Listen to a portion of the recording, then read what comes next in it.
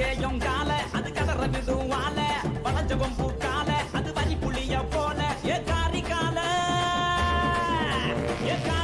கருத்த கால தெரிய விடும் 100 வால இறங்கி எட்டி பூடி இளவட்ட கால இறங்கி எட்டி பூடி இளவட்ட கால எத்தி பறக்க முட்டி பாரு திமுல நீயும் தொட்டு பாரு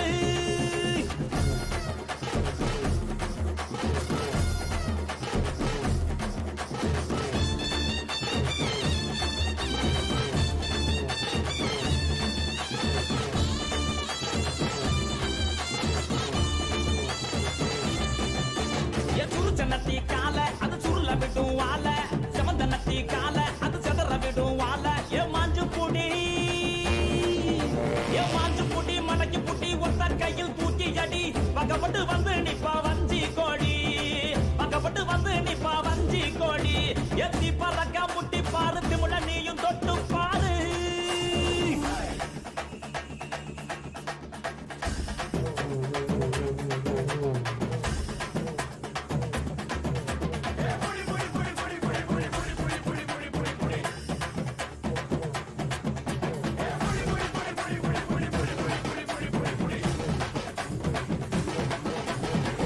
இறங்கி வாடா நீ வீர மகன் தாண்டா இங்க வந்தா கூட நீ சீரிக்கிட்டு போடா ஏ தோல தட்டு தொலைய தட்டு அச்சத்தெல்லாம் அறுத்து கட்டு எட்டாத சிகரம் இல்ல கொடியா கட்டு எட்டாத சிகரம் இல்ல கொடியா கட்டு எத்தி பறக்க முட்டி பாரு திமுல நீயும் தொட்டு பாரு எங்க ஊரு ஜல்லி கட்டு எதிர நின்னு மல்லு கட்டு எத்து போனச்சு வந்தானா ஜமலக்கார கீரி வந்தா நான் மயிலக்கார எத்து பொழைச்சு வந்தா நான் ஜமலக்கார மண்ண கீரி வந்தா நான் மயிலக்கார காளையோட நெத்தியில பறக்க சங்கிலி ஜெயிச்சா கண்ணியோட கழுத்துக்கு தான் தாலி சங்கிலி காளையோட நெத்தியில பறக்க சங்கிலி ஜெயிச்சா கண்ணியோட கழுத்துக்கு தான் தாலி சங்கிலி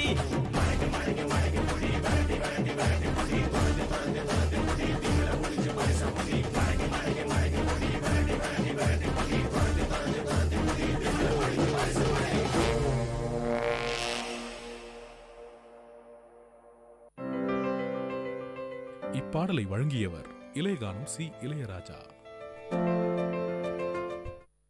மக்காச்சோளக பல்லலகி ஒத்தையில நிக்கிறியே அடி ஒத்தையில நிக்கிறியே செக்கானாலும் சுத்தி வந்தேன் பாதிரக்குடி ஊருக்குள்ள அடி பாதிரக்குடி ஊருக்குள்ள முக்காதுட்டு பொட்டு வச்சு முக்காடுந்தான் பொட்டுக்கிட்டு அடி முக்காதுட்டு பொட்டு வச்சு முக்காடுந்தான் பொட்டுக்கிட்டு முகம் காட்ட அடி முகம் காட்ட நீ முகம் காட்ட மறுக்காதே என் மூச்ச நீ வெறுக்காதே முகம் காட்ட மறுக்காதே என் மூச்ச நீ வெறுக்காதே மக்காச்சோளக பல்லலகி ஒத்தையில நிக்கிறியே அடி ஒத்தையில நிக்கிறியே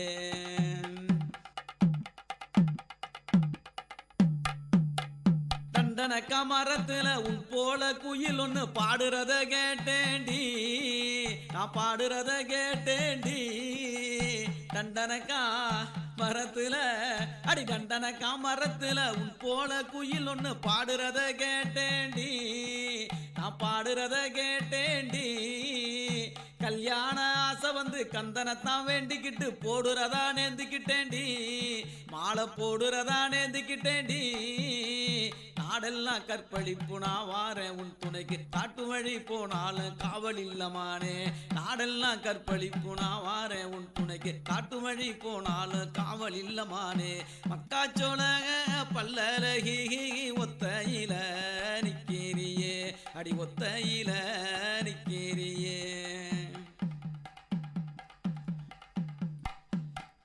குங்குமத்து முகத்துல பால் சிரிப்பு சிரிக்கணும் பாவி மகனா சிரிக்க இந்த பாவி மகனா சிரிக்க குங்குமத்து முகத்துல அடி குங்குமத்து முகத்துல பால் சிரிப்பு சிரிக்கணும் பாவி மகனா சிரிக்க இந்த பாவி மகனா சிரிக்க சந்தன சிவப்பு மேனியில சாஞ்சுமடி படுக்கணும் சந்தோஷமானான் ரசிக்க அடடா சந்தோஷமானான் ரசிக்க பாடுபட்டு உழைச்சாலும் பலனேதும் இல்லையே பச்சை கிளி நீ இருந்தால் பணம் தேவையில்லையே பாடுபட்டு உழைச்சாலும் பலனேதும் இல்லையே பச்சை கிளி நீ இருந்தால் பணம் தேவையில்லையே மக்காச்சோள பல்லழகி ஒத்தையில நிக்கிறியே அடி ஒத்தையில நிக்கிறியே செக்கானாலும் சுத்தி வந்தேன் பாதிரக்குடி ஊருக்குள்ள அடி பாதிரக்குடி ஊருக்குள்ள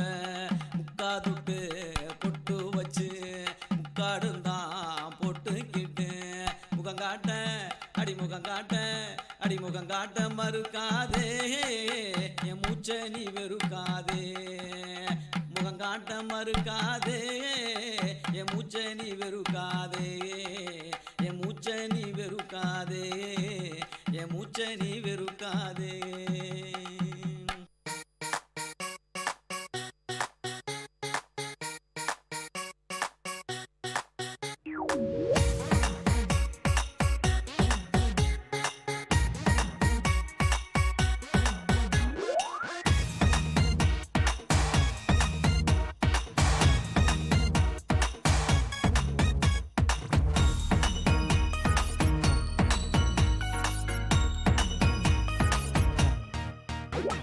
சோழராஜன் அவன் பேரன் இவன் செந்தமிழ்நாட்டின் வீரன் பெருமையோடு தான் சொல்வேன் நான் தமிழன் சாதனை செய்யும் வீரன் நான் உங்கள் அன்பு தோழன் பெருமையோடு தான் சொல்வேன் நான் தமிழன் சொன்ன தமிழ் மொழியும் கம்பனாவன் கவிவரையும் என்றும் எங்கும் எங்கு காக்கும் தன்மான தமிழன் நான் என்றுமான குரல் வரையில் வீரமை செய்யும் வழியில் திமிரும் ஒன்று உலகம் என்று உயும் தமிழன்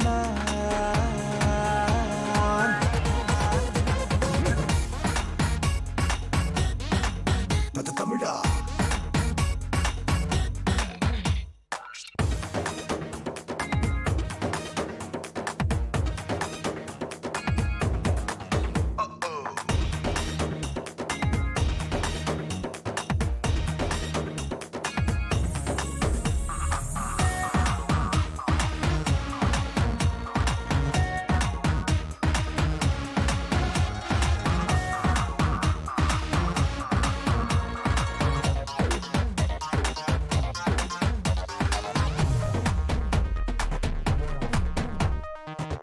யுகத்தின் தலைவா நீ நோபல் வெல்வது புதிதா நாசாவின் தவ புதல்வா நீ தமிழன் வானில் பறந்திடும் நண்பா அணு ஆய்வின் வெற்றி தோழா இஸ்ரோவின் தங்க மனிதா நீ தமிழன் உலகம் சுற்றும் துணிவும் இணைய உலகின் தரமும் திறனும் பலமும் இணையும் தன்மான தமிழன் நீ தேசம் மாறி போகும் திசைகள் கூட மாறும் என்றும் மாறாது வந்து போக வெற்றி தமிழன் நீ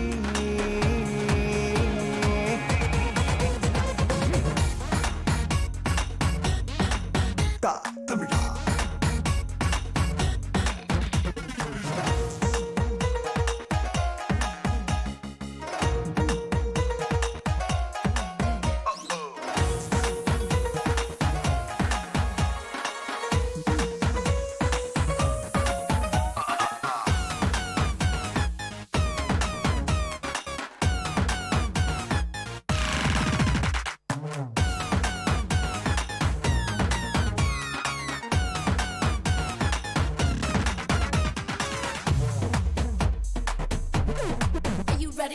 உலக நாயகன் தமிழன் நாம் இசையின் புயலும் தமிழன் சினிமாவின் நிஜ கலைஞன் இவன் தமிழன் விளையாட்டில் இவன் வீரன் கடும் யுத்த களங்களின் சூரன் வர்த்தக உலகின் வேந்தன் இவன் தமிழன் இரகடல் பலவை கண்டதும் திருவியல் கோடி குவிந்தும் சொந்த மண்ணை மறவா தன்மான தமிழன் ஓடி தமிழர் நினைவில் வெற்றி வருவே மடியில் தமிழில் பேசி தமிழில் வாழும் தமிழர் கூட்டம்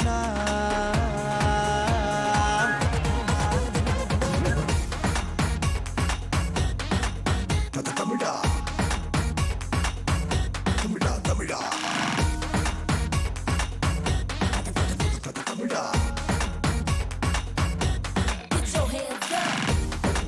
தமிழா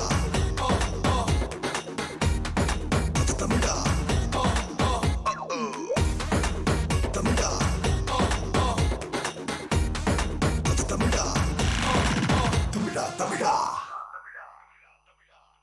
கேட்ட பாடலை இசையமைத்து பாடியவர் நீரஜ் கோபால். பாடல் வரிகள் கணதீபன் ஞானகுமரன். This song is presented by SparkX Music Band.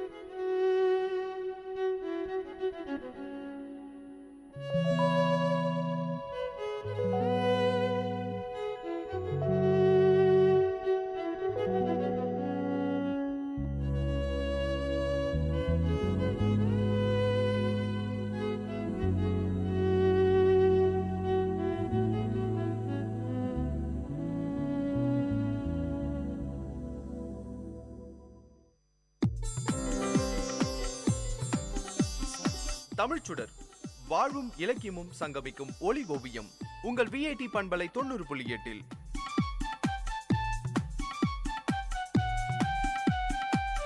இன்றைய தமிழ் ஓவியம் தீட்டுபவர் ஜெயஸ்ருதி. வணக்கம்.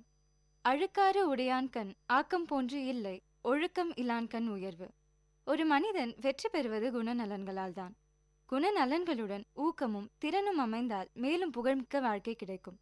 தீய குணநலன்கள் தானாக விலகாது.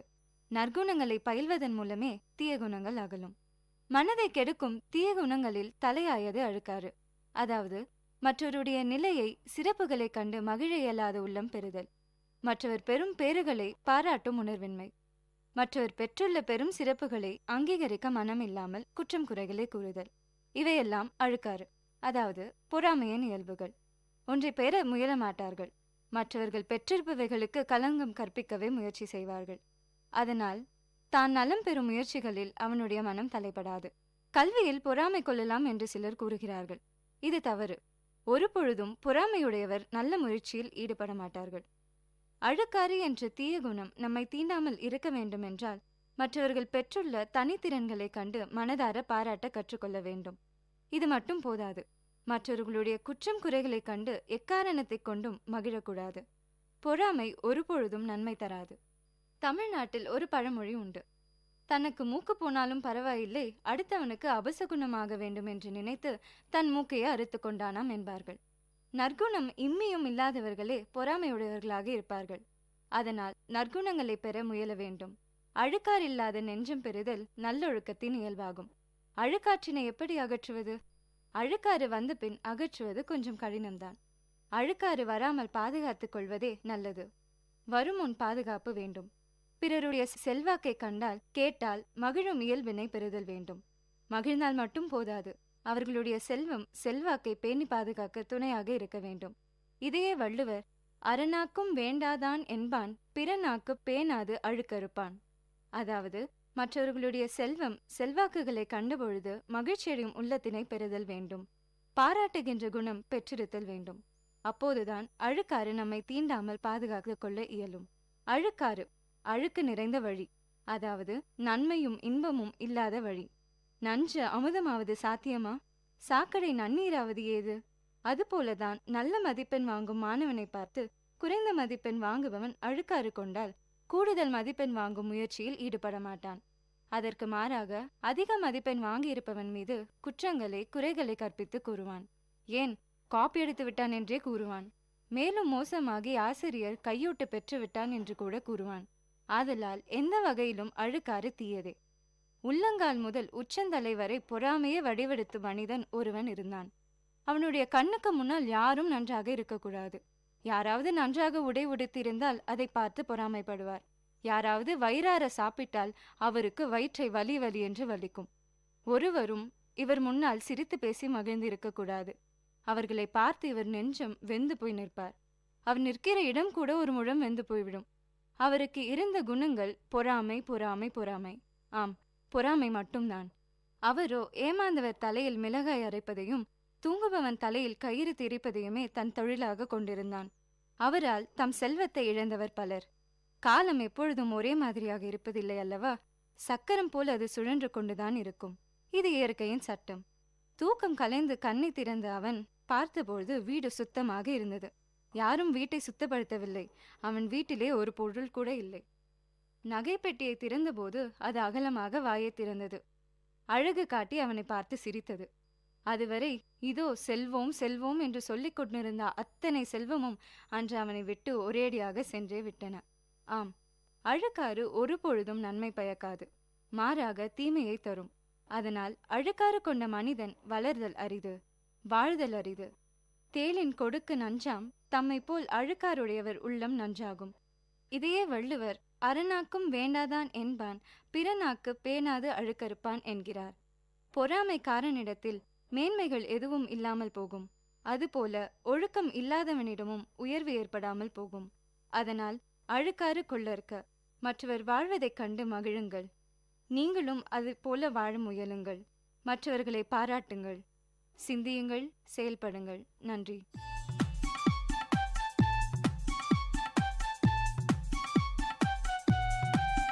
நேயர்கள் இதுவரை கேட்டது வாழ்வையும் இலக்கியத்தையும் இணைத்த ஒளி ஓவியம் தமிழ் சுடர். இன்றைய தமிழ் ஓவியம் தீட்டியவர் ஜெயஸ்ருதி. இது உங்கள் VAT பண்பலை 90.8.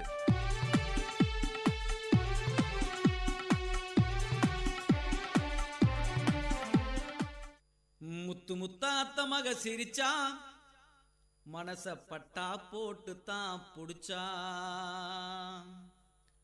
தரிசு விளைஞ்சது போல மனசு நிறைஞ்சிருக்குமானே. அடி பொண்ணே அடி பொண்ணே எங்க பாதுரக்குடி ஊர் மண்ணே. அடி பொண்ணே அடி பொண்ணே எங்க தஞ்சாவூர் மண்ணே. முத்து முத்த அத்த மக சிரிச்சா மனச பட்டா போட்டு தான் புடிச்சா. முத்து முத்த அத்த மக சிரிச்சா மனச பட்டா போட்டு தான் புடிச்சா. தரிசு விளைஞ்சது போல மனசு நிறைஞ்சிருக்குமானே, அடி தரிசு விளைஞ்சது போல மனசு நிறைஞ்சிருக்குமானே. அடி பொண்ணே அடி பொண்ணே எங்க பாதுர குடி ஊர் மண்ணே. அடி பொண்ணே அடி பொண்ணே எங்க தஞ்சாவூர் மண்ணே. முத்து முத்தா அத்த மக சிரிச்சா மனச பட்டா போட்டு தான் புடிச்சா. மனச பட்டா போட்டு தான் புடிச்சா.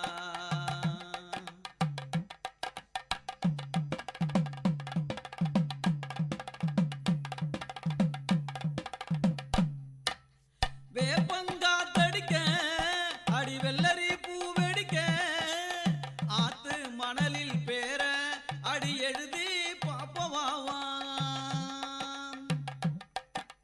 வேப்பங்கா தடிக்க அடி வெள்ளரி பூ வெடிக்க ஆத்து மணலில் பேர அடி எழுதி பாப்பவாவா.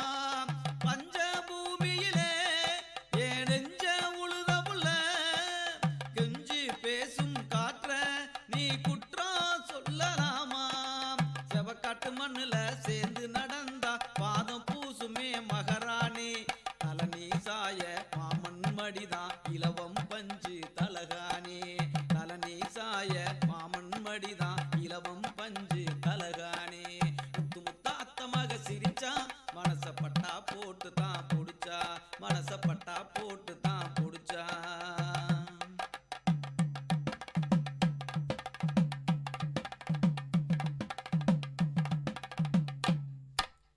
கலப்ப கவி எழுதும் சிந்தும் வியர்வை உயிர் தழுவும். விதைச்சது முளைச்சது போல நீ நினைச்சது நடக்கும் வாடி. கலப்ப கவி எழுதும் சிந்தும் வியர்வை உயிர் தழுவும். விதைச்சது முளைச்சது போல நீ நினைச்சது நடக்கும் வாடி. அடுத்தது மாசம் மாசி அடி அழகே அத நீ யோசி. தோளுல விழுமே மாலை சொந்தமாக போற கால. உழைச்ச கூலிய உன் கையில் கொடுப்பேன் மிச்சம் வைக்கணும் மகாராணி. தவிச்ச வாய்க்கு தண்ணிய போல கிடைச்சவள் நீதான் அம்மாடி. முத்து முத்தா அத்த மக சிரிச்சா மனச பட்டா போட்டு தான் புடிச்சா. முத்து முத்தா அத்த மக சிரிச்சா மனச பட்டா போட்டு தான் புடிச்சா. பரிசு விளைஞ்சது போல மனசு நிறைஞ்சிருக்குமானே. அடி பொண்ணே அடி பொண்ணே எங்க தஞ்சாவூர் மண்ணே. முத்து முத்தா அத்த மக சிரிச்சா மனச பட்டா போட்டு தான் புடிச்சா. மனச பட்டா போட்டு தான் புடிச்சா. மனச பட்டா போட்டு தான் புடிச்சா.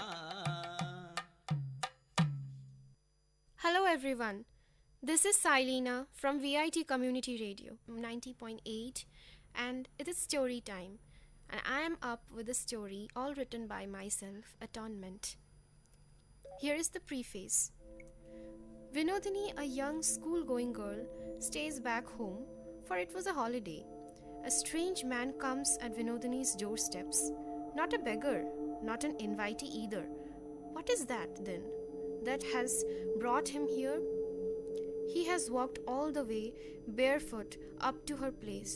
Strange, absolutely strange. The sole of his feet is sore with blisters. A person not striving by appearance, so much so that he couldn't afford himself a pair of slippers was further perplexing to have not worn his slippers. Read the full story, know what the man has to say about his not wearing slippers. So here is the story. He came and rang our doorbell. Ma had her hands busy with her kitchen work. So I ran out to tend to the supposed guest. A clean white kurta and a not so clean pajama draped his lean and droopy shroud. Close cropped hair, grey and black randomly dispersed, had bushed around the edges of his pair of ears more than any other part of his head. High-powered glasses and all the sagging wrinkles apparently suggested that he was in his 60s or above. And shockingly enough, he was bare feet. Without wasting any more time, in studying the strange stranger, I inquired of him about his identity and his purpose. I don't have slippers, Ma. That must have risen a lot of questions in your mind, right? He went on to add, I have been walking bare feet since quite some time now. I'm going door to door and narrating my story. An abrupt pause. He began again. I had killed my wife long back. I was beating her as usual with my waist belt and then took out my slipper. I started thrashing her with it. She was groaning. My sadist beast was, however, not content with that. So I kept on weeping and lashing and smacking. And that was the last day I bit her. Nevertheless, I love my daughter. I had from her a lot. The slightest hint of her pain caused me intense agony. She has been tortured the same way at her in-laws' place. Now she is battling with death in the hospital. I didn't register any complaint against her in-laws yet. How could I? I wasn't punished either. My wife didn't have her parents to get her justice after her demise. God forbid, nothing happens to my daughter. So, I have pledged not to wear slippers until my daughter gets well. And on barefoot, I'm going door to door and narrating my story. I can understand your presumption induced from my appearance. You probably thought that I must be here for begging alms of you. And yes, you were right. I have come here to beg, not to beg alms, to beg prayers, to beg blessings. With tears rolling down his cheeks and voice suffused with pain, in a trembling voice he groaned, Ma, pray for my daughter. Please, I beg of you, pray for my daughter. I am a sinner.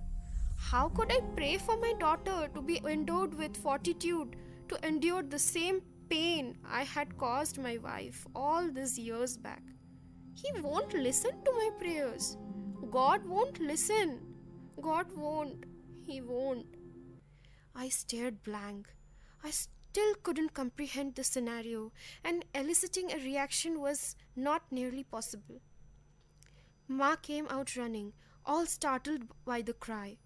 Having no clue about what was going on, she got impatient and started inquiring me of what all had happened. I couldn't reply. I asked the man, who was on his knees at our doorsteps, to get up and leave. His face turned pale.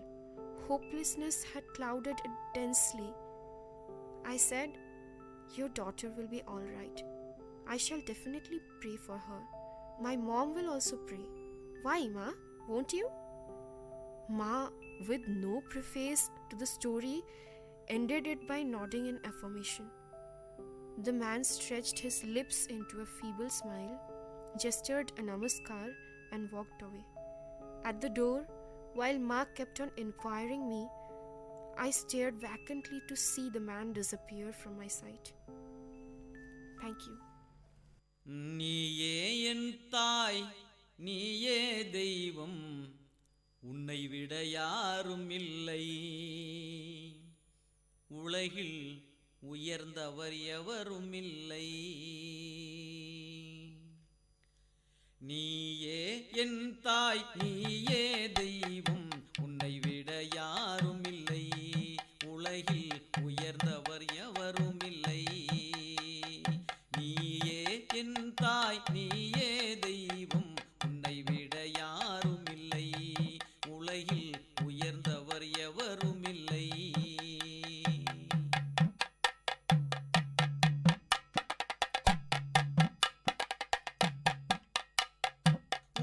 உடல் உருவம் சிலையாயிருக்குதன் இதயத்தின் மூச்சினிலே. உடல் உருவம் சிலையாயிரு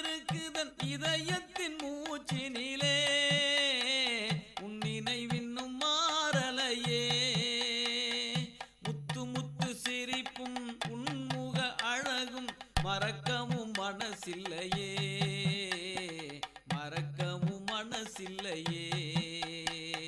நீயே என் தாய், நீயே தெய்வம், உன்னை விட யாரும் இல்லை, உலகில் உயர்ந்தவர் எவரும் இல்லை.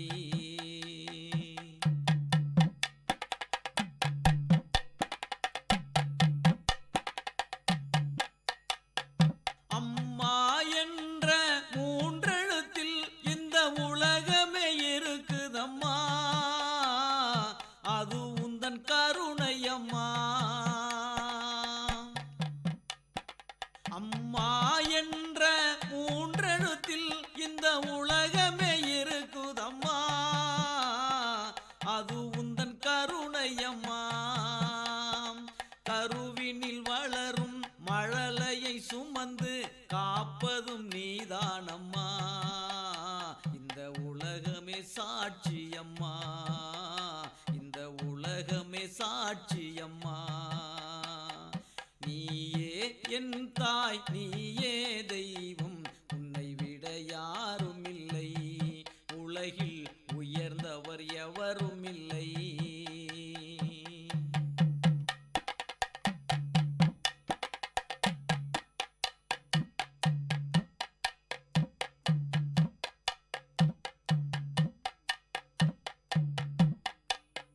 அஞ்சாத மனமும் கெஞ்சாத உறவும் உனக்கே பொருந்தும் அம்மா, நீ மறுபிறவியம்மா. அஞ்சாத மனமும் கெஞ்சாத உறவும் உனக்கே பொருந்தும் அம்மா, நீ மறுபிறவியம்மா. பிறந்ததும் குழந்தையை மார்பிலே சுமந்து மாங்கல்யம் தந்தாயம்மா, ஒளி விளக்கே நீதானம்மா, ஒளி விளக்கே நீதானம்மா. நீயே என் தாய், நீயே தெய்வம், உன்னை விட யாரும் இல்லை, உலகில் உயர்ந்தவர் எவரும் இல்லை. நீயே என் தாய், நீயே தெய்வம், உன்னை விட யாரும் இல்லை, உலகில் உயர்ந்தவர் எவரும் இல்லை, உலகில் உயர்ந்தவர் எவரும் இல்லை, உலகில் உயர்ந்தவர் எவரும் இல்லை.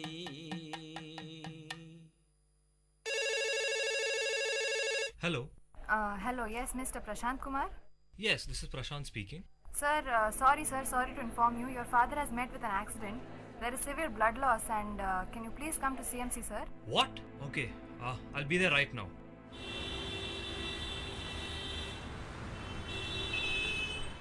I got a call saying my dad has met with an accident and that he's admitted here.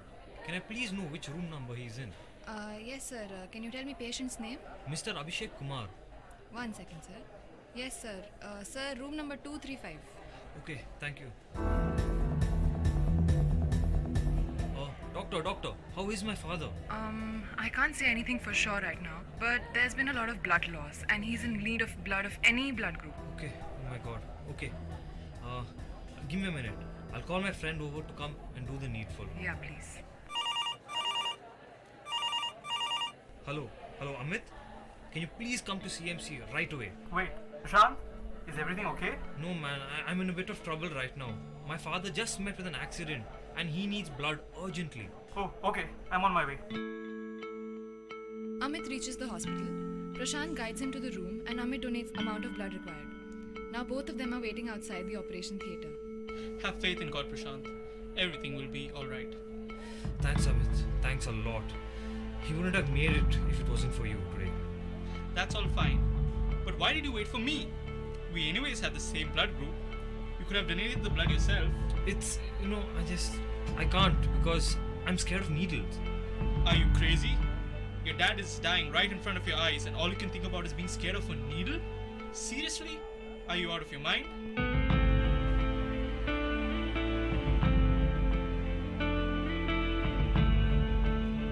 I was very nervous and I couldn't think straight at that moment. What? Oh my god. Do you even know what you're saying? I mean, just hear yourself. He is your father. And this is the time he needs you the most. and all you say is you're scared of needles? He is the one who brought you up single-handedly, even after your mom passed away. And this is what? Stop! Just stop it! I'm sorry, man. I'm really sorry. Right now, I'm the most helpless person there is. I really wanted to donate that blood, but I just can't. But why?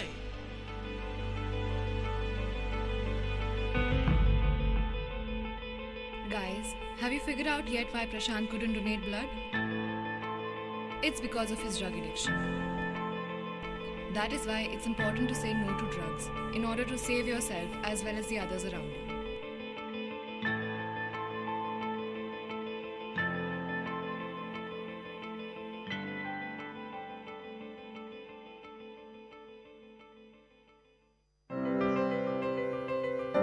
இப்பாடலை வழங்குபவர் இளையகானம் C Ilaiyaraaja.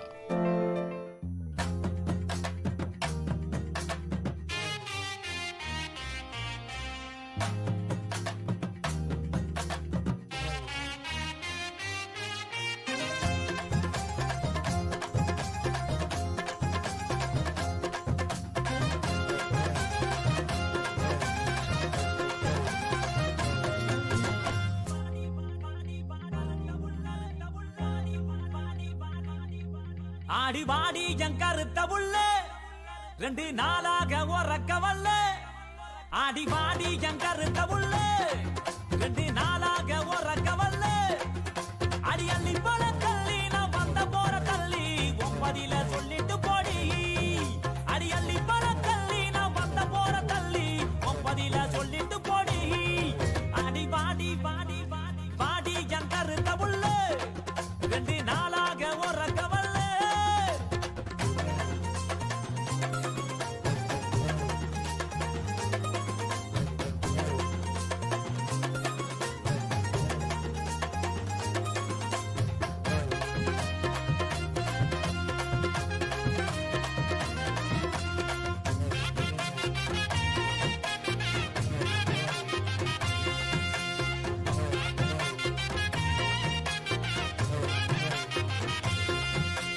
பாட்டெடுத்து பாடி வாரேன் தெம்மாங்கு பாட்டு. நீ இளையராச பாட்ட கேளு அதிருது வேட்டு.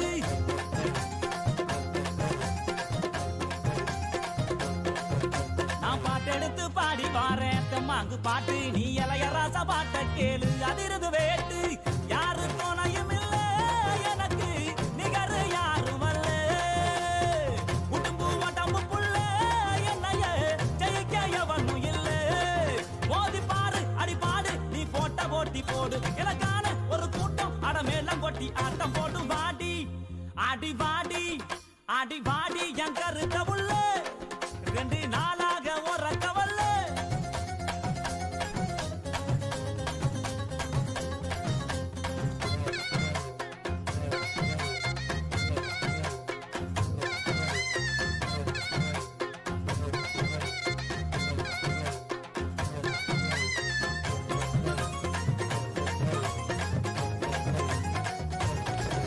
ஆடிக்கண்ட மீனு கண்ணு 2 இழுக்குது என்ன. உன் பல்வருச முத்துச்சாரம் மயக்குவது என்ன.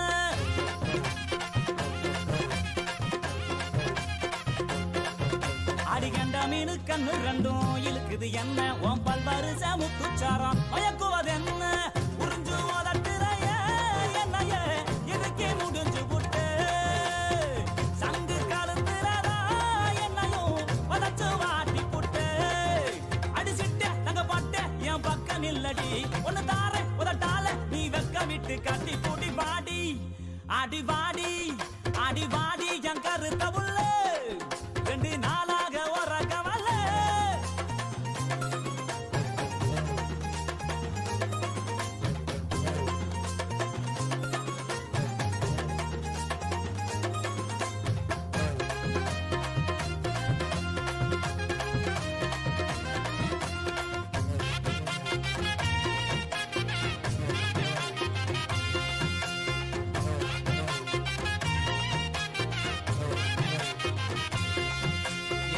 பத்தரத்தினமே மச்சான பாரு. என் மாமா வீட்டு மத்தலமே அதரவு கூறு.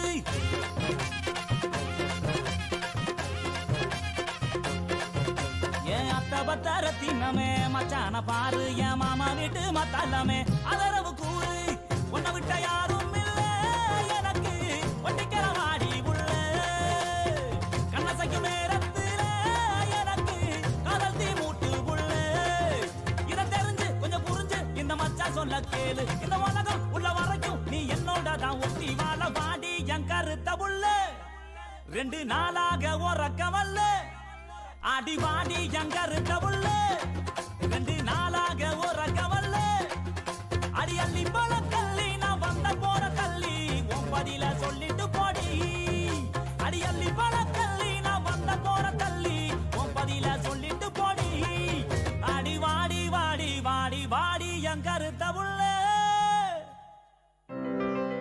இப்பாடலை வழங்கியவர் இளையகானம் சி இளையராஜா. கரும்பு தோட்டத்துல ஏழை மக்கள் களை எடுக்கையில கருக்கருவா போல தோகை கைகளை கிழிக்கும்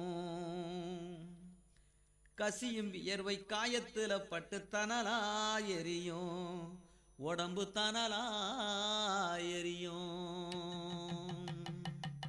கரும்பு தோட்டத்துல ஏழை மக்கள் களை எடுக்கையில கருக்கருவா போல தோகை கைகளை கிழிக்கும் கசியும் வியர்வை காயத்துல பட்டு தனலா எரியும் உடம்பு தனலா எரியும்.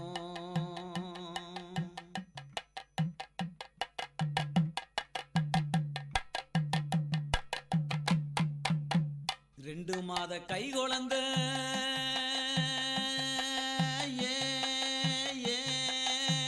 மனதா 2 மாத கை குழந்த எரணையில் தூங்க வச்சு 2 மாத கை குழந்த எரணையில் தூங்க வச்சு கண் விழித்து பார்க்க முன்னே வேலைக்கு போனோம் கரும்பு சோலைக்குள் போனோம் பாடுபட்டு என்னாத்த கண்டோம் பட்டினியால் என்னாலும் நொந்தோம் பாடுபட்டு என்னாத்த கண்டோம் பட்டினியால் என்னாலும் நொந்தோம் தன்னே நன்னே நான நன்னே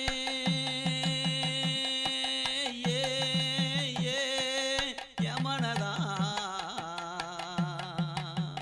தன்னே நன்னே நான நன்னே தானே நன்னே நான நன்னே தான நன்னே நான நன்னே தனநானே தானே தனநானே.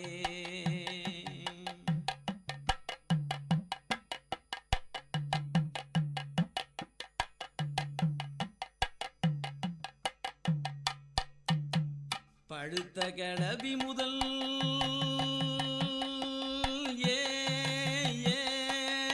மனதா பழுத்த கிளவி முதல் பாய் குடிக்கும் பிள்ளை வரை பழுத்த கிளவி முதல் பால் குடிக்கும் பிள்ளை வரை கண் விழித்து பார்க்கும் முன்னே வேலைக்கு போனோம் கரும்பு சோலைக்குள் போனோம் பாடுபட்டு என்னாத்த கண்டோம் பட்டினியால் என்னாலும் நொந்தோம். கரும்பு தோட்டத்துல ஏழை மக்கள் களை எடுக்கையில கருக்கருவா போல தோகை கைகளை கிழிக்கும் கசியும் வியர்வை காயத்துல பட்டு தனலா எரியும் உடம்பு தனலா எரியும்.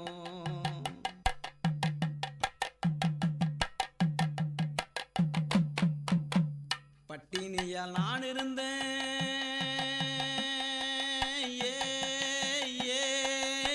மனதா பட்டினியால் நான் இருந்தேன் பட்ட கடன் தீரவில்லை பட்டினியால் நான் இருந்தேன் கடன் கொடுக்க யாரும் இல்ல பாடுபட்டு பொழப்பு நடத்த காட்டுக்கு போனோம் கரும்பு சோலைக்குள் போனோம் பாடுபட்டு என்னாத்த கண்டோம் பட்டினியால் என்னாலும் நொந்தோம் தன்னே நன்னே நான நன்னே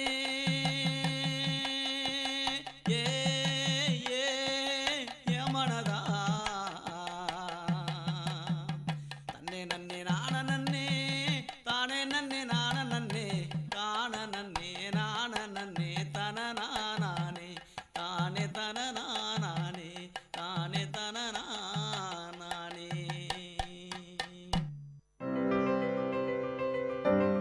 இப்பாடலை வழங்குபவர் இளையகானம் சி இளையராஜா.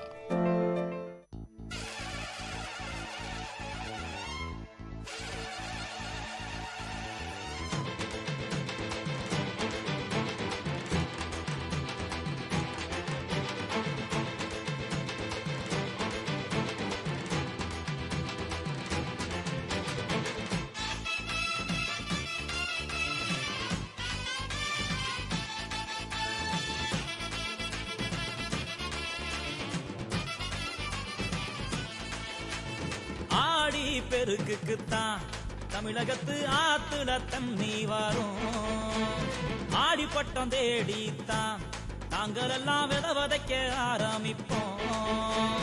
தேர உழுது முடிச்சு ஏத்தம் இறக்கும் போது, தேர உழுது முடிச்சு ஏத்தம் இறக்கும் போது ஏழேலோ மெட்டு கட்டி பாடுவோம். தமிழ நாட்டுப்புற மகிமையத்தான் கூறுவோம். தமிழ நாட்டுப்புற மகிமையத்தான் கூறுவோம். ஆடி பெருக்குத்தான் தமிழகத்து ஆத்துல தண்ணி வரும்.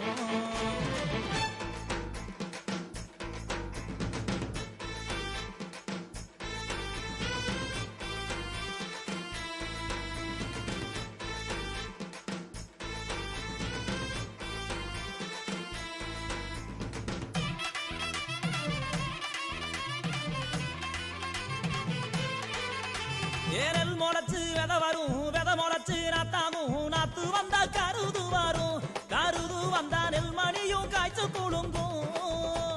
கரு கருவா கைய வெட்டும், வெட்டிய இடத்தில் ரத்தம் கொட்டும், சுண்ணாம்ப குறைச்சு வைப்போம். இல்லைன்னா சும்மா தான் வேலைய பார்ப்போம்.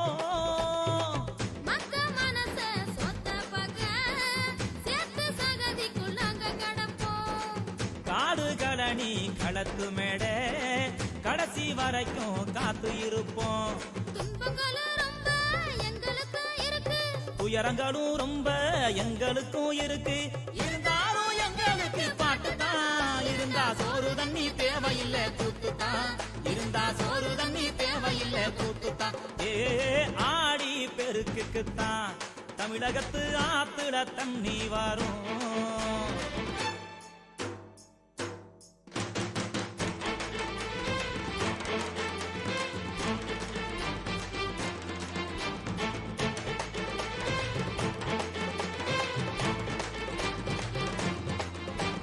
தை மகளும் பிறந்துட்டா புது நெல்லு அவிச்சுட்டா பொங்க வச்சு பூசை செய்வோம். தை மகள கும்பிட்டு வரவேற்போம். பச்சை அரிசி அச்சு வெள்ளம் பொங்க அரிசி நன்றையலும் கன்னி பொங்க காணும் பொங்க மாட்டு பொங்க மண் வளத்தின் மகிமை சொல்லும்.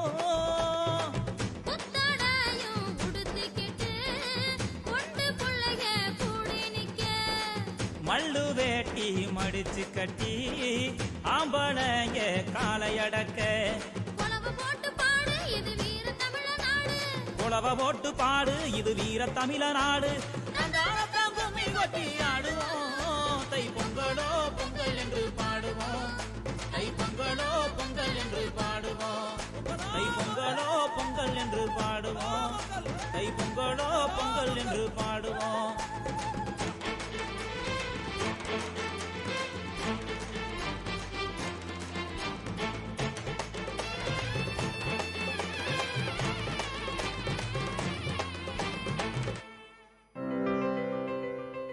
இப்பாடலை வழங்கியவர் இளையகானம் சி இளையராஜா.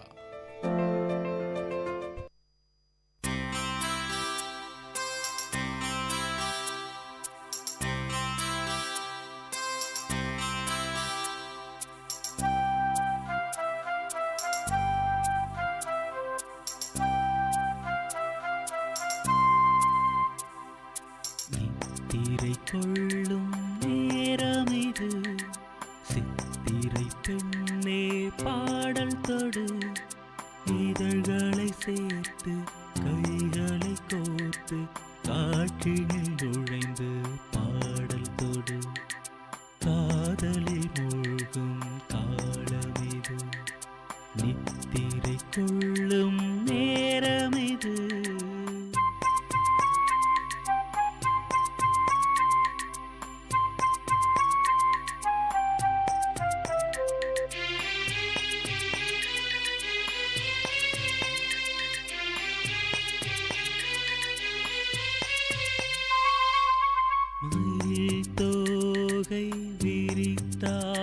மாறி இருள் போர்வை நிறம் மாறி வான்முகிலின் வர்ணத்தில் வார்த்தெடுத்த மென்சிகையோ வான்முகிலின் வர்ணத்தில் வார்த்தெடுத்த மென்சிகையோ இளங்குயிலின் சதிசூடி மரநிழலில் கவி பாடி கான்மழையின் காலத்தில் குளிரேற்ற கண்ணிமையும் நித்திரை கொள்ளும் நேரமிது.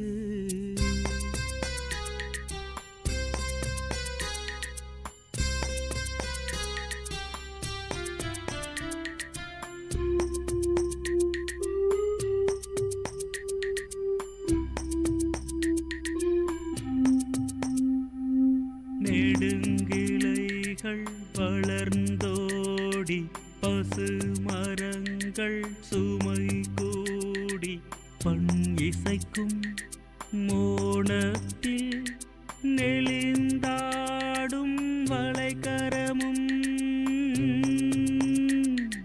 பண் இசைக்கும் மோனத்தில் நெளிந்தாடும் வளைகரமும் சுடர் விழிகள் வழியோடி மிடரிடையே மொழி தேடி கண் அசைக்கும் நேரத்தில் களி கூட்டும் சிலை முகமும் நித்திரை கொள்ளும் நேரமிது.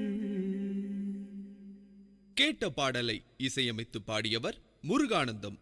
பாடல் வரிகள் KP ஆனந்த். தயாரிப்பு VIT பண்பலை 90.8.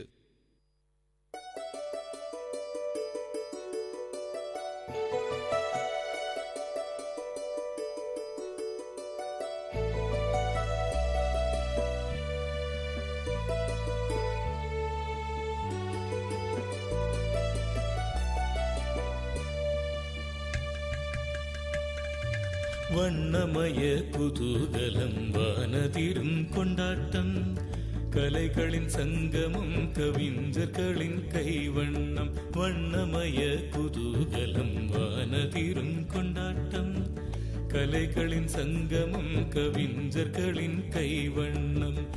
எண்ணங்கள் தொடும் உயரம் விண்ணளவு நாம் அறிவோம். ஒன்று கூடி எல்லோரும் கொண்டாடுவோம் ஃபெஸ்டிவிட்டி.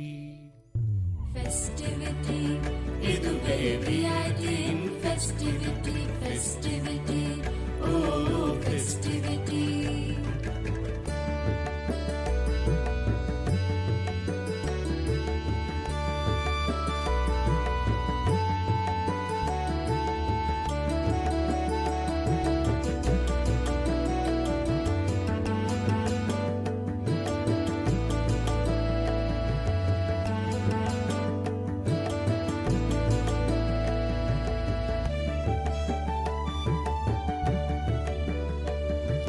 நாமெல்லாம் ஒரு குடும்பம் VIT நம் குடும்பம். உலகெங்கும் பரவி நிற்கும் VIT நம் குடும்பம். வேந்தரெனும் தலைமையின் கீழ் செயல்படும் ஒரு குடும்பம். வேந்தரெனும் தலைமையின் கீழ் செயல்படும் ஒரு குடும்பம். மனமகிழ்ந்து எல்லோரும் கொண்டாடுவோம் ஃபெஸ்டிவிட்டி, ஃபெஸ்டிவிட்டி, இதுவே VITயின் ஃபெஸ்டிவிட்டி. வண்ணமய குதூகலம் வானதிரும் கொண்டாட்டம் கலைகளின் சங்கமம் கவிஞர்களின் கைவண்ணம். ஃபெஸ்டிவிட்டி, ஓ ஃபெஸ்டிவிட்டி, ஃபெஸ்டிவிட்டி, ஓ ஃபெஸ்டிவிட்டி.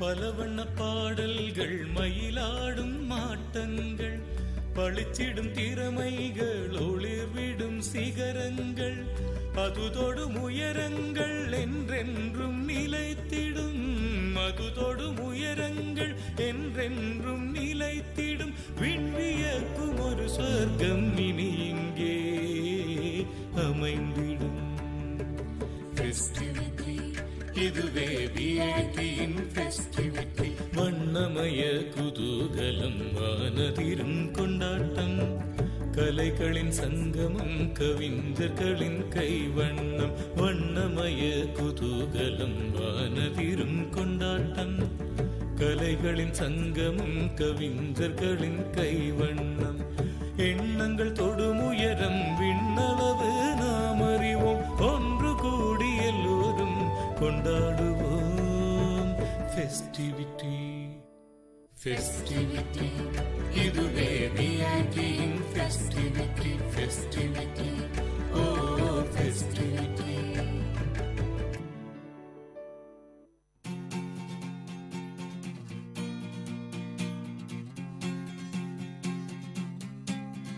थोड़ी आवारगी हल्की सी बंदगी चुटकी पर बेखुदी जरा सी गफलती थोड़ी आवारगी हल्की सी बंदगी चुटकी पर बेखुदी जरा सी गफलती यारों का जो साथ हो यारों का जो साथ हो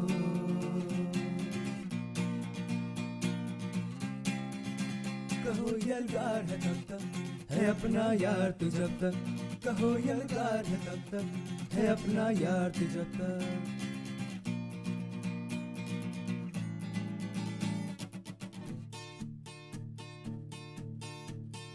शहरों की गलियों में चने की फलियों में लहरों में झाग है जैसे सिगरी में आग है जैसे बुलंद है अपनी यारी हो गम चाहे दुश्वारी पड़ी जब किस्मत भारी बांट ली हिस्सेदारी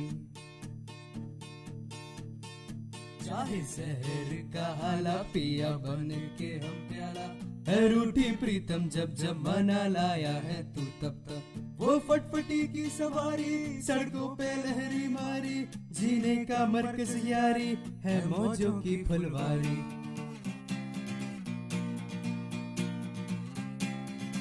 कहो यलगार है तब तक है अपना यार तू जब तक कहो यलगार है तब तक है अपना यार तू जब तक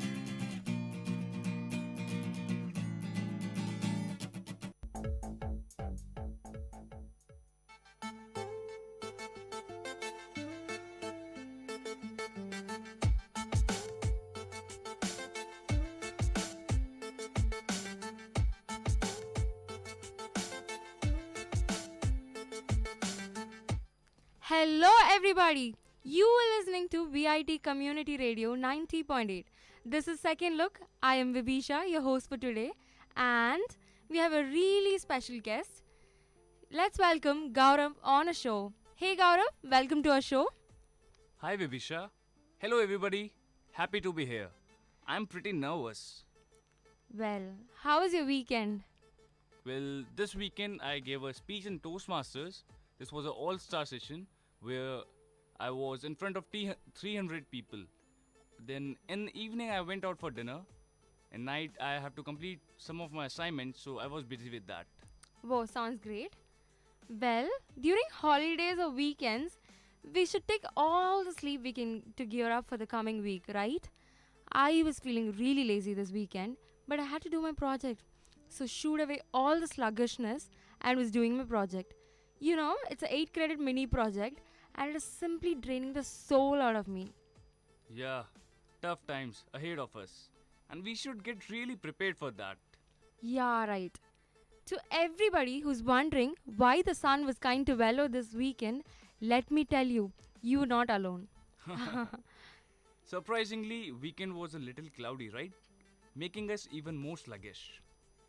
Yeah, so we've come to your rescue. To all those who didn't know what to do on a Sunday, which movie to watch and what to eat. Vibisha, food, really? Yeah, I was talking about, grab a ball of popcorn kind of race here. Oh, yes! Popcorn with extra butter sounds so yummy. Well, we're gonna reveal it to you now. Weekends always call for a movie, and it requires careful selection too.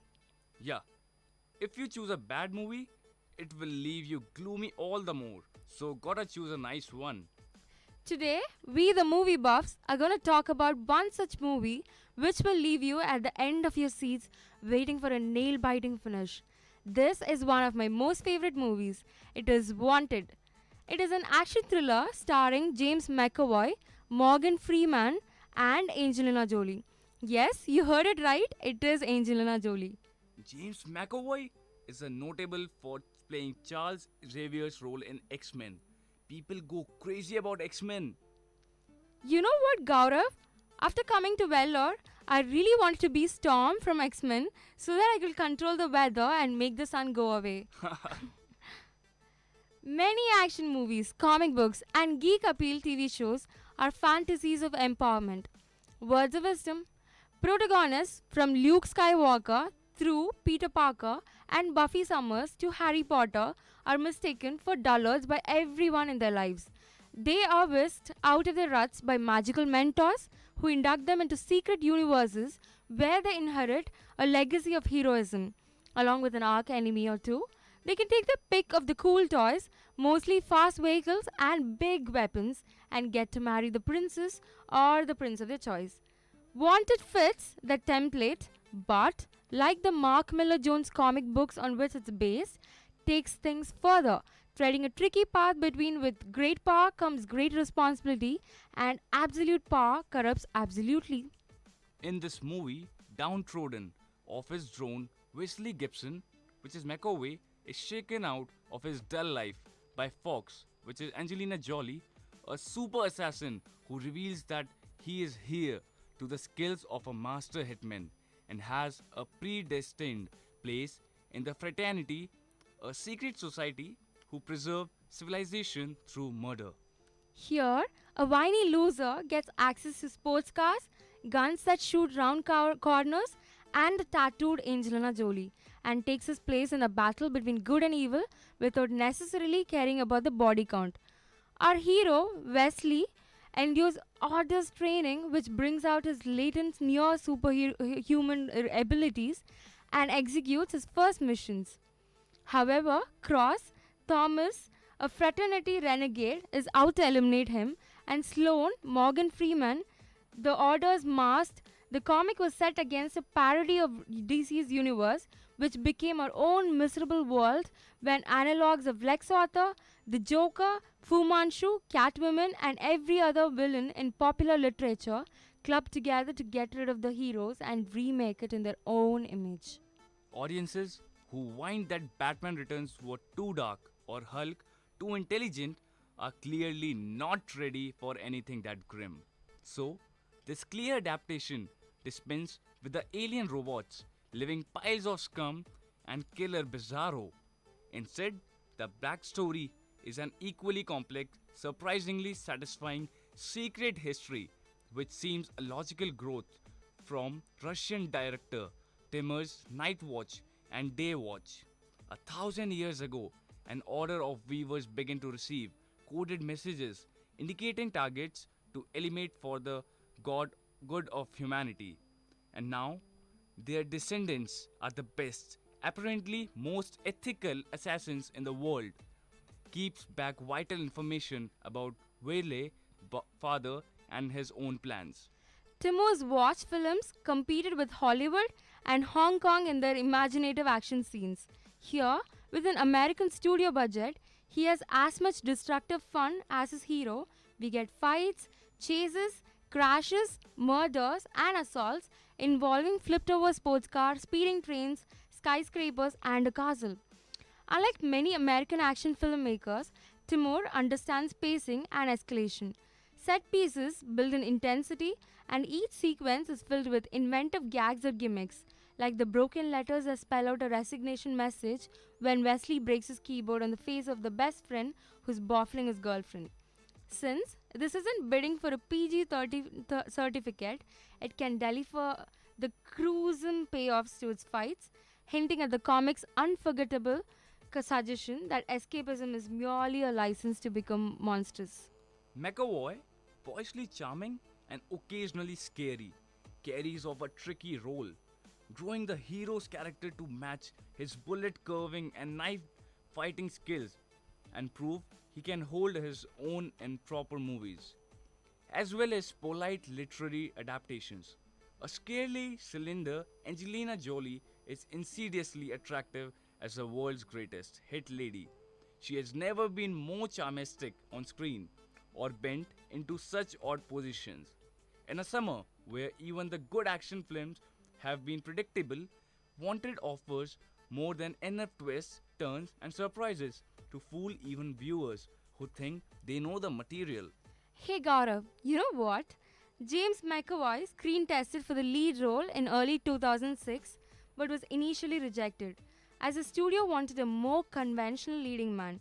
He was later recalled when the producers decided that his character was more the runt of the litter. The studio ultimately changed its mind and wanted someone geeky. Finally, McAvoy got the part. So, do you even think McAvoy could be rejected?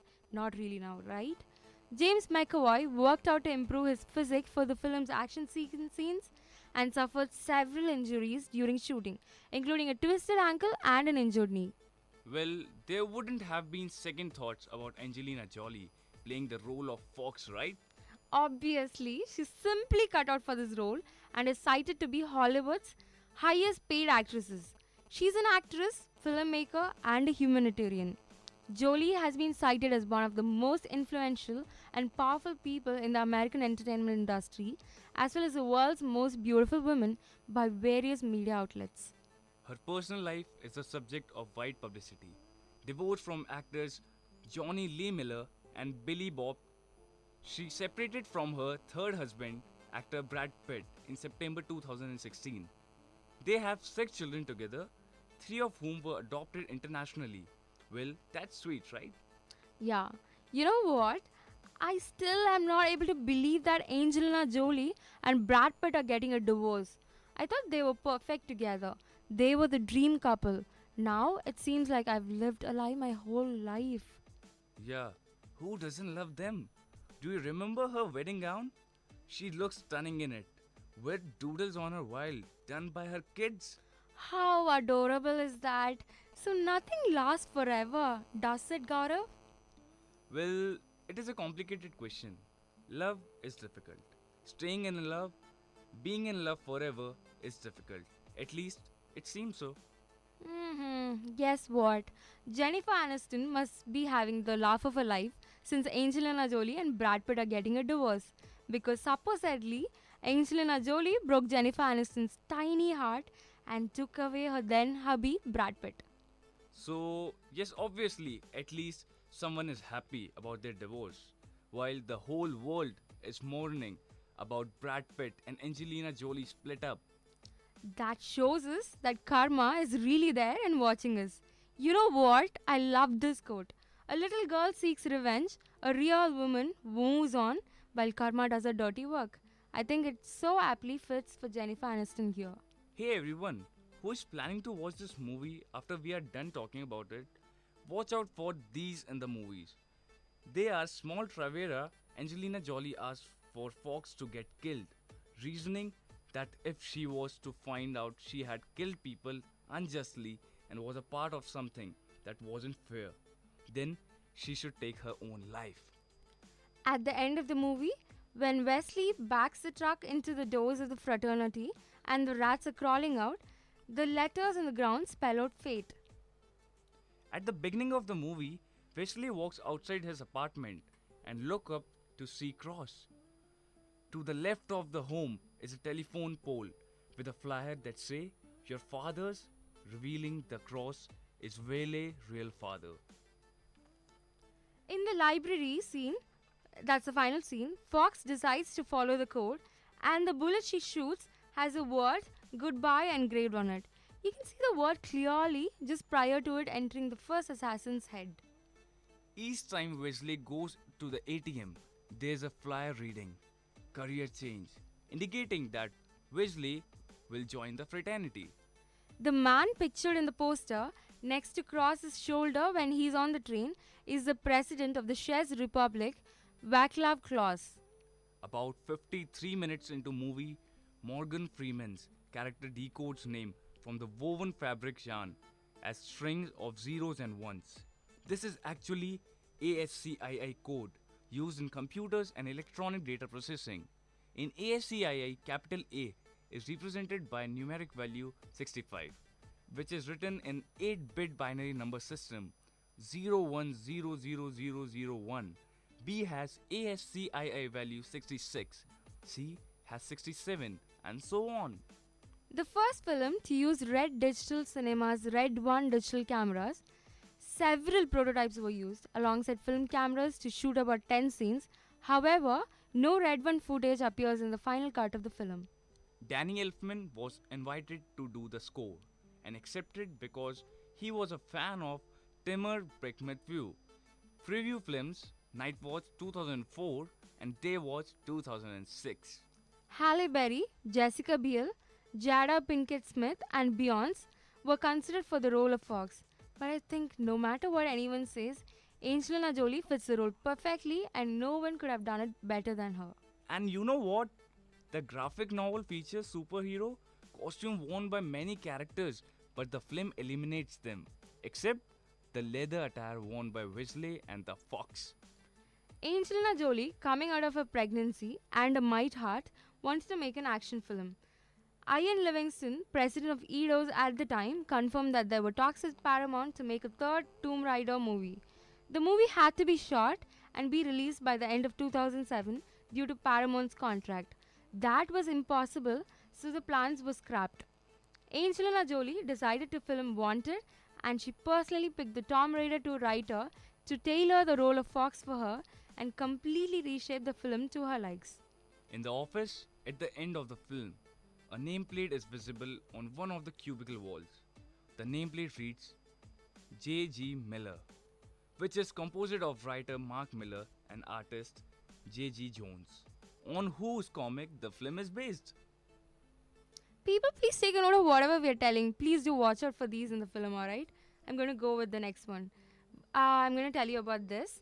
While on location in Chicago, The Dark Knight was a neighboring film production in which Morgan Freeman worked while shooting this film. On one occasion, Mark Miller, the creator, sneaked onto the neighboring set to see the Batpod, which was used for filming. He was evicted from the set when security and producer Lauren Schuler Donner, who visited the set as well, caught him in the act. Gross, right? Hey Vibhisha, how someone can be like Morgan Freeman? He is 79-year-old and he just doesn't seem like that. He does some of the coolest role in Hollywood. Hey Gaurav, he is like the Amitabh Bachchan of Hollywood. I think Hollywood would really miss him badly when he's gone. I cannot think of anyone else right now who would fit into Morgan Freeman's shoes. True that. I totally agree with you, Vibhisha. James McAvoy's famous dialogue in the movie, "This is me taking control," from Sloane, from the fraternity, from Janus, from billing reports, from ergonomic keyboards, from cheating girlfriends, and sack of shit best friends. This is me taking back control of my life. What have you done lately? Welcome to the fraternity. This gun you're holding belonged to your father. He could conduct a symphony orchestra with it. Well, no one has described a gun better ever. I love that line. Hey, my adorable listeners, to keep you synergized, let's go for a short break. Stay tuned. We'll be right back. This is VIT Community Radio 90.8 and you are listening to Second Show with Gaurav and Vibhisha.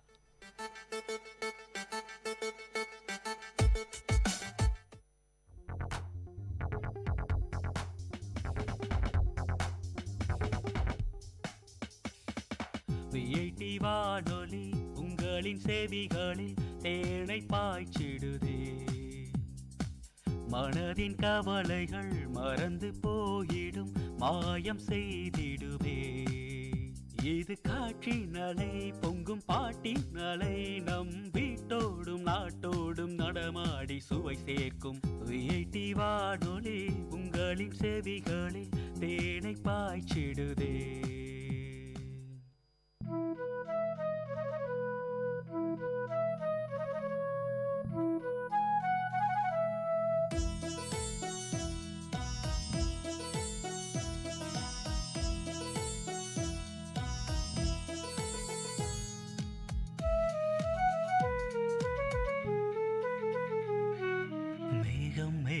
என்மேல் நீயும் பூவை பொழிந்தாய், அதிலே என்னை கொஞ்சம் நனைய விட்டு மோகம் கொண்டாய். மேகம் மேகம் என்மேல் நீயும் பூவை பொழிந்தாய், அதிலே என்னை கொஞ்சம் நனைய விட்டே மோகம் கொண்டாய். காலை கதிரே உன் பனித்துளி நான் தினம் என்னை கிள்ளியே நீ எழுப்பி விட்டாய். மேகம் மேகம் என்மேல் நீயும் பூவை பொழிந்தாய், அதிலே என்னை கொஞ்சம் நனைய விட்டே மோகம் கொண்டாய்.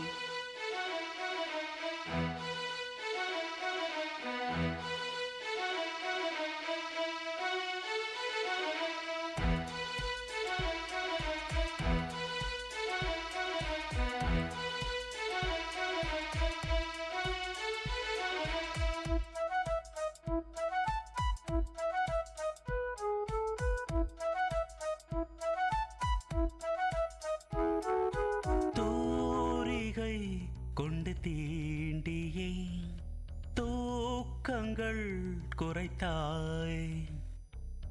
பூமகள் என்று என்னையே போர்வைக்குள் இழுத்தாய். நிலவோடும் நிலம் மீதும் என்னை ஏந்தியே நீலவானிலே நெஞ்சோடு சாய்ந்தாடும் தென்றலே. நம்மை கண்டு நட்சத்திரம் வெட்கப்பட்டு கண்மறைக்கு. மேகம் மேகம் என்மேல் நீயும் பூவை பொழிந்தாய், அதிலே என்னை கொஞ்சம் நனைய விட்டே மோகம் கொண்டாய்.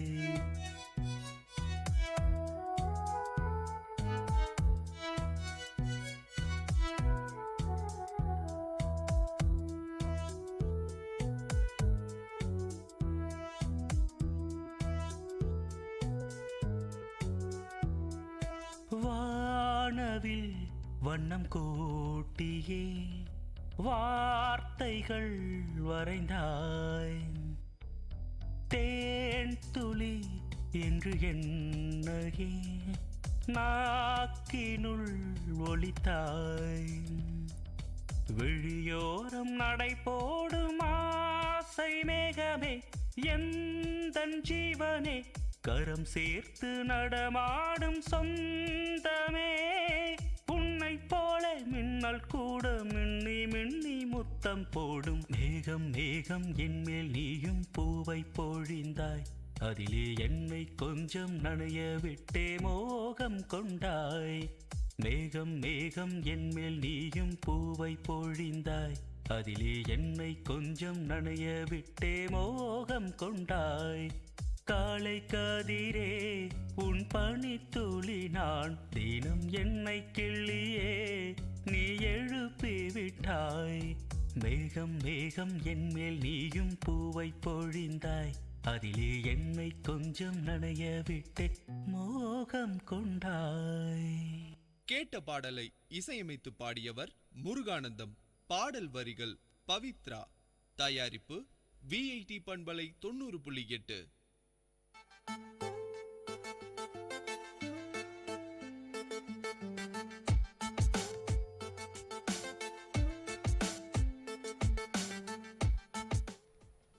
Hey everyone, did we keep you waiting for long? We are back with a bang. You are listening to VIT Community Radio 90.8. This is Second Look with Vibisha and Gaurav. Okay, let's tell our favorite dialogues from the movie. Shall we, Gaurav? Yes. You know, when you have a dream and you're half awake, but still in the fringe of your brain, then you open your eyes and you're so damn glad it was a dream. This was nothing like that. You go next, Gaurav. What did he do to deserve to die? You don't know. I didn't know if he was bad. I didn't know if he was evil. I didn't know anything about him. We get orders from a loom, fate, and we are supposed to take enough faith in what we are doing is right. Killing someone we know nothing about us. I don't know if I can do that. James said this after killing his first target. 6 weeks ago, I was ordinary and pathetic just like you. Who am I now? A con manager? Assassin? Just another tool who is talked into killing his father? I'm all of these. I'm none of these. Who am I now? This is not me following my destiny. This is not me following in my father's footsteps. This is definitely not me saving the world. This is not me. This is just a decoy. Well, let me tell my next dialogue. It's a choice, Wesley, that each of us must face to remain ordinary, pathetic, beat down, coasting through a miserable existence like sheep herded by fate, or you can take control of your own destiny and join us, releasing the caged wolf you have inside. Our purpose is to maintain stability in an unstable world. Kill one, save 1,000. Within the fabric of this world, every life hangs by a thread. We are the thread, a fraternity of assassins, weapons of fate. This is the decision that lies before you now. The sheep or the wolf, the choice is yours. Welcome to the fraternity. This is what Cross says to Weasley before he joins fraternity. Hey now, Vibisha, I think we should seriously stop and let the listeners watch the movie. What say? Yes, Gaurav, agreed. Hey, you fantabulous listeners, have a nice day or a week. We'll catch you in the next show. Please do watch the movie. I can guarantee you that you won't regret it. Hey, before that, Gaurav, I want to know, are you leaving home for Diwali? I'll be going to home by 26th. So, when you think of Diwali, what comes to your mind? When I think of Diwali, it's about wearing new clothes, going to a relative's place, eating sweets, and bursting a few crackers because they are harmful for the environment, right? Totally. So, I mean, are you waiting for the new releases? Bollywood new releases? Yeah. Actually, I'm very much waiting for the Logan. Logan is a very new movie of X-Men, and I'm really waiting for that. So what about you? Are you leaving for Diwali? Yeah, I'm leaving on Wednesday. I'm bunking my afternoon slots and I'm leaving right away. I'm going to take a week's holidays. My sister is coming. So it's going to be so much fun. Oh, that's great. Yeah. So, people, I think we'll have to sign off now. Keep listening to VIT Community Radio. This is Second Look.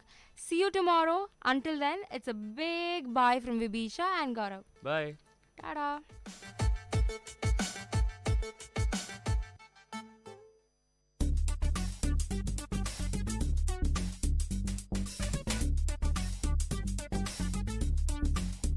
And you're listening to the show Travel Bonanza with, of course, your host Ashika. This show will allow you to explore and travel around the globe and, of course, through the radio. But guys, this is your guide. Where to go, what to do, how to go, what to eat, and where to stay.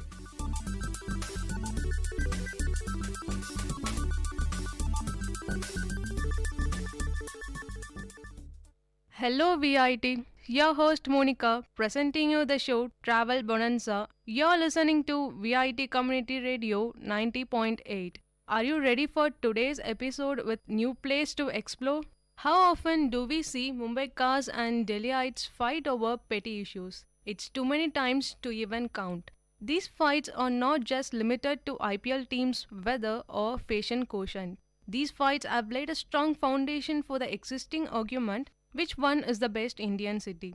On one hand, there is Delhi, the capital of India. On the other hand, there is Mumbai, the business capital of India. The argument is never ending and futile to some extent. But there is one city that has always strived to be among the top, and it somehow sidelined in the above-mentioned argument is Bangalore. While Mumbai and Delhi have always maintained their respective statuses, Bangalore has flourished and achieved new heights. As friends, in today's episode, we are going to travel around fun, young Bangalore. There are lots and lots of things exist to be loved with Bangalore, and first of all, stating the obvious weather. The first thing that comes to the mind when any Bangalorean thinks about the city is its conducive climate. The moderate temperature and the luscious and vast greenery make anyone to love this place. You don't need to sweat a river or freeze to death in the city. The reason for the city having such an extraordinary climate is its elevation. At the altitude of 3000 feet, that is 914.4 meters above the sea level, Bangalore is situated even above Dehradun having 630 meters. The weather in the city almost all along the year is bright and sunny in the day, pleasant with light showers of rain in the evenings and a hill station climate in the nights. Nobody ever felt the need of air condition in their home till date. When the rest of the country is trying to figure out ways to escape from the brutal heat, Bangaloreans are busy enjoying a walk in the drizzle and the cool weather in the night. And yes, it is same throughout the year. Jealous enough? Then of course the utopian climate of the city makes it one of the best cities to live in. And that's all about the weather. Located on the Deccan Plateau is the city of Bangalore, the capital of Indian state of Karnataka. It is the third largest city and fifth largest metropolitan in India. When we come to the population of Bangalore, it is well spread between various communities with Kannadigas taking the largest chunk of 42%. The rest are 20% Tamilians, 13% Telugites, 10% Keralites, 8% European origin, and 7% from other parts of India. This makes the city truly cosmopolitan. Cosmopolitan crowd which makes the city cooler than the weather. With many reputed colleges and universities, all big and famous IT companies and a diaspora of students from all over the country and the world, Bangalore has the best crowd in India. Apart from IT, Bangalore is also the fashion capital of East. It has many fashion companies as Paris, if not more. With 212 software companies, 21 engineering colleges, among which is the Bangalore University that has whopping 57 engineering colleges affiliated to it, and the largest number of software professionals in the world. You can see why the city is called the Silicon Valley of India. Along with these highlights, Bangalore has many tourist attractions starting from Kengal Hanumantiya built within a Sauda to Tipu Palace, Lal Bagh, Cubbon Park and so on. 40% of the Bangalore's landscape is gardens, parks and 50% lakes, ponds. Still now it is greener than any other city of India. You will find trees on both sides of the road almost everywhere, which makes Bangalore pleasant to walk on road, and I am sure places like Indranagar, Richmond Circle and MG Road will make your day.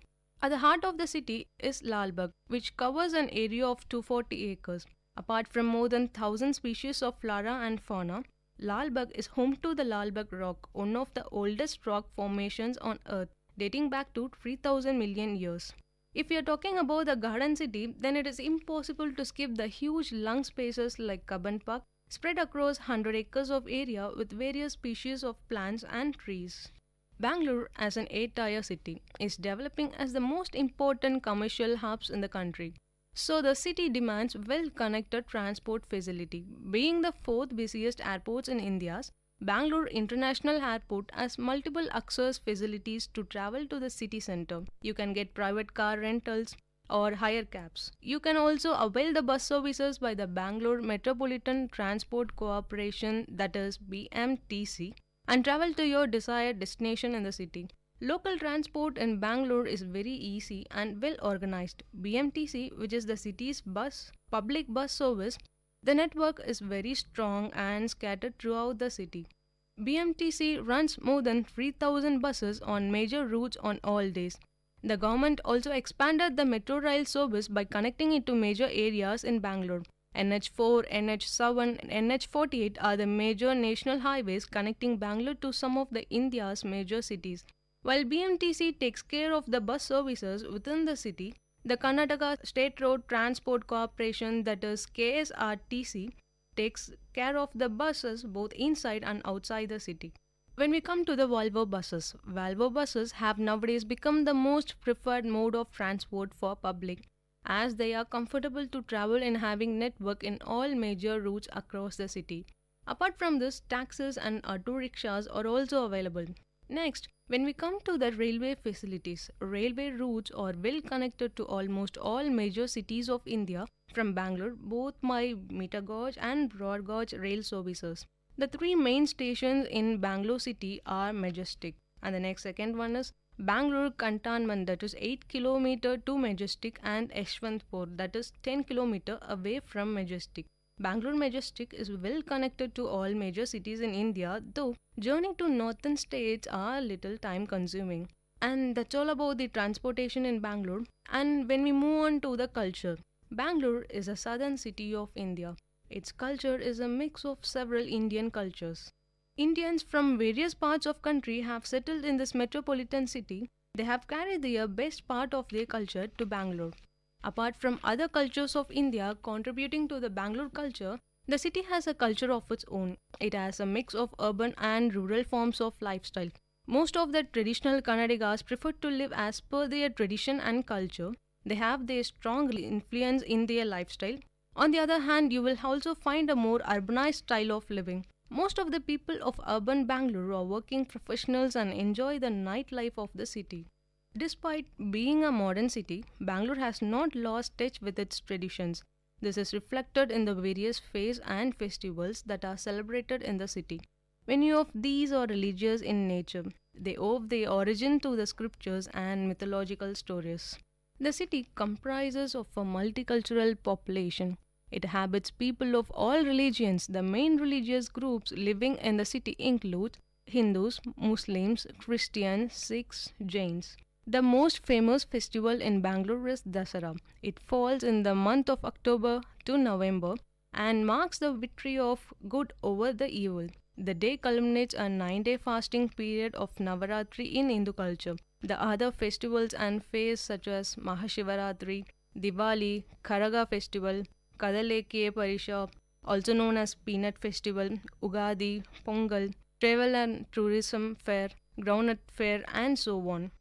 With so much and many more, Bangalore culture is uniquely attractive. If you are visiting these excellent events, you are sure to notice and love to be a part of this diverse culture of Bangalore. The another important specification about Bangalore is that it has an active night culture and has over 800 clubs and bars. With a variety of sport bars, beer pubs, breweries, cafes, the city is nowadays referred as a pub capital of India. The most striking thing that welcomes a visitor to Bangalore is the graffiti-filled walls across the city. The beautiful wall paintings showcase the rich heritage of the city, and it is really my favorite. How many of you knew that the oldest temple of Bangalore is located right in the center of the city? Chokkanatha Swami Temple at Domblur is considered to be the oldest temple in Bangalore. In addition to this, there is Tipu Sultan's summer palace, the old fort at Devanahalli, a couple of prehistoric sites at Chikkajala, Hejala, and Savanadurga, the Bangalore Palace, and so on. Every 2 years, Bangaloreans are treated to a visual spectacle as a host of combat and civilian aircrafts from around the world showcase their prowess in the skies, held at the Yelahanka Air Force Base. So, don't miss that in the upcoming year. And next, the taste of food in Bangalore. And how do I miss that? Food is the most important part of every cosmopolitan city that most of the people look for. And I believe in this popular phrase, when you're in Rome, do as Romans do. I always try to grasp the local taste so that I can know more about it. That's what I did when I came to Bangalore for the first time. I straight away went to the MTR and Vidyarthi Bhavan to get the local essence of the food. It was out of the world and I want even you to enjoy the same. Just take a walk during the night through the streets of the Bangalore and pleasant aroma of the food that is prepared is no less tasty than the local and international cuisines at 5-star restaurants. The shops here do not have good seating arrangements, agreed, but eating here in the crescent moonlight with a cool breeze for company is an experience like no other. Street foods are the best thing in Bangalore that you cannot resist. For the sandwich lovers, you need to go to the Jayanagar. Even though they serve sandwiches in different varieties, it's the chocolate sandwich that has put this place on the map for sandwich lovers. Aside from the taste element, the reasonable price also adds to the endearment factor. Another place that you can depend on for South Indian fare, whether it be the crispy vadas or the rice idlis or kesari bath, never fear the word disappointment while you're here. And the place is Brahmin's Coffee Bar in Baswannagudi. Another place with different varieties of vada pav. Does it excite you? Yes, of course. Then the food in Indranagar saves you the best spectrum of the snack on offer includes Szechuan, paneer, aloo and more. Even though the names gives you the idea of vada pav alone, the burgers and french fries they serve are pretty good as well. The next shop some of the best pani puris in Bangalore. And in a city where there are more than enough options for the famous street food, that's no simple feat to pull off. The other snacks you can enjoy here include aloo chaat, dahi puri and papadi chaat. Even this shop is located in Jayanagar. Dosa lovers swear by the name of Central Tiffin Room in Malleshwaram, with varieties of mouth-watering dosas and also idli, vada and puri that makes South India enduring to many, and this is one place where your sense of taste has nowhere to go. To savor some delectable street food without burning a hole in your pocket, you can't go wrong with Vivipuram Food Street. Rolls are quaint objects in Yeshwantpur. They come rolled up and make your taste buds feel stretched out in a mat that is laden with all the taste it can take. Online food orders and home deliveries are also as much feasible as opting for street food in Bangalore. And I promise these items will leave you an everlasting memory in your mind, making you to remember Bangalore forever. When we go deep into the routine lifestyle of Bangalore, first thing anybody would agree is the Bangalore traffic. But Bangalore is one of the least polluter cities in India. In 1906, Bangalore became one of the first cities in India to have electricity from hydropower, powered by the hydroelectric plant situated at Shivanasamudra. Thus, Bangaloreans experience least electricity cut-offs among all the major cities, giving them the true feeling of living in a metropolitan city. Bangalore is in the center of South India. From here, there are a hell of options for weekend getaway. Trekking, mountaineering, hill stations, jungles, beaches, everything is within 500 kilometers and easily accessible. All the best concerts in India takes place here. This is the perfect place for music lovers. And people here are hardcore music fans. The rock culture being amazing in the city and they are really rocking. And other sites like Banargata National Park, Nrityagram Dance Village, Rangashankara, which promotes theatre in all languages, Corner House, the ice cream paradise has been delighting customers since 25 years. Last but not the least, shopping paradise from Commercial Street to Phoenix City, from Forum Mall to Bridge Road. Till now, I haven't covered even 50% of the Bangalore. There are lots and lots of exciting things exist to explore in the city. I just want you to get into the roads of the city and have your day. I guess by now we are planning to start a trip to Bangalore. And that's all about today's show. Catch you up in the next episode. Till that, this is your host Monica signing off you from Travel Bonanza. And you're listening to VIT Community Radio 90.8. Thank you.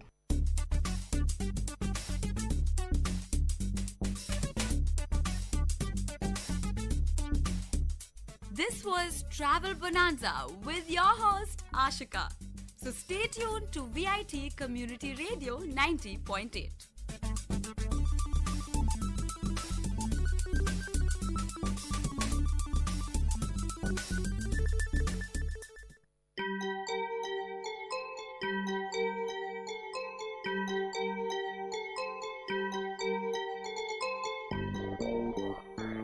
வணக்கம், நமஸ்தே, நமஸ்கார், சலாம் and வந்தனம். நீங்கள் கேட்டுக்கொண்டிருப்பது VIT பண்பலை 90.8. இது VIT பல்கலைக்கழகத்தின் சமுதாய வானொலி. உங்க எல்லோரையும் புதுமை பெண்கள் நிகழ்ச்சிக்கு வரவேற்கிறேன். நான் உங்க அட்டானா. இந்த நிகழ்ச்சியில எவ்வளோ கடினமான சூழ்நிலையும் தனக்குன்னு ஒரு பாதையை அமைச்சுக்கிட்டு அதுல அவங்க பயணத்தை தொடர்ந்து அதுல வெற்றியும் அடைந்த பெண்களை பத்தி தான் நான் உங்களுக்கு சொல்ல போறேன்.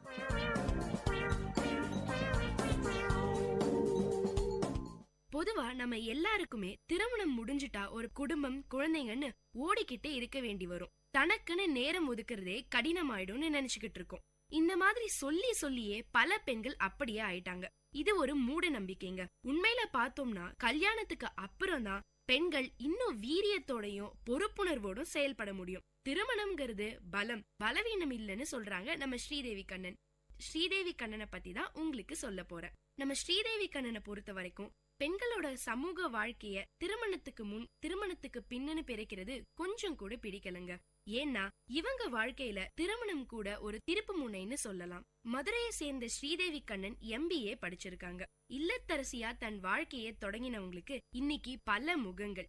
இந்திய நாட்டோட முக்கியமான விசாரணை ஏஜென்சியான CBI ட்ரெய்னிங் அகாடமியில மேலாண்மை பயிற்சியாளர், பெண்கள் மற்றும் மாணவர்களை தொழில் முனைவோராக்கும் பயிற்சியாளர், சுய முன்னேற்ற பயிற்சியாளர், கிராமப்புற பெண்களின் பொருளாதாரம் மற்றும் சுகாதார மேம்பாட்டு கள பயிற்சியாளர்னு பல தளங்கள்ல வேலை பாக்குறாங்க.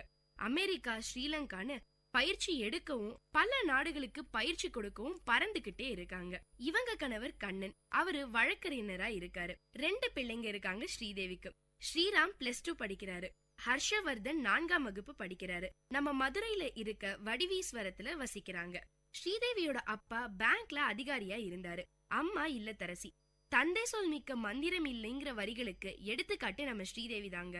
எந்த செயலை செஞ்சாலும் ஏதாவது ஒரு விதத்துல வித்தியாசமாவும் தனித்துவமாவும் இருக்கணும்னு அப்பா அடிக்கடி சொல்லிக்கிட்டே இருப்பாராம். அதுதான் நம்ம ஸ்ரீதேவிக்கு வேத வாக்குங்க. செஸ், வாலிபால், பாட்டு, பேச்சு, எழுத்துன்னு எல்லாத்துலயும் கவனம் செலுத்தினாங்க. ஸ்கவுட்ல ஜனாதிபதி விருதெல்லாம் வாங்கியிருக்காங்களாம். பல கனவுகள் ஸ்ரீதேவி மனசுக்குள்ள ரெக்க கட்டி பறந்துகிட்டு இருந்த இந்த தருணத்துலதான் அவங்க ஆசைகளுக்கு பூட்டு போடுற மாதிரி வந்தது திருமணம்.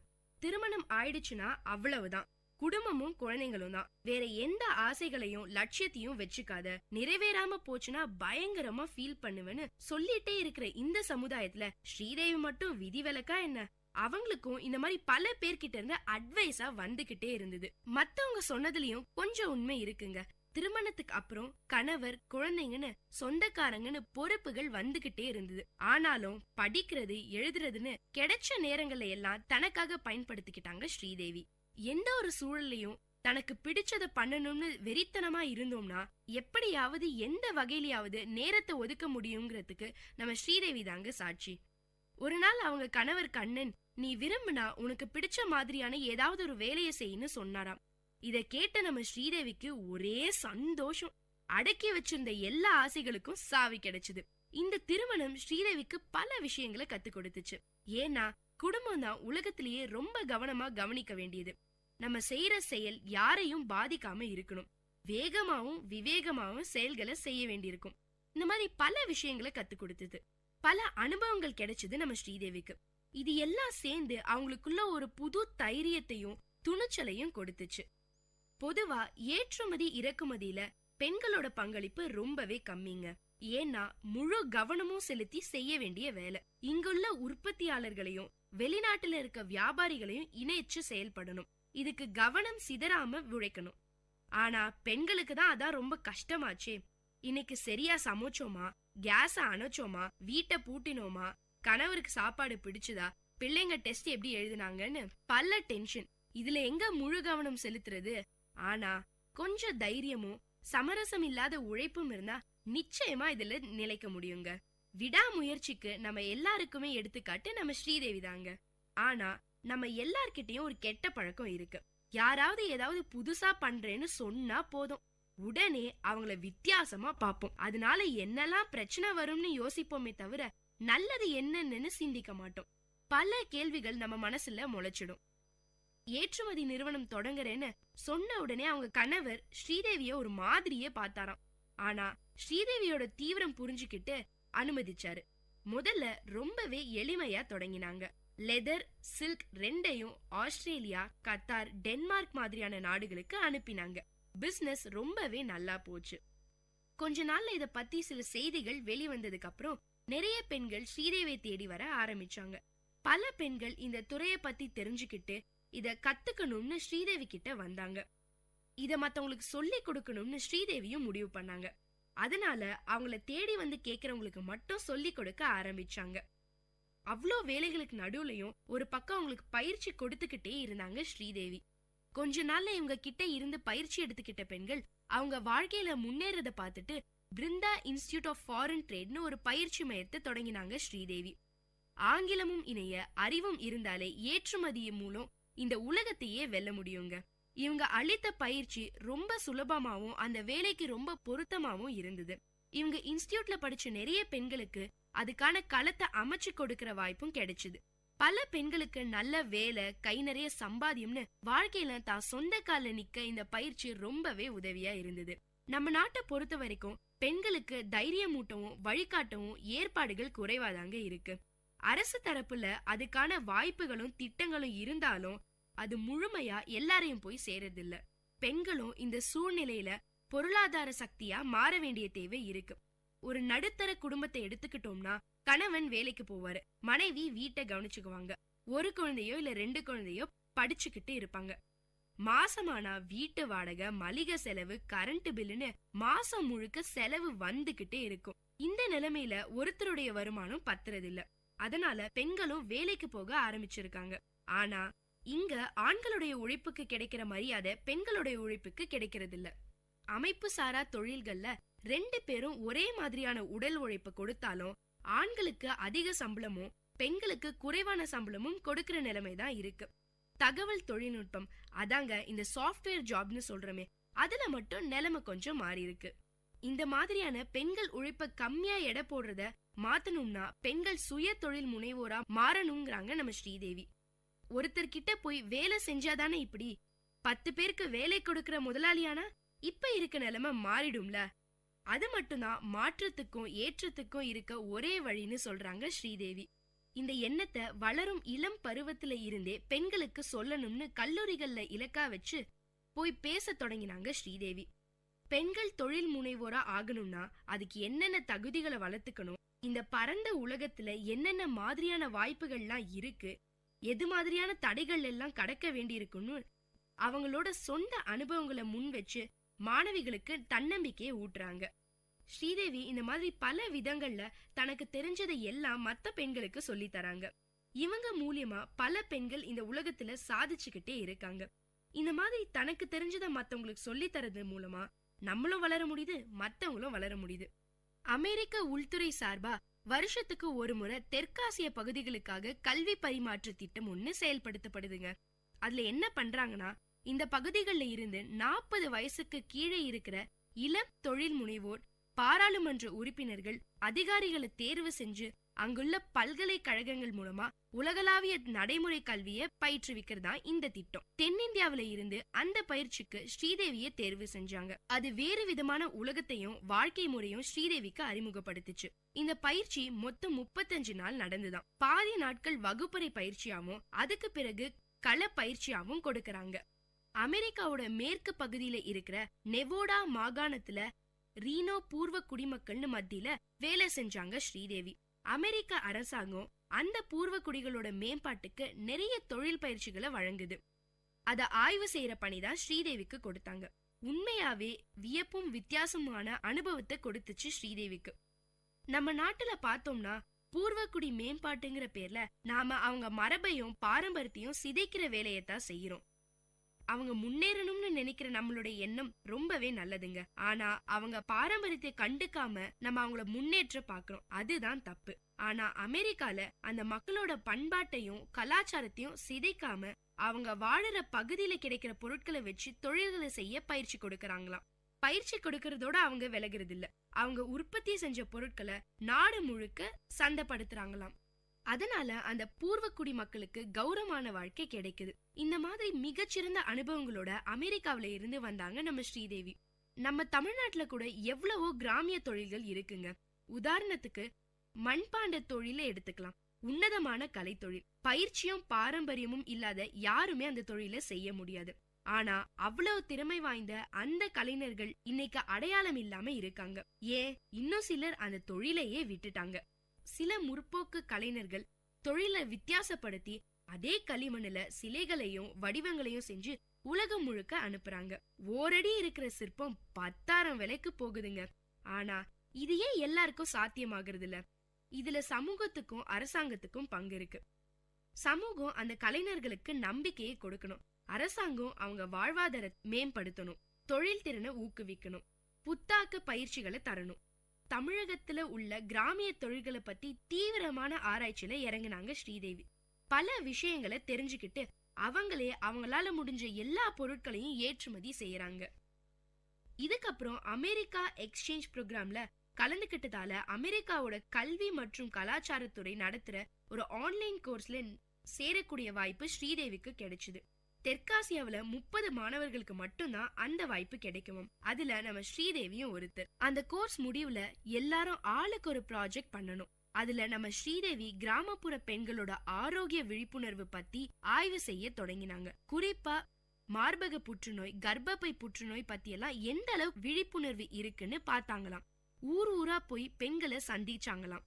அதிர்ச்சியான அனுபவங்கள் தான் கிடைச்சது. 90% பெண்களுக்கு அடிப்படை சுகாதார புரிதல் கூட இல்லையாங்க. நிறைய பெண்கள் தங்களுடைய ஆரோக்கியத்தை ஒரு விஷயமாவே கருதல. பெரும்பாலான பெண்களுக்கு மார்பக புற்றுநோய்னு ஒரு நோய் இருக்கிறதே தெரியல. மிகப்பெரிய அதிர்ச்சி என்னன்னு பாத்தீங்கன்னா, கிராமப்புறங்கள்ல நிறைய பெண்களுக்கு கர்ப்பப்பை புற்றுநோய் அறிகுறியும் நகரப்புறங்கள்ல மார்பக புற்றுநோய் அறிகுறியும் இருந்ததை பார்க்க முடிஞ்சது. அவங்களையெல்லாம் மருத்துவ பரிசோதனைக்கு அனுப்புற வேலையில இறங்கினாங்க நம்ம ஸ்ரீதேவி. இந்த மாதிரி பல கிராமங்கள்ல போய் விழிப்புணர்வு கொடுக்க ஆரம்பிச்சாங்க. அதுக்காக ஊரா சுத்தமும் ஆரம்பிச்சாங்க. காசியாபாத்ல இருக்கிற சிபிஐ ட்ரைனிங் அகாடமில மேனேஜ்மெண்ட் கான்செப்ட் ட்ரெயினியா இருக்காங்க. நெருக்கடி சூழல்ல management maintenance, time management, ethical moral வேல்யூன்னு பல விஷயங்களை பத்தி பேசுறாங்களாம் நம்ம ஸ்ரீதேவி. இன்னொரு பக்கம் நண்பர்களோட சேர்ந்து மதுரைய மெடிக்கல் டூரிசம் சென்டரா மாத்துறதுக்கான வேலைகளையும் தீவிரமா செஞ்சிட்டு இருக்காங்க ஸ்ரீதேவி. இத்தனை வேலைகளுக்கு நடுவுலயும் ஸ்ரீதேவிக்கு குடும்பம் தாங்க பிரதானம். குடும்பத்துக்கு செய்ய வேண்டிய எந்த கடமையில இருந்தும் தவறுதில்ல. எல்லாத்தையும் சரிசமமா நிர்வகிக்க கத்துக்கிட்டாங்க. என்ன நேயர்களே, நம்மள பல பேர் சாதிக்கணும்னு வெறியா இருந்தாலும் நிர்வாக திறமை இல்லாததால சில விஷயங்களை இழக்க வேண்டியிருக்கு. குறிப்பா பெண்கள் நிர்வாக திறமை வளர்த்துக்கிட்டே ஆகணும். அப்பதான் குடும்பத்துக்காக நம்ம லட்சியத்தை விட்டு கொடுக்காம இருக்க முடியும். ஸ்ரீதேவி கண்ணனோட இந்த வாழ்க்கை பயணம் உங்க எல்லாருக்கும் ஒரு பெரிய தூண்டுகோலா இருக்கும்னு நம்புறேன். குறிப்பா பல திருமணமான பெண்கள் இந்த நிகழ்ச்சியை கேட்டுட்டு உங்களுக்குன்னு இருக்க லட்சியத்தை அடைய தீவிரமா உழைப்பீங்கன்னு நம்புறேன். இதே மாதிரி இன்னொரு புதுமை பெண்ணோட உங்களை அடுத்த நிகழ்ச்சியில சந்திக்கிறேன். அது வரைக்கும் டாடா பை சொல்லி விடைபெறுது உங்க அட்டானா. இது விஐடி பண்பலை 90.8.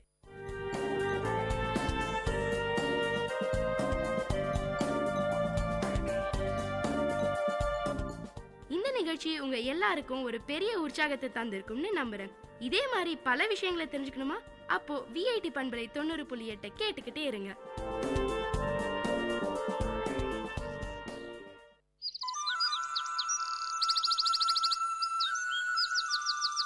விஐடி பண்பலை 90.8 கவிதை கேளுங்கள். அன்பு பூத்த உலகம்.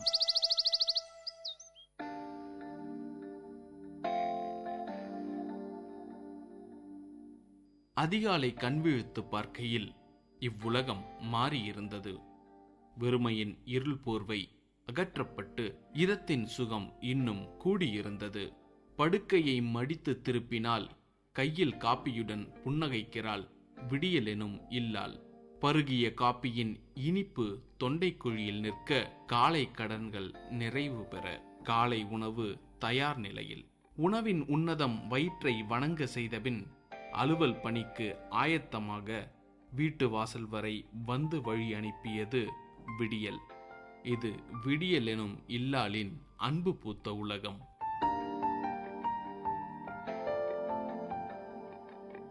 நடைபாதை கடைகளில் பார்வை செலுத்தி நடை போட்ட கால்களை நிற்கச் சொல்லின கண்கள். நடைபாதை கடைகளில் பார்வை செலுத்தி நடை போட்ட கால்களை நிற்க சொல்லின கண்கள். பள்ளி பருவத்தின் நோஞ்சான் பிள்ளை பசி குறைக்க பாடுபடுகிறான் வாகனங்களினூடே தினப்பத்திரிகை விற்று. பள்ளி பருவத்தின் நோஞ்சான் பிள்ளை பசி குறைக்க பாடுபடுகிறான் வாகனங்களினூடே தினப்பத்திரிகை விற்று.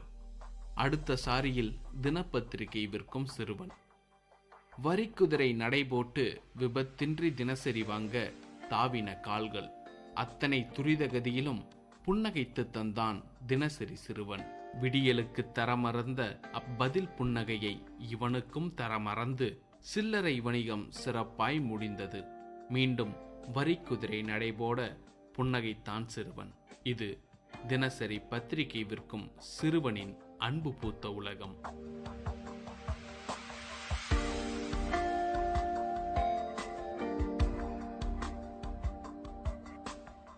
அலுவலக வாசல் அமைதி கோலம் பூண்டு இருந்தது. ஆரவாரம் உள்ளே அரங்கேறி கொண்டிருந்தது.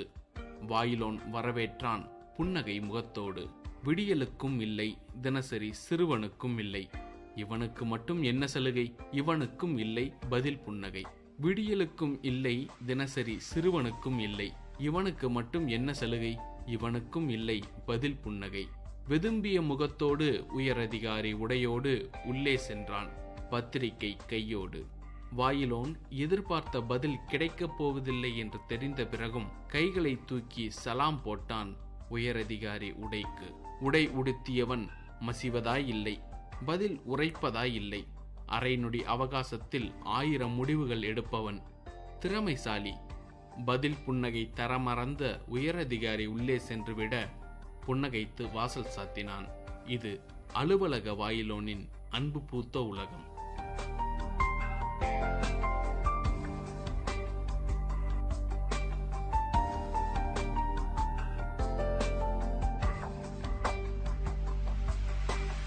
அங்குமிங்குமாய் 1000 உரையாடல்கள். ஓங்கி கத்தி, அடங்கி பேசி, பரிந்து பேசி, பாதியில் துரத்தி. அத்தனை உரையாடல்களிலும் அலுவலக நெடி.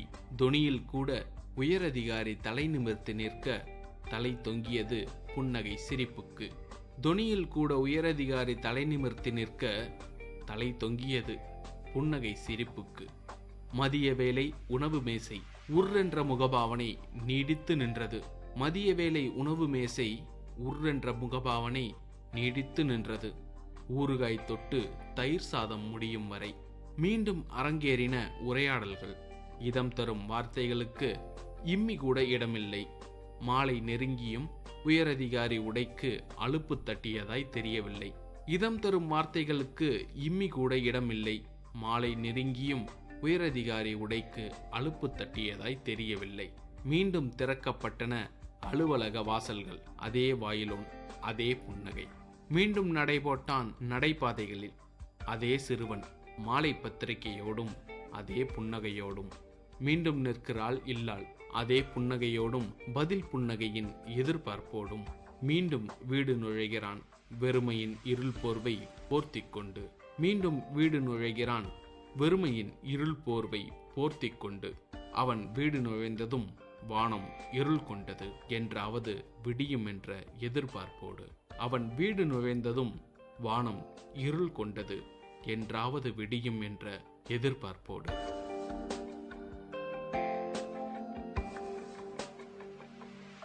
புன்னகையை தொலைத்துவிட்டு பணம் தேடும் பலருக்கு இக்கவிதை ஒரு சமர்ப்பணம்.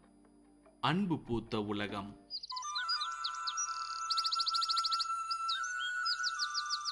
நேயர்கள் கேட்டது விஐடி பண்பலை 90.8 கவிதை கேளுங்கள்.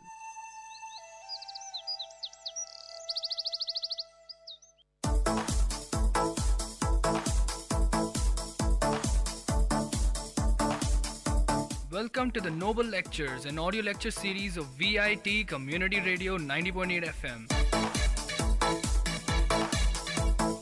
Interesting innovations, technological inventions, technical presentations, inspiring impressions, philosophical thoughts, lingual leaps, artistic amusements, and lecture formats delivered by eminent professors, researchers, and innovators from various fields.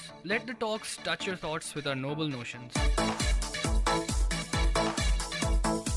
In today's Noble Lecture, we have a lecture on organizational development delivered by Professor Sumati GN, VIT University.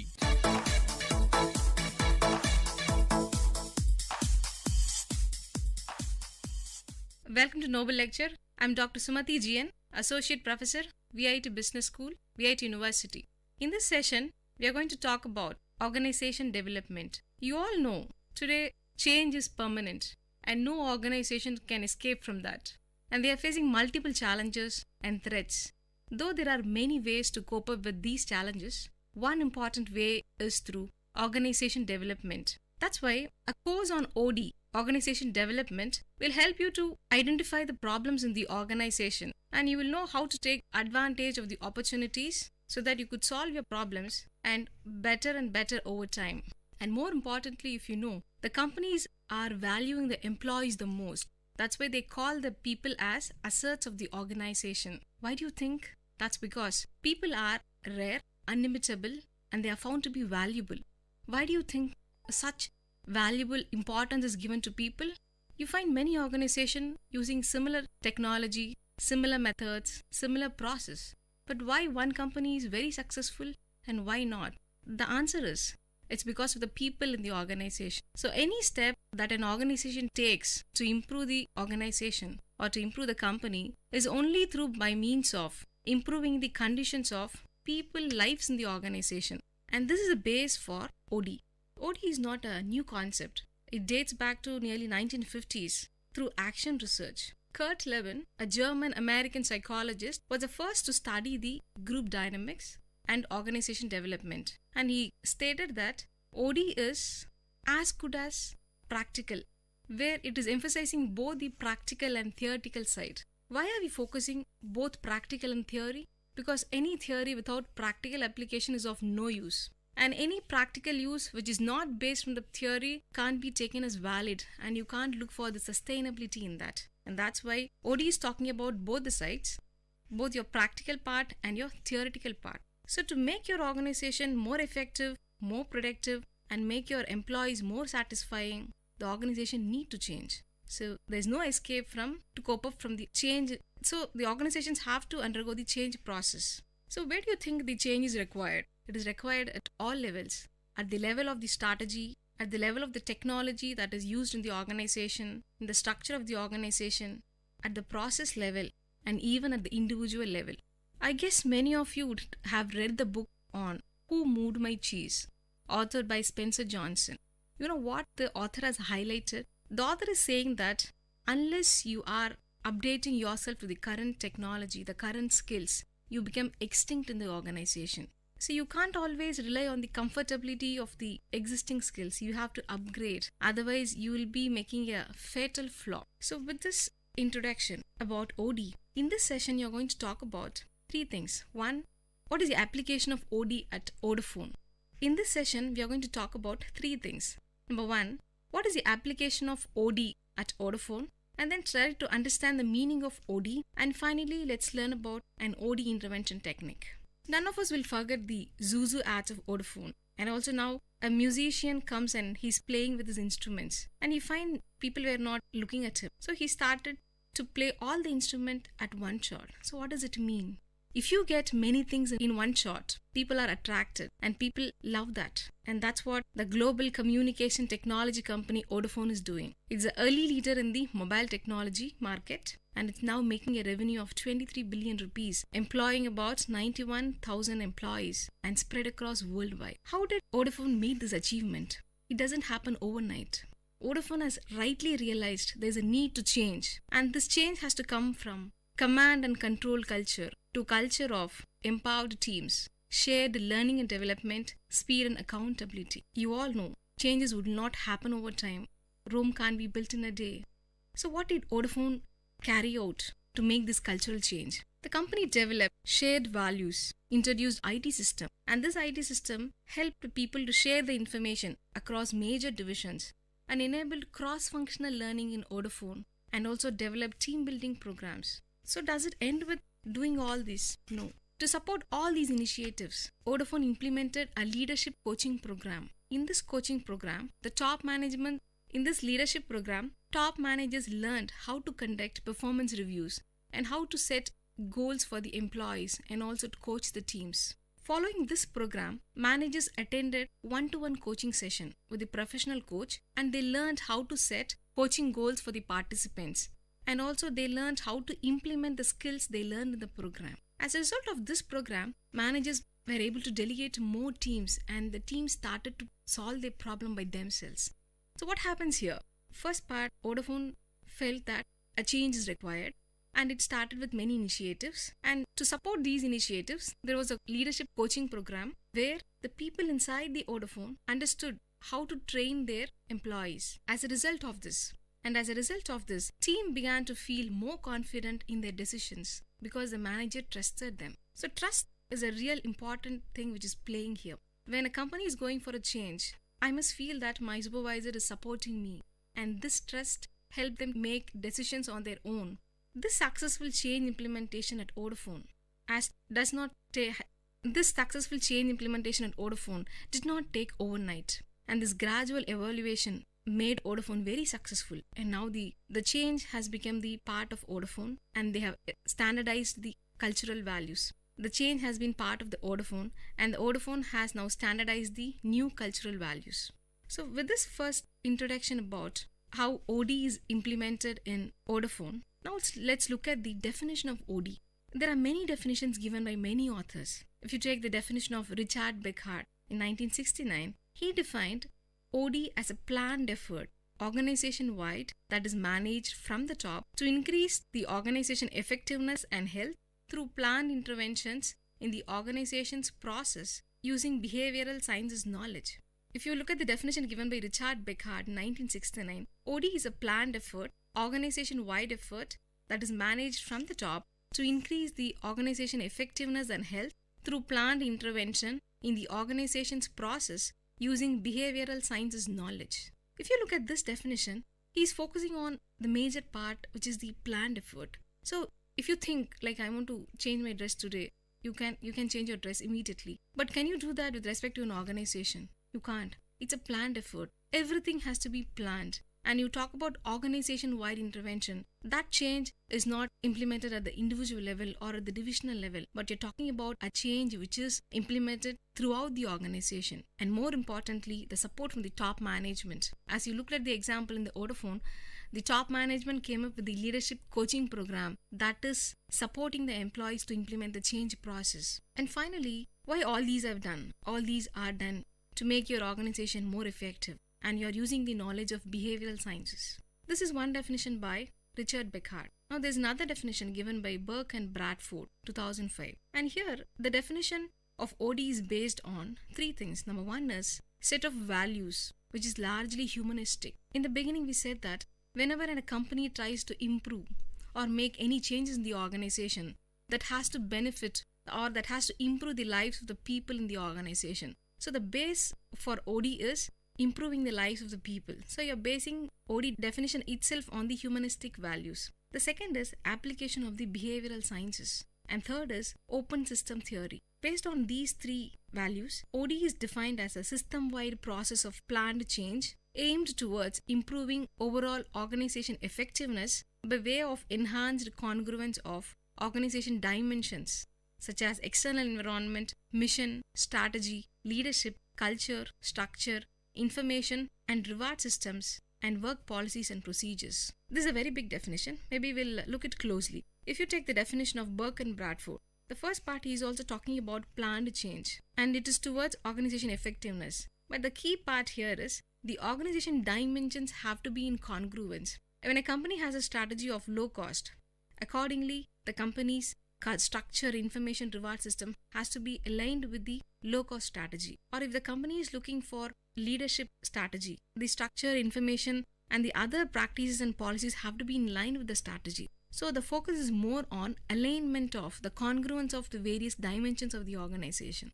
Now you have seen two definitions, one by Beckhardt, other by Burke and Bradford. If you see both the definitions, there are some consistent terms. If you see both the definitions, you find consistent themes in both the definitions. One is the outcome of OD is organization effectiveness, and they stress the application of the knowledge gained through social and behavioral sciences, and it is more towards improving the lives of the people. So with this, we have completed the second part, the definition of OD, and the third part is knowing about an OD intervention. Every time we think of a problem and try to find a solution, so you call that as a post-mortem analysis. I identify the problems within the organization and I try to find solution for the problems. This is one way of improving the organization. What is another way? Which is, you all know, that is the SWOT analysis, SWOT, where you look at the strengths, weaknesses, opportunities and threats, whether it is for an individual or for an organization. So when you build up the development process based upon the strength you possess, what do you do there?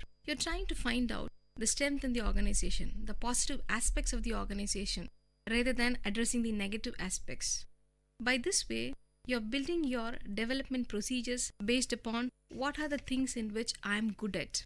That is called as appreciative inquiry. This is Ronald Lippett began to engage organization members in thinking about preferred futures. So what does this mean? This means that you put your organization members into action. It's not only you think, you make others also think, try to identify what are the different ways in which my organization can focus on. That method is called as large group intervention, where you bring lot of people and lot of people think together and try to emphasize what is the future of my organization. This large group intervention emphasizes two things. The first is attention to a future organization member's desire, and second is gathering the whole system, or if not possible, a representative of a large cross-section system. So the first thing is I look at what people desire. What do I think or Vodafone want to be in 2020? Or what do I think my organization have to be in another 10 years' time? So what is my desire about my organization? And second part is I'm bringing the whole system. When you bring the whole system, it becomes a representative of the organization. So what happens there? In the large group intervention, you make changes in terms of business strategies. You develop a mission for the organization for the next century, and you come up with a participative culture in the organization where teamwork is given more importance. There are different varieties of large group interventions like future search, real-time strategic change, open space technology, participative design workshop, simulations, workouts, conference model. An organization can use any of the large group intervention techniques and bring the people inside so that the organization can be pushed to the next higher level. In this total session, we talked about three parts. One, how OD is applied at Vodafone. Then we looked at the definition. And last, we looked at the appreciative inquiry. So OD is a process wherein which the company is trying to make the organization more effective, try to solve the problem in the organization, not only by itself, by making the people desire to understood and putting the organization to the next higher level. Hope this session is really useful in giving you an overview about OD and how OD is important and what kind of intervention can be used in the organization. Thank you. I hope this lecture touched your thoughts with a noble notion. Tune into the Noble Lecture series of VIT Community Radio for another noble talk from eminent professors, researchers, and innovators from different fields. You are listening to VIT Community Radio 90.8 FM. Let the talks touch your thoughts with our noble notions.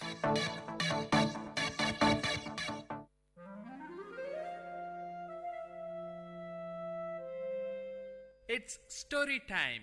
In VIT Community Radio 90.8, you're going to listen to a short story written and narrated by Professor Pranesh Kumar, VIT University.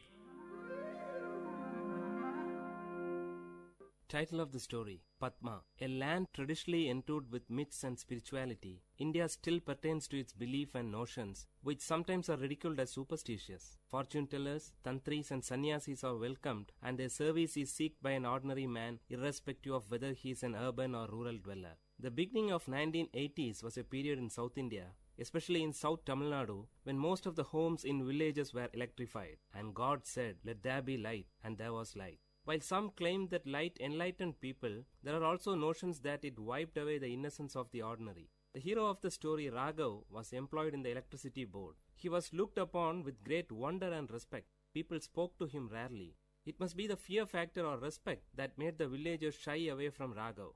Raghav was in his 40s. He had a fearful appearance with a huge imperialistic mustache, reddish eyes, and a gigantic figure which would scare away children.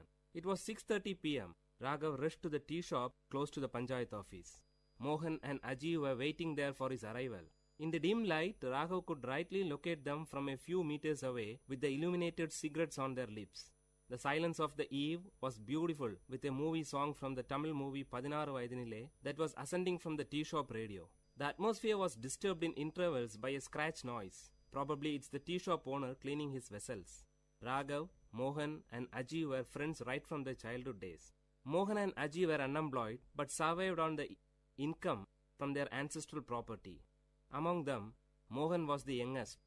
He differed from his friends, wearing a bell-bottomed pant and with a peculiar hairstyle that was trendy among youths of the time. Coming close to his friends, Raghav stopped, got on from the cycle and flipped down the stand, leaving it to rest. Aji offered a cigarette to Raghav. Before placing it between his lips, Mohan lighted it for Raghav with his own. The conversation began immediately after Raghav had 2 strong puffs of the dry tobacco roll. Aji, shall we proceed with it? Raghav, With what? Removing the cigarettes from his mouth. Mohan. Should we narrate it again? Don't you remember the plan that we told you yesterday? Raghav. But I told you that I have very little knowledge about mantras. Did I not? Aji. So you are the right person. You have the little knowledge that we need. After giving a deep thought, Raghav replied. Raghav. Okay then. Let's give a try. But only if you support me. Both the friends cheered as they were waiting for this word from Raghav. As it used to be, a wealthy landlord of the nearby village had a beautiful daughter. The fairy girl was possessed by the evil spirit Rektarashas, a bloodthirsty evil spirit. The landlord was much worried since it was the time when he was almost successful in fixing a bridegroom for his daughter Padma. Padma was then alienated. She sat at the corner of a dark room, staring at the window with wet eyes. She expressed a peculiar symptom. No one in the house went close to her. If that happened, she bit her own flesh to suck blood, thus carrying away others. Prayers and special pujas with offerings to the local deities were made. Kalam puja during midnight and all other means were tried but in vain. The distressed landlord promised a lump sum of 5,000 rupees for any tantri who would ward off the Rektarashas from his daughter. 5,000 rupees was a lump sum then. The secret news of Padma spread throughout the village. Everyone knew of this, but none dared to discuss about it in public. Aji's father Nadraj, the prominent matchmaker of the village, brought home the story of Padma. Nadraj was the matchmaker for Padma. When the story of the Rektarashas reached the three friends through Aji, they discussed the issue. The bone of content of the discussion was not Padma, but the 5,000 rupees. Three friends were in dire need of money. Mohan needed money to buy a new tape recorder. Raghav was aiming for a motorbike, and Aji wanted to buy a costly gift to impress his lady love. Aji said, merely dreaming about the lump sum will give us absolutely no result. How do we grab it? Mohan. Raghav's grandfather was a well-known Vaidyar and a Tantri. He was also an expert in warding off evil spirits. Raghav. Oh, that old man. It's all gone with him. Aji. Gone? No, it still exists in you. Raghav. Me? Aji. Yes, you. My dad often recalls your grandfather and concludes that Raghav resembles his grandfather in every minute detail. Raghav. But that's not all. Mohan.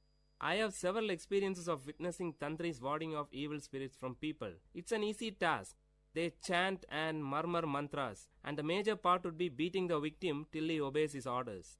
If that's easy for you, why don't you? Before Raghav could complete, Aji interrupted. Aji, the appearance, that's your ancestral gift. Raghav. Okay, even if I accept it, imagine what would happen if the evil spirit pounces on me. Mohan. Raghav, na? Wasn't it you who preached us Periyar thoughts and rational thinking? And now it's time to prove your dedication to Tandai Periyar. The conversation came to a halt. All the three lighted their cigarettes, which they shared from the same pack. Before departing, Raghav promised his friends that he would give a reply the next day evening. That night, Raghav could continuously listen to the hooting sound of an owl, for he with the owl had a sleepless night. The search for his grandfather's personal records in the old granary began early in the morning before his wife woke up. A few worn-out, hardly readable palm leaf inscriptions were the only record, but he could find a little solace in it. He decided not to back off the challenge. Soon, the news about the arrival of an expert tantri was sent to the landlord with a detailed list of the puja materials. Aji acted as a messenger between the tantri and the landlord. A Paurnami, full moon day Friday, was fixed for the puja. Raghav dressed himself in such a manner that his true identity will not be revealed. The three boarded a bus to a particular destination in the village, from where they were fetched by the landlord's car. The driver of the car bowed before Raghav as a sign of respect. This made Mohan and Aji breathe a sigh of relief, but Raghav's heart was pounding heavily. Before descending from the car, Raghav closed his eyes for a few seconds and pretended as if he is drawing energy. In reality, he prayed to his long-dead grandfather seeking guidance. The landlord and his wife warmly welcomed Raghav to their home. Seated majestically, Raghav uttered, I could feel the presence of an evil as soon as I stepped into your home. She has posed a challenge to me. Don't worry, I'll take her away with me. Meanwhile, Mohan and Aji were busy in the backyard creating the ambience for the puja, which was scheduled to begin soon. Raghav was taken to the isolated room where Padma was held captive. As soon as he stepped in, the light was switched on by the landlord. Raghav's red eyes opened widely and he fixed his gaze on Padma, who was seated on the floor in a corner. Padma did not react immediately at the presence of Raghav, probably because she had had enough experience with tantris quite often by then. Raghav's eyes were still set strong on Padma. Actually, he was stunned by the unblemished beauty of Padma, a beauty that makes one speechless. When Raghav moved close to her, she screamed violently, and in the peak of her fits, she bit her arm close to the elbow along with her garment. Immediately, blood gushed from her mouth and arm. Seeing this, Raghav was taken aback, but did not react. Padma now fainted and threw herself on the floor. She wore a half sari. The visible portions of her body showed red scars, which must have been the result of the beatings she received from the earlier tantris. She lay down like a white hibiscus with red marks. Coming back, Raghav sat before the holy fire and started chanting few mantras as tantris do. He wore a red-colored dhoti and tied a red-colored scarf around his forehead. Flowers and herbs were dropped into the sacred fire with closed eyes and lip chanting mantras. It was midnight. The landlord and his wife witnessed the scene with utmost dedication. After a few minutes, Raghav ordered Aji and Mohan to bring Padma. They both disappeared into the house. Soon a scream was heard. The noise increased as Padma was brought to the backyard. She was screaming violently, trying to free herself from the clutches of the two. The highest form of compassion and concern was expressive on the face of Padma's mother. Padma sat helplessly staring at the fire. The blood stains on her face were now clearly visible through the flames. After a few moments, Raghav stretched his arm towards Aji to get a stick from him. Standing up, Raghav started beating Padma violently. Padma did not react. She sat still. No one would ever dare to harm such an innocent beauty. It was as if beating a tender baby for no reason. Probably this feeling must have stopped Raghav from proceeding further. With his reddish burning eyes, he looked ferociously at Aji and handed the stick to him, cueing him to continue with beating. While Aji continued, Raghav shouted, "Will you leave this body?" For which Padma gave a loud cry, "No." Not able to witness the scene, Padma's mother left the place with panic, followed by her father. Second expanded to minutes, and minutes to hours. In another couple of hours it would be dawn. The voice of Padma became faint. She hardly opened her mouth, but shook her head rhythmically to convey the message, "No, no." Padma was wet with sweat and blood. She lay down like a wet flag on the roadside, unattended by party cadres after a meeting. Now Padma was partially dragged to her room. After leaving her alone, the three looked at each other. Raghav gave a tight-lipped expression and nodded his head to admit his failure. He rubbed the kumkum from his forehead and descended down the stairs. He sat on the first step. After giving a second thought, Raghav took a piece of electric wire which was lying on the floor and rushed towards Padma. Padma was cornered. Holding the folded wire in his arm, he raised it to beat Padma, but to his shock, she grabbed his feet, fell on it and pleaded. She cried with a sweet voice, "Please, leave me." Raghav was moved. Raghav closely watched her lips for more words. She paused. A drop of water would fall from a melting ice only when the required amount gets collected. Now the drop fell. "I am normal. I don't have any illness," Padma said in a soft voice. Raghav, "But you?" "Padma, can you help me?" Before Raghav could give an answer, Padma continued, "I am in love with my cousin, but our families are not in good terms. My parents will never accept him as my pair. If I reveal it, Chandran may be in trouble. He is serving in the Indian army. He'll be back by the end of this month. I have to wait just for 15 days more to postpone this marriage that my parents have arranged for me."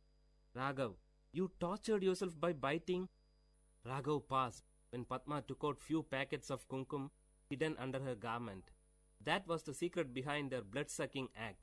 Raghav was stunned. Padma continued, "I know you're not a tantri." Hearing this, Raghav touched his face and dress with his fingers to make sure if his makeup hasn't deceived him. "You never uttered a correct mantra." Raghav expressed a surrendered look of a child in front of his mother. Padma continued, "My parents will not let me out of the house." Those were the days when women were denied freedom to move about, especially after the marriage is being fixed. In most of the communities, women did not have any freedom in choosing their life partners too. It was considered wrong for a woman to express her opinion about the choice of her parents.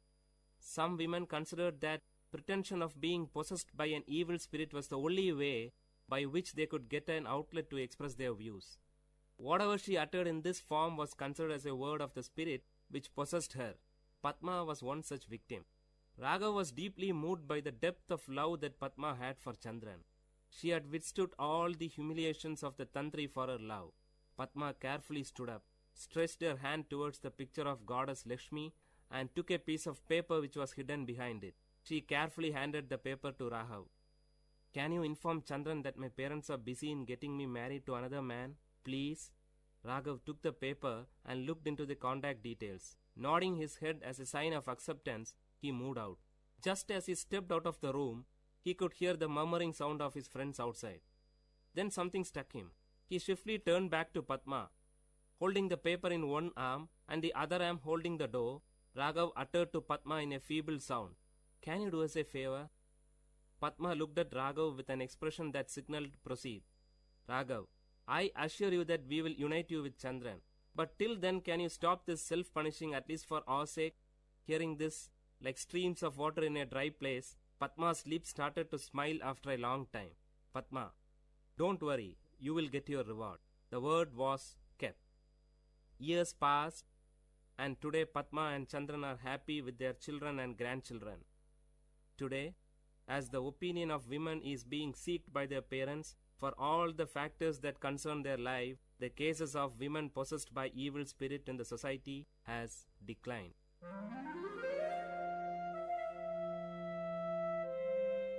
Dear listeners, you had listened to a short story written and narrated by Professor Pranesh Kumar, VIT University, in VIT Community Radio 90.8.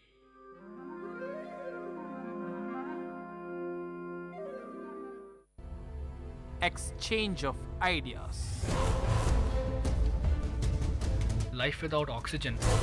I believe that is an alien, suppose, and is adaptable to a temperature of minus 150 degrees centigrade. He would consider that temperature as suitable and optimal for life conditions. Far, far away in another galaxy, there are life forms which have spawned in conditions of minus 150 to 200 degrees Celsius. You know, Jupiter, gas planet, heavy gravity, and a hot boiling center. The organisms which would exist in Jupiter would try not to reach the center and get fried, right? They don't recollect the events properly, so it's very possible that these are just things they cooked up, things which they mostly imagine. One of the experiments conducted by SETI was radio experiments. So basically, humans used to detect various radio waves which could be used by alien species to communicate with each other or with us if they wanted to make contact with humans. Exchange of ideas. Hello listeners from VIT and beyond. This is VIT Community Radio 90.8 FM. This is Anshuman Mishra along with Milan Chennai signing in with an exchange of ideas. In this program, we'll have group discussions pertaining to certain scientific and philosophical topics, and we will satisfy all of your ruminations.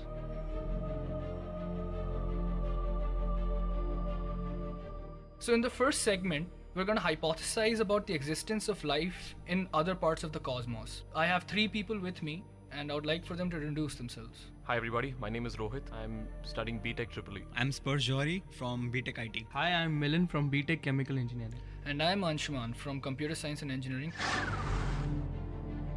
So, I'd like to start with Rohit. Thanks Anshuman. So, when we think of extraterrestrial life forms or in general aliens, what does the common guy usually picture? Usually I've seen so many films, this is such a common concept, decades of films and fiction as such. We picture little green men with big heads and big buggy eyes wandering around our planet, abducting people and conducting bizarre experiments on them. But today we'll focus on the more serious aspects of what extraterrestrial life is actually about. Sparsh, what are your thoughts on this? When I look out at night in the sky, I see tens of stars. But in reality, there are billions of galaxies with billions of stars. And it's my firm belief that there will exist at least one star that will support life system just like ours. They may have elongated faces, they may have 3 fingers or green color, but surely there is some life out there. Obviously, as Sparsh pointed out, the probability of having at least one planet among billions and billions of stars and planets which have different atmospheric composition and living conditions, 1,000,001 possibility that there will be at least one planet in which life can or will exist. So it is,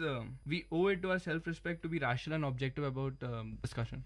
Exactly. I would like to extend Milan's point by apply a bit of probability theory to it. So if we look up at the night sky with a telescope, we'll see approximately 10 to the power 20 stars. And assuming that all of these stars have at least 1 in 1,000 of these stars have a proper solar system about themselves, we arrive at 10 to the power 17 stars with solar systems. So, and again, assuming that 1 out of 1,000 of these solar systems have conditions which can give rise to any form of life, we're left with 10 to the power 14 stars. So we are actually left with 10 to the power 14 solar systems in which life is possible. Any type of life. I'm not talking about carbon-based life which is possible on Earth. Any other form, any element that exhibits the carbon property of combining with a large number of elements. So again, we'll be left with 10 to the power 11 such planets if we reduce it down by again 1,000. So the odds of alien life being there are quite high, regardless of any argument we put against it. So a good way to actually understand this is if we properly examine the American government's response to extraterrestrial life, which states that the odds of extraterrestrial life being there are pretty high, but our chances of getting involved with them are as low as that. So with this, I would like to go to Rohit. Yeah, so speaking of finding life in other planets, let's have a look at what spawned life in our very own planet many millions of years ago. So if you look back at the evidence, it's basically when there was little to no life, it was just a whole bunch of gases of different elements all like lurking around in the atmosphere. And then under the right pressure and atmospheric conditions, when like a catalyst like lightning struck, these chemicals reacted, and as such the first proteins which synthesized life came about. So from that, over millions of years of evolution, we know life forms as we see them today. So from that, we can imagine other planets, other galaxies far away, they have various complicated compositions as well, and life forms can probably spawn from any of these kind of situations. In fact, scientists have even conducted research and found out that certain life forms can exist even without water and oxygen, to be namely the anaerobic bacteria. They synthesize food without either of these things. So harsh conditions are no obstacle for life forming in other planets. Yeah, I would like to extend the idea of life without oxygen.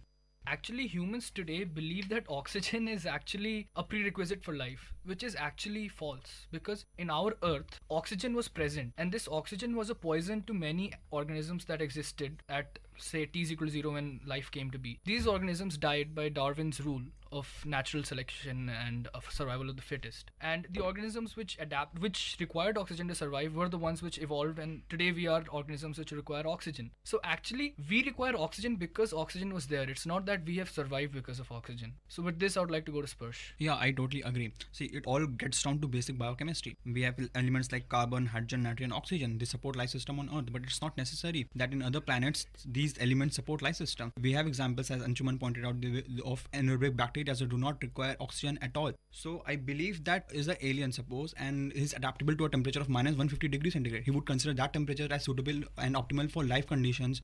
And we live at temperature of like say 35 degrees centigrade. So we consider that temperature as optimal. So maybe our assumptions are wrong. We should broaden our outlook. We need more speculations and more investigations. Obviously, the idea that life can flourish only under terrestrial conditions, that is the conditions existing on Earth, have been made obsolete by various research conducted in today's 21st century.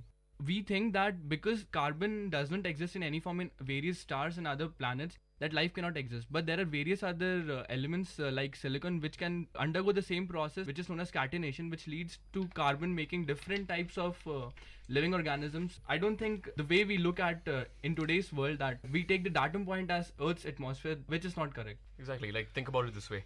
If, let's hypothesize, far away in another galaxy, there are life forms which have spawned in conditions of minus 150 to 200 degrees Celsius.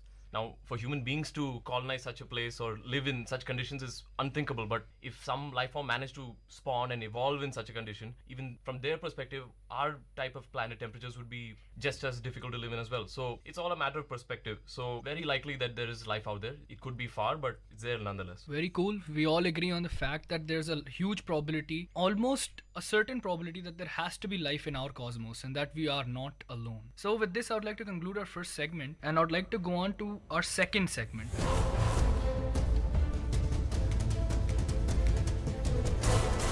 And in this, we'll just have some fun and we'll postulate. I mean, if life exists in the cosmos, what will be its form?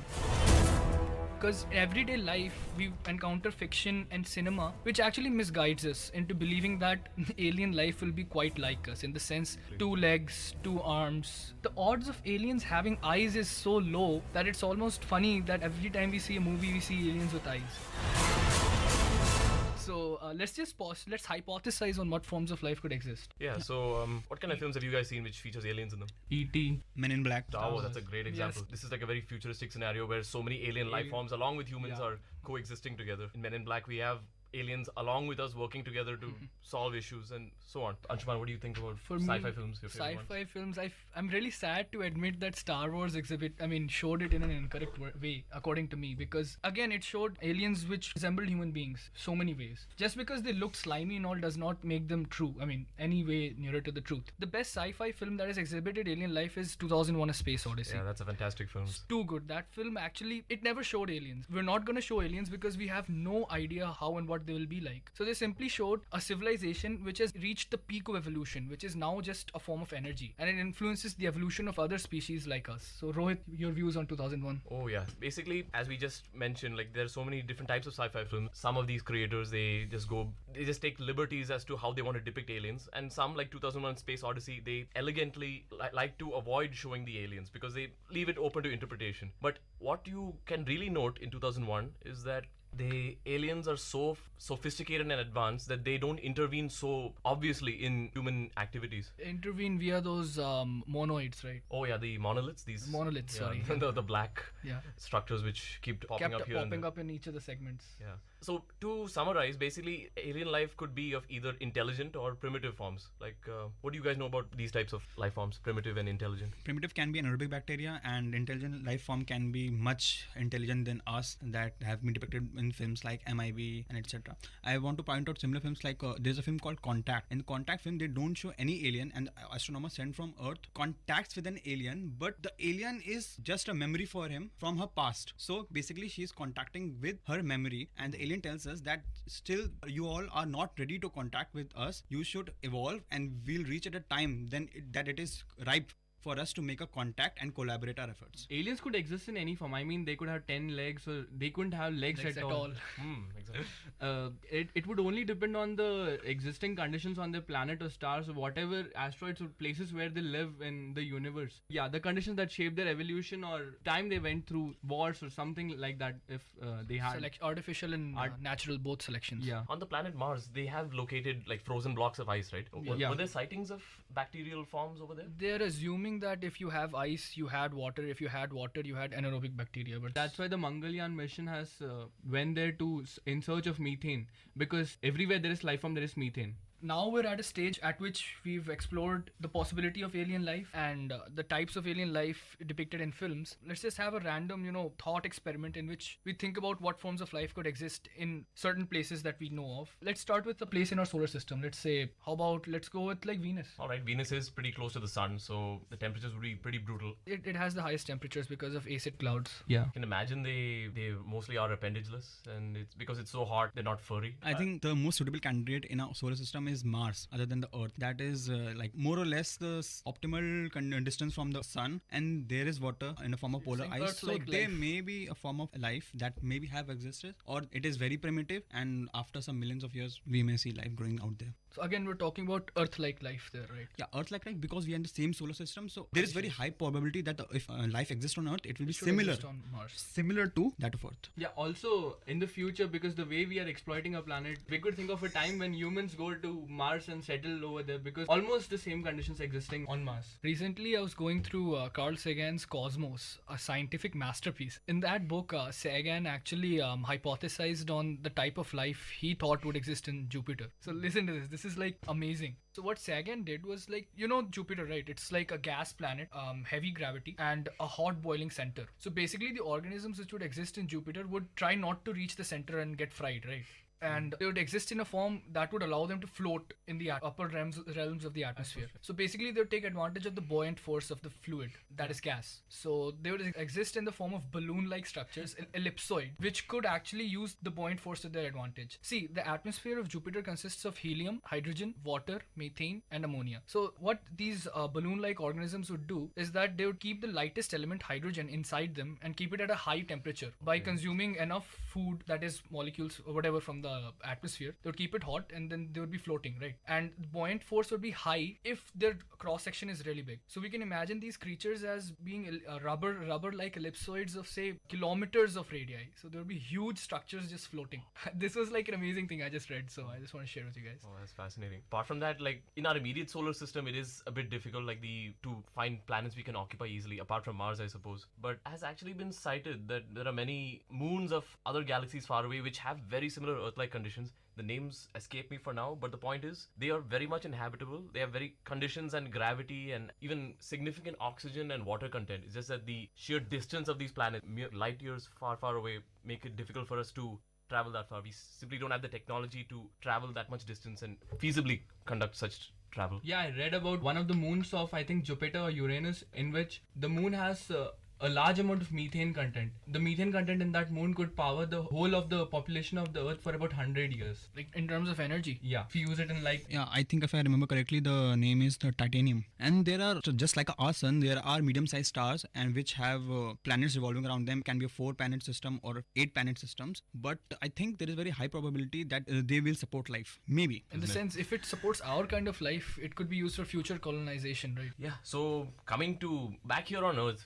a lot of people have talked about seeing UFOs and aliens as such. Yeah. People sleeping peacefully on their beds, and then all of a sudden, especially in the US, probed by them and in suspicious ways in different parts of their bodies just to see what humans are like. Exactly. The typical story goes, many of these abductees, if you will, they see a flash of light during the night time when they're going by a car. Some alien ship, a saucer, abducts them and takes them and gets and probes them for... blocks them in the middle of the road, and then just they step out and they take them. Or even the more peaceful ones, people are sleeping in their houses, just minding their own business, and then suddenly they feel their bodies being light and levitated, and then all of a sudden these aliens, they come out, these little green men or grey men or whatever many of these common descriptions, they come out, they phase through the wall, they pick these people up and take them into their ship. They're beamed up, and then all kinds of, like you said, strange probing and experimentation. Some stories I've even heard, they even go like, these aliens, they take sperm samples and zygotes and try and make human-alien fusions and things like that. These are many of the things that people have cited that have happened. Normal civilians, policemen have been abducted apparently, and things like that. These are the US ones in particular, but yeah, these aliens aren't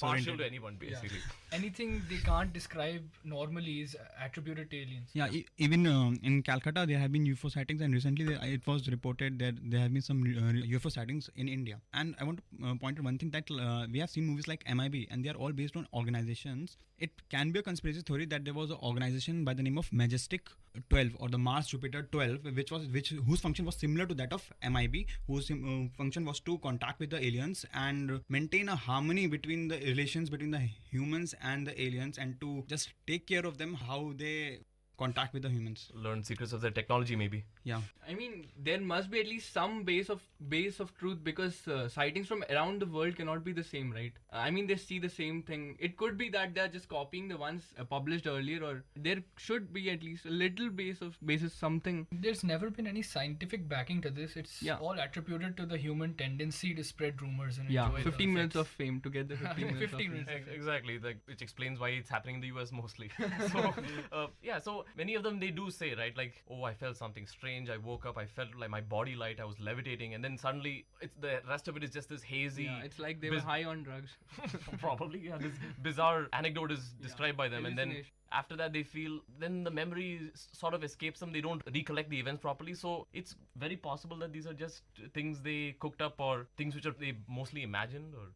Not much proof to them or evidence, as basically. Now that we're done with the hoaxes, I would like to, take this discussion on to the final part of this segment. That is the role of Darwinian evolution in the development of intelligent life. That is, intelligent life anywhere in the cosmos. In our evolution, we all know what Darwin's principles are. Basically, to summarize, their survival of the fittest, natural selection, and artificial selection. These three factors are what play an important role. These three factors actually, you can say, guide the evolution of one species to another over millions of years. That's the basic basic idea. Let's just take our own example. What are we? All forms of life on Earth have started from the same, molecule.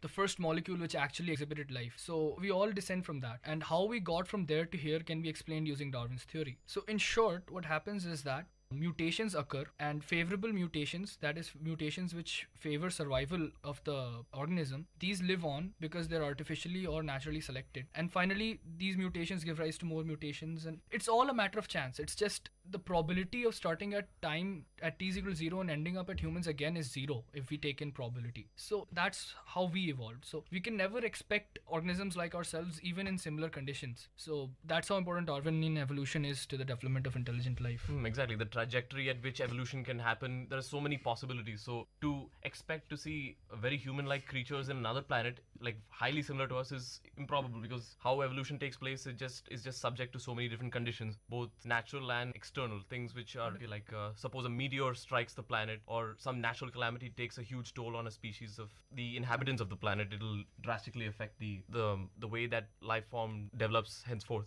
The direction of evolution. Yeah, exactly, the direction of evolution. Yeah, I agree. Like even in our planet, there could have been races of humans or races of any insects or mammals are extinct now because there's many human species which are extinct. Like mammoth was one example. We are like the Homo sapiens, and our cousins were actually killed by us, the other human species which actually lived on the earth a long time That's ago. what I'm saying. It's basically survival of the fittest. So similarly, in different planets, in different conditions, there may exist life forms which are quite different from us. If the time when humans were evolving from the monkeys or apes from which we evolved, suppose there was a meteor strike, then the entire human population could have been wiped out, and I mean, we couldn't have seen human species as it is today. There would have survival. Yeah. Okay, so now that we've all expressed our views on Darwin, there's just one last thing that I wanted to share with you all. Let's just talk about the evolution of a body part, one of our body parts, like our eyes. Why do we have such a specialized sensor for detecting a small fragment of the electromagnetic spectrum? It's just amazing that we have such a sensor in our bodies. Basically, this is because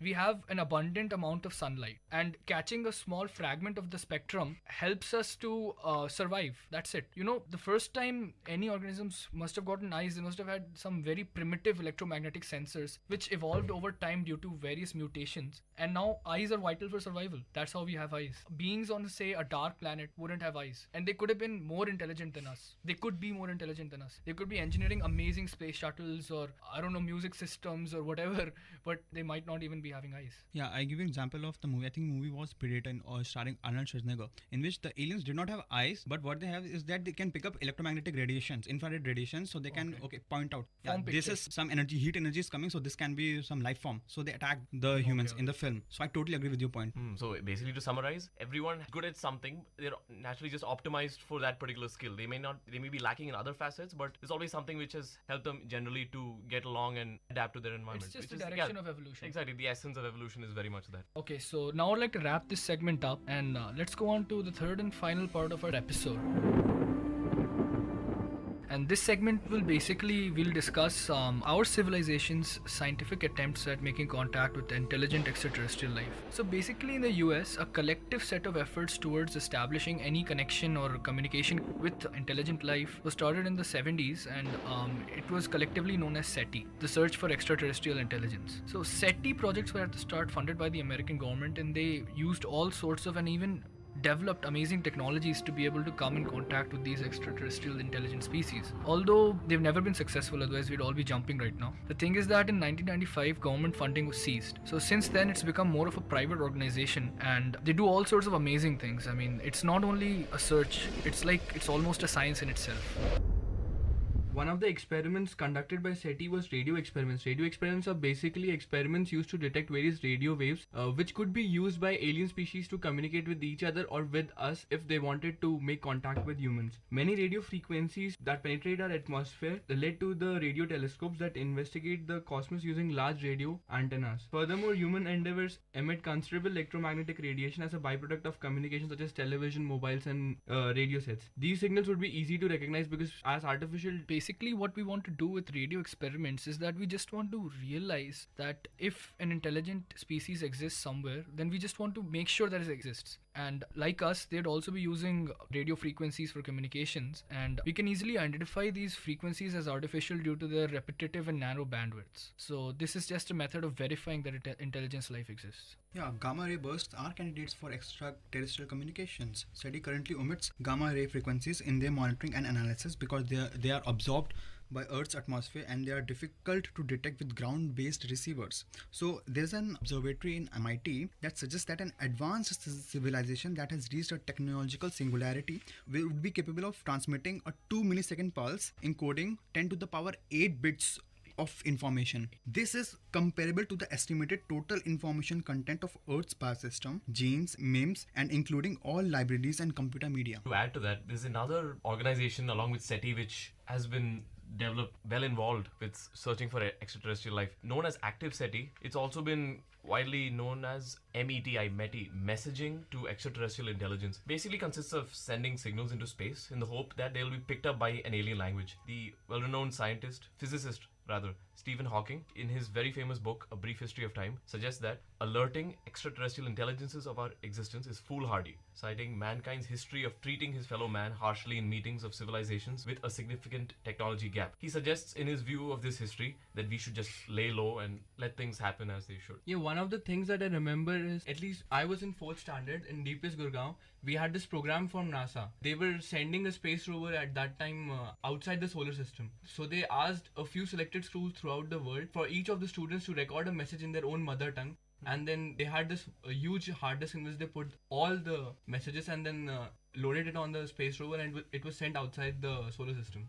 And there's one more type of communication that tries to establish, that is via optical experiments. Basically, they have colossal telescopes which are designed to detect optical and thermal signatures of extraterrestrial civilizations from planetary systems that are light years away from the sun. To cite a particular example, there's a 74 meters Colossus telescope which can detect these optical and thermal signatures which are at a radius of 60 light years from the sun, which is amazing. So with this, I would like to conclude with a few thoughts. And the first is that let's just imagine a scenario in which we'd come in contact with alien life. There are various ways to approach this and various ways in which they would approach this. One would be war, which we do not want because we're scared, because we're assuming that they're more intelligent than us. So we'll get conquered, become slaves, or whatever. Think of the worst things in history. That's scenario number one. Scenario number two is that they are peace-loving beings who want to interact with us, and they too don't want to be alone in this universe. The reason why they want to meet us is the same as why we'd want to meet them. We don't want to be alone. And in this case, there would be a nice symbiosis between us and these civilizations, via which both of us would grow and we'd exchange ideas, technology, whatever. But on the flip side, I personally feel if these aliens are as intelligent as we perceive them to be, they'd most likely avoid contacting us altogether, because seeing as how unevolved we are compared to them, they'd probably know that our first primal instinct would be just to be fearful of them, and that we might try to conquer them or wage war, or instigate something which is undesirable or unnecessary, which would lead to losses on both sides. This is assuming that they're more evolved than us. Exactly. So if I were these aliens, I'd stay far clear of these human beings, give us a little more time to evolve, and then probably try and come into direct contact with us. On the other hand, if we were the more evolved species, then we'd be in total control. Judging by mankind's history, we'd probably be a violent and bad sort of alien life to them. So with this, I would like to finish our program. This is VIT Community Radio 90.8 FM.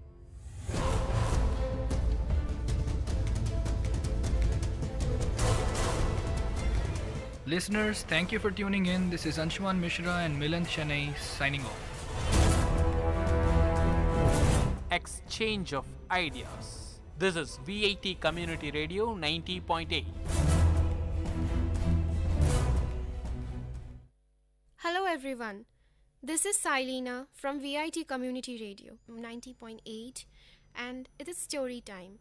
And I am up with a story all written by myself, Atonement. Here is the preface.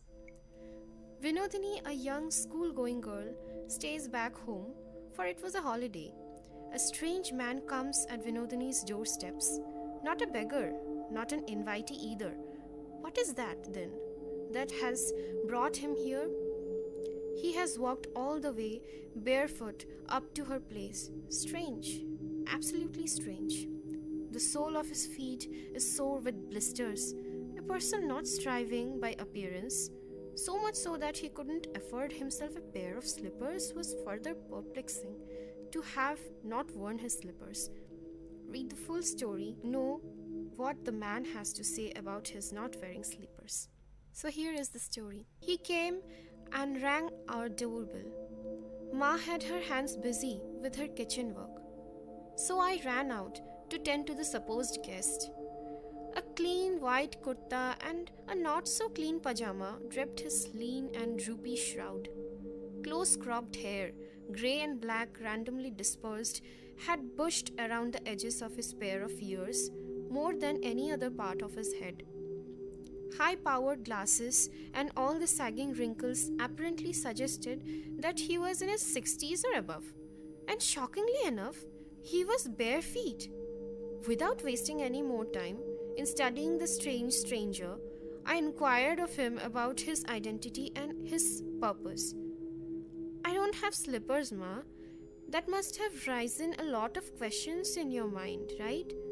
He went on to add, "I have been walking bare feet since quite some time now. I'm going door to door and narrating my story." An abrupt pause. He began again.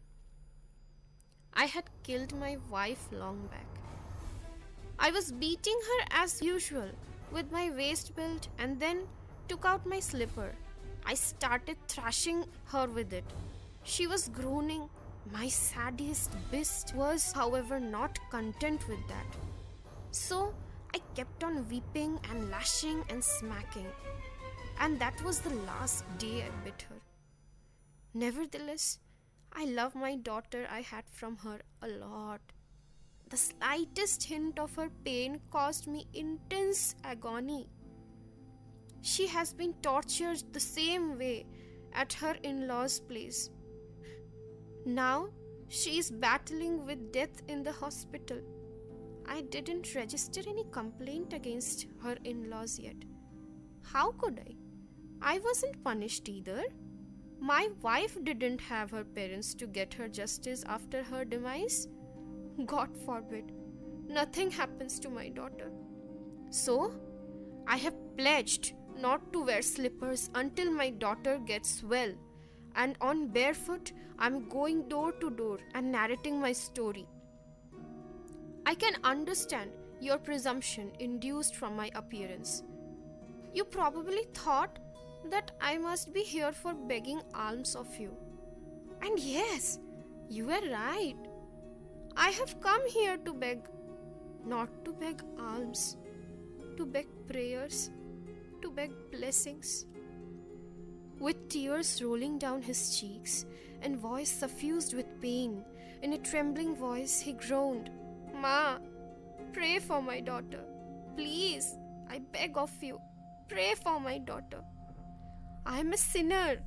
How could I pray for my daughter to be endowed with fortitude to endure the same pain I had caused my wife all these years back? He won't listen to my prayers. God won't listen. God won't. He won't." I stared blank. I still couldn't comprehend the scenario, and eliciting a reaction was not nearly possible. Ma came out running, all startled by the cry. Having no clue about what was going on, she got impatient and started inquiring me of what all had happened. I couldn't reply.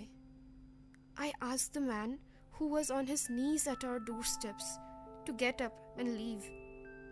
His face turned pale. Hopelessness had clouded it densely. I said, "Your daughter will be all right. I shall definitely pray for her. My mom will also pray." "Why, Ma? Won't you?"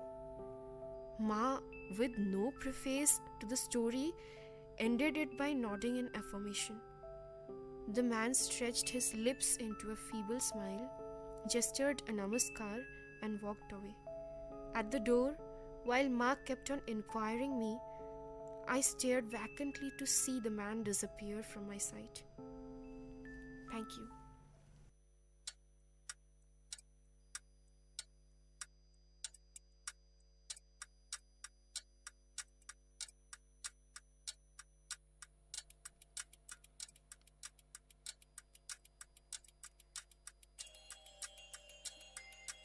வணக்கம் நேர்களே, இது VIT பண்பலை 90.8. இந்த நிகழ்ச்சி அறிவோம் ஆயிரம்.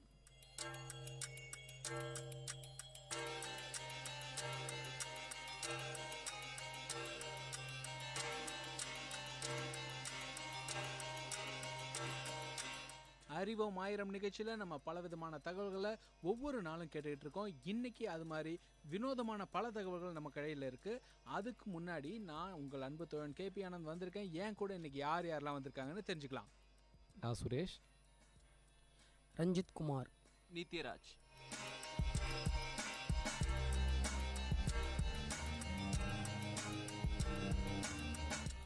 நேயர்கள் எல்லாரும் இன்னைக்கு என்னடா வித்தியாசமான ஒரு மியூசிக்கோட வந்திருக்கோம் அப்படின்னு தானே யோசிச்சுட்டு இருக்கீங்க. ஆமாங்க, அறிவோம் ஆயிரம் இன்னைக்கு ஒரு ஸ்பெஷலான ஒரு ஐடியாவோட வந்திருக்கோம். அது என்னன்னா, நம்ம ஒவ்வொரு நாளும் ஒவ்வொரு மணி நேரமும் ஒவ்வொரு நொடியும் ஒவ்வொரு நிமிஷமும் நம்மளோட வாழ்க்கையை நம்மளே செதுக்கிக்கிட்டு இருக்கோம் அப்படின்னு டைலாக் அடிக்க மாட்டோம்.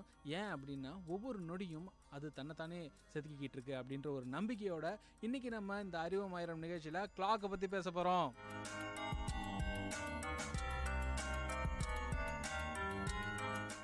சரி, கிளாக் அப்படின்னா நம்ம கையில் கட்டுவோம், செவுத்தில் மாட்டுவோம். சில பேர் இப்போ கையில் ஒரு மொபைல் ஃபோன் எடுத்து அதில் டைம் பார்த்துட்டு போகிறாங்க. இதெல்லாம் எங்கே ஆரம்பிச்சிச்சு அப்படின்ற ஒரு சின்ன தகவல். அது எங்கே ஆரம்பிச்சிச்சுன்னா, உலகம் என்னைக்கு ஆரம்பிச்சிச்சோ அப்போயே ஆரம்பிச்சிச்சு. முதல் நொடி, அந்த முதல் நொடியில் தொடங்கின இந்த நேரம் இன்னைக்கு வரைக்கும் நம்மளுடைய வாழ்க்கையில் தொடர்ந்து வளர்ந்துக்கிட்டே இருக்கிற ஒரு விஷயம். கரெக்டாக சொன்னீங்க ஆனந்த் சார். அதாவது என்னை பொறுத்த வரைக்குமே உலகம் தொடங்கின போது மக்கள் யூஸ் பண்ண முதல் வாட்ச் எதுன்னு பார்த்தீங்கன்னா சூரியன் தான் நான் சொல்லுவேன். சூரியனை வச்சு தான் பல பேர் அவங்களோட டைமை கணிச்சிருக்காங்கன்னு சொல்கிறேன். ஆமாம், அதாவது நம்ம வேலூரில் பார்த்தீங்கன்னா இந்த சூரியனை வச்சு ஒரு டைம் கணிச்சதுக்கான ஒரு கூடுதல் தகவல் என்னன்னு பார்த்தீங்கன்னா, நம்ம விரிஞ்சிபுரம் பார்த்துருப்பீங்க. எல்லாரும் விரிஞ்சிபுரம் கோயிலுக்கு கூட போயிருப்பீங்க. அங்கே ஒரு சிவன் கோயில் இருக்குது. அந்த விரிஞ்சிபுரம் கோயிலில் பார்த்தீங்கன்னா ஒரு கல் நிறுத்தி வச்சுருப்பாங்க. அந்த பிரகாரத்தை சுற்றி வரும்போது கூட நீங்கள் பார்க்கலாம். அந்த கல் தான் ஒரு காலத்தில் நேரம் கணிக்கக்கூடிய ஒரு நேரம் காட்டியாக இருந்திருக்கு அப்படின்னு ஒரு கூடுதல் தகவலை இப்போ நான் உங்களுக்கு சொல்கிறேன். வேறு என்னென்ன தகவல்கள் வச்சுருக்காங்கன்னு பார்த்தீங்கன்னா, எக்கச்சக்கமான தகவல்கள் இந்த கிளாக்கை பற்றி வச்சுருக்காங்க. நம்ம ரஞ்சித்தும் அதே நேரத்தில் சுரேஷ் போஸும் நம்மளுக்கு நிறைய தகவல்கள் கொண்டு வந்திருக்காங்க. இப்போ அவங்களோட டேர்ன். அவங்க பல விதமான தகவல்கள் இப்போ அவங்களுக்கு கொடுக்க போகிறாங்க கிளாக் பற்றி. சார் சொன்ன மாதிரி ஷேடோ கிளாக் மட்டும் இல்லை, வாட்டர் கிளாக், அதுக்கப்புறமேட்டு மறந்துட்டிங்களா? நான் சொல்கிறேன். ஷேடோ கிளாக், வாட்டர் கிளாக், அப்புறம் சன்லைட்லேருந்து இருக்குது, அதான் ஷேடோ கிளாக்கா? வேறு என்னென்ன கிளாக்லாம் இருக்குது? சாண்ட் கிளாக், வேறு சாண்டா கிளாஸ். ஓ, அதெல்லாம் கிடையாதா? சரி, பெண்டுலமும் வச்சும் கூட இந்த டைம்லாம் கால்குலேட் பண்ணிகிட்ருக்காங்க. ஸோ இப்போ கிளாக்கில் இவ்வளோ விஷயங்கள் இருக்குது அப்படின்னு சொல்லிட்டாங்க. இந்த கிளாக்கு எப்போ யாரால் கண்டுபிடிக்கப்பட்டது, இந்த ஒரு முறையை என்னைக்கு யார் கண்டுபிடிச்சாங்க அப்படின்றத பற்றி தெரிஞ்சுக்கலாம். இப்போது ரஞ்சித் சார் கண்டினியூ பண்ணுறீங்களா? இல்லை சார் கண்டினியூ பண்ணுவார். ஆக்சுவலாக என்னென்னா, வாட்சை கண்டுபிடிச்சது முதல்ல கிளாக் கண்டுபிடிச்சிட்டு அதை வாட்சால் கன்வெர்ட் பண்ணாங்க. அது எப்போனா 1510 அந்த இயரில் தான் பீட்டர் ஹென்லேன்ற ஒரு ஜெர்மனியில் வாட்சை கண்டுபிடிச்சார். அவ்வளோதானா? சரி, ஜெர்மனியில் அவர் வாட்ச் கண்டுபிடிச்சாரு. அதுக்கப்புறம் உலகத்தில் மற்ற இடங்கள்லாம் இந்த வாட்ச் எப்படி பிரபலமாச்சு, அந்த வாட்சை எப்படி அடாப்ட் பண்ணிக்கிட்டாங்க, இந்த மாதிரியான விஷயங்கள்லாம் கூடுதல் தகவலாக இருக்கும்னு நான் நினைக்கிறேன். அதாவது பார்த்திங்கன்னா, ஒரு வாட்சை மெக்கானிக்கலாக ஒரு பர்ஃபெக்டான ஒரு வாட்சை கொண்டு வரது ரொம்ப சாதாரண ஒரு விஷயம் கிடையாது. ஏன்னா அந்த வாட்சுக்குள்ளாக்க அவ்வளவு டிஃப்ரெண்ட்டான மெக்கானிசம்ஸ் உள்ளே இருக்குது. சின்ன சின்ன பார்ட், ஒரு நெட், ஒரு போல்ட் அப்படின்றதெல்லாம் ரொம்ப மைன்யூட்டான விஷயங்கள் எல்லாமே அந்த வாட்சுக்குள்ளேயே இருக்குது. உதாரணத்துக்கு பார்த்தீங்கன்னா, இந்த வாட்சை ரிப்பேர் பண்ணுறவங்கலாம் கண்ணில் ஒரு பூத கண்ணாடி மாதிரி ஒரு சின்ன ஒரு லென்ஸ் வச்சுக்குவாங்க. ஸோ அந்த லென்ஸை வச்சு பார்க்கும்போது தான் இந்த மெக்கானிசம் அவங்களுக்கு ஈஸியான ஒரு மெக்கானிசமாக ஆகுது. ஸோ அதுலேயுமே கூட நம்மலாம் பார்த்தோம்னா ஒன்றும் புரியாதான்னு தெரியல. ஸோ இந்த மாதிரியான ஒரு மெக்கானிசம் ரொம்ப இன்டெப்த்தான ஒரு மைக்ரோ லெவல் விஷயங்களெல்லாம் பார்த்து தான் செய்யப்படுது. ஸோ இப்போ ஒரு பெரிய நெட்டை முறுக்கணும்னாலே நம்மளுக்கு ரொம்ப கஷ்டமாக இருக்கும். ஆனால் அந்த வாட்சுக்குள்ளே இருக்கிற நெட்டு ரொம்ப மைன்யூட்டாக இருக்கும். அந்த ரொம்ப மைன்யூட்டான நெட்டை இவ்வளோ தான் முறுக்கணுன்ற ஒரு அளவுகோல் இருக்கும். ஸோ இந்த மாதிரியான விஷயங்கள்லாம் அவங்களுக்கு ரொம்ப கைவந்த கலையாக இருக்குது. பேசிக்கலாக அவங்க ஒரு வாட்ச் மெக்கானிக்கு, அவங்களுக்கு இதெல்லாம் ரொம்ப சர்வசாதாரணம் அப்படின்னு நினைக்கிறேன். வேறு என்ன தகவல்கள்லாம் இருக்குது? ஆனால் அந்த காலத்தில் பார்த்தீங்கன்னா எல்லாராலையும் வாட்ச் வாங்க முடியாது. அந்த சின்னது, அதாவது பேக்கெட் சைஸ் பார்த்துருப்பீங்க இல்லையா? அதாவது வந்து காந்தி கூட அவர் யூஸ் பண்ணியிருக்காங்க. காந்தி வந்து அவரோட இடுப்பில் கூட மாட்டியிருப்பார். நிறைய ஃபாரினர்ஸ் அந்த காலத்தில் பார்த்தீங்கன்னா வந்து இந்த பாக்கெட் வாட்ச் யூஸ் பண்ணியிருக்காங்க. அதுக்கப்புறம் பார்த்தீங்கன்னா அதான் எல்லாரால ஒரு காஸ்ட்லியான பொருளாக அந்த அன்னைக்கு இருந்திருக்கு. ஸோ எல்லாருக்கும் தெரிய வேண்டிய விஷயமா பார்த்தீங்கன்னா அந்த கிளாக் டவர்லாம் அமைச்சிருப்பாங்க. அதாவது ரயில்வே ஸ்டேஷனாக இருக்கட்டும், இல்லை ரொம்ப தூரத்தில் அந்த கிளாக் டவர் அமைஞ்சிருக்கும். அதனுடைய சத்தம் வந்து எல்லாருக்குமே கேட்கும். இப்போ வந்து நடந்து போயிட்டு இருக்காங்கன்னு வச்சுக்கோங்களேன், வந்து ஒரு இத்தனை மணி வந்து அடிக்கும், டிங் டிங், அதாவது ஒரு 10 12 அதை வச்சு நம்ம வந்து ஐடென்டிஃபை பண்ணிக்கலாம். இப்போ வந்து மணி 10 ஆகுது, 12 ஆகுது, அந்த மாதிரியான விஷயங்கள்லாம் இன்னும் இருக்குது. பழைய மணிக்கூண்டுகள் வந்து இன்னுமே இருக்குது, இயங்காமல் இருக்குது. பட் நிறைய இடத்துல இந்த மணிக்கூண்டுகள் இருக்குது. ஆமாம், இப்போ நம்ம நித்திர சார் சொல்கிற மாதிரி பாக்கெட் கிளாக் அப்படின்ற ஒரு விஷயத்தை பற்றி சொன்னார். காந்திஜி வந்து அவங்களோட கையில் கூட அந்த கிளாக் வச்சுருந்துருக்காங்க. இது வந்து 1920s 30s இந்த மாதிரி டைம்லலாம் ரொம்ப ஃபேமஸாக இருந்த ஒரு விஷயம். இன்க்ளூடிங் இப்போ சொல்லணும்னா நம்ம எல்லாருமே இப்போ ஜீன்ஸ் நிறைய பேர் பயன்படுத்துகிறத பார்க்குறோம். ஸோ ஜீன்ஸை பயன்படுத்தும் போது ஒரு சின்ன விஷயம் நீங்கள் நோட்டீஸ் பண்ணலாம். அந்த விஷயம் பார்த்தீங்கன்னா உங்கள் ஜீன்ஸ் பேக்கெட், அதாவது ரைட் சைட் பேக்கெட்டில் ஒரு சின்ன பேக்கெட் ஒன்று வச்சுருப்பாங்க, ஸ்மால் பேக்கெட்னு சொல்லுவாங்க. 2 விஷயத்துக்காக அந்த ஸ்மால் பாக்கெட்ஸ் வச்சுக்கிறாங்க. என்னென்ன பார்த்தீங்கன்னா லக்கி காயின் வைக்கிறதுக்கு ஒரு ஸ்மால் பாக்கெட், அதே சில பேர் வந்து லக்கி காயின் இல்லாமல் கிளாக்கை அந்த பாக்கெட்டில் வச்சுக்குவாங்க. ஸோ இந்த மாதிரி 2 யூசேஜில் அந்த பாக்கெட், ஸ்மால் பாக்கெட், அதுக்கு பேர் டிக்கெட் பாக்கெட்னு சொல்லுவாங்க, அந்த பாக்கெட்டையும் அதில் வச்சுருக்காங்க. இது சார்ந்த கூடுதல் தகவல்கள் இல்லை, இது சார்ந்த கூடுதல் தகவல் என்னென்னா, அந்த பேக்கெட் வந்து எப்படி அதுக்கு ஒரு கதை இருக்குது. அது கவ் பாய்ஸ் என்ன பண்ணாங்க, அவங்க போகும்போது வந்து டெசர்ட்டில் போயிட்டு இருக்கும்போது வந்து அவங்களுக்கு வாட்ச் வந்து வைக்கிறதுக்கு இடம் தேவைப்படுச்சு. அப்போது அந்த பெரிய பாக்கெட்டில் வச்சோம்னா கீழ் வந்துருந்துக்காக என்ன பண்ணாங்க, இந்த ஜீன்ஸ் டிசைனர்ஸ் வந்து ஸ்பெசிஃபிக்காக வந்து அந்த பாக்கெட் வந்து அந்த கிளாக் வைக்கிறதுக்காகவே ரெடி பண்ணியிருக்காங்க. சரி, இப்போ அந்த கிளாக் வைக்கிறதுக்கு ஒரு சின்ன பாக்கெட், அதே நேரத்தில் அந்த பாக்கெட்டில் நம்ம வந்து ஒரு லக்கி காயினையும் வச்சுக்கலாம், அதே நேரத்தில் அதுக்குள்ளே ஒரு டிக்கெட்டையும் வச்சுக்கலாம். நம்ம இந்தியன்லாம் அதில் டிக்கெட்ஸாக வச்சுக்கிறோம். ஸோ அதனால் அதை டிக்கெட் பாக்கெட்னு சொல்கிறோம். சரி, நம்ம இவ்வளோ பேசிட்டோம். கவுபாய் சீசனுக்குலாம் பின்னாடி போவோம். 1650 கவுபாய் சீசனுக்குலாம் முன்னாடி போவோம். சரி, முன்னாடி போவோம். சிம்பிள் பெண்டுலம் கிளாக் கேள்விப்பட்டிருக்கீங்களா? சிம்பிள் பெண்டுலம் நான் 12th படிக்கும்போது ஃபிசிக்ஸ் ப்ராக்டிக்கலில் வந்துச்சு. அப்போ நான் அதை பார்த்துருக்கேன். ஆனால் அதில் ஒரு கிளாக் இருக்கா? அதுலேயும் கிளாக் இருக்குது. அந்த அந்த மெட்டல் ராட் பார்த்தீங்கன்னா அது வந்து ஸ்விங் ஆகிட்டே இருக்கும். ஆமாம், அது வந்து பார்த்தீங்கன்னா ஃபஸ்ட்டு கண்டுபிடிச்சப்போ வந்து அதில் ஒரு சின்ன ஃப்ளா இருந்தது. அது என்னன்னு பார்த்தீங்கன்னா, மெட்டல் வந்து தெர்மல் எனர்ஜியால் வந்து அதோட சைஸ் இன்க்ரீஸ் ஆகி டைம் வந்து ராங் கால்குலேஷனாக ஸ்டார்ட் ஆச்சு. அதனால் வந்து என்ன பண்ணாங்க, 3 மெட்டல் ராடை வந்து அதுக்குள்ளே இன்சர்ட் பண்ணாங்க. அதுக்கப்புறம் கொஞ்ச நாள் கழிச்சு தான் வீலை இன்சர்ட் பண்ணி அதை வந்து சரி பண்ணாங்க. இதை கரெக்டான ஒரு எக்ஸாம்பிளோட சொல்லணும்னா, நம்ம ரயில்வே ட்ராக்ஸ்லாம் பார்த்தீங்கன்னா நடுவில் வந்து கேப் இருக்கும். அது எதுக்கு தெரியுமா? அதாவது இந்த வெயில் காலத்தில் வந்து இந்த தண்டவாளம் வந்து விரிவடையும். ஏன்னா அதுவும் ஒரு மெட்டல் தான். எந்த ஒரு மெட்டலாக இருந்தாலும் ஹீட் எனர்ஜி அதில் பாஸ் பண்ணும்போது ஒரு எக்ஸ்பேன்ஷன் நடக்கும். ஸோ அந்த ஒரு எக்ஸ்பேன்ஷன் தான் வந்து ரயில்வே ட்ராக்ஸில் நடக்கிறது. ஸோ அந்த ஒரு விஷயம் அங்கே நடக்குது.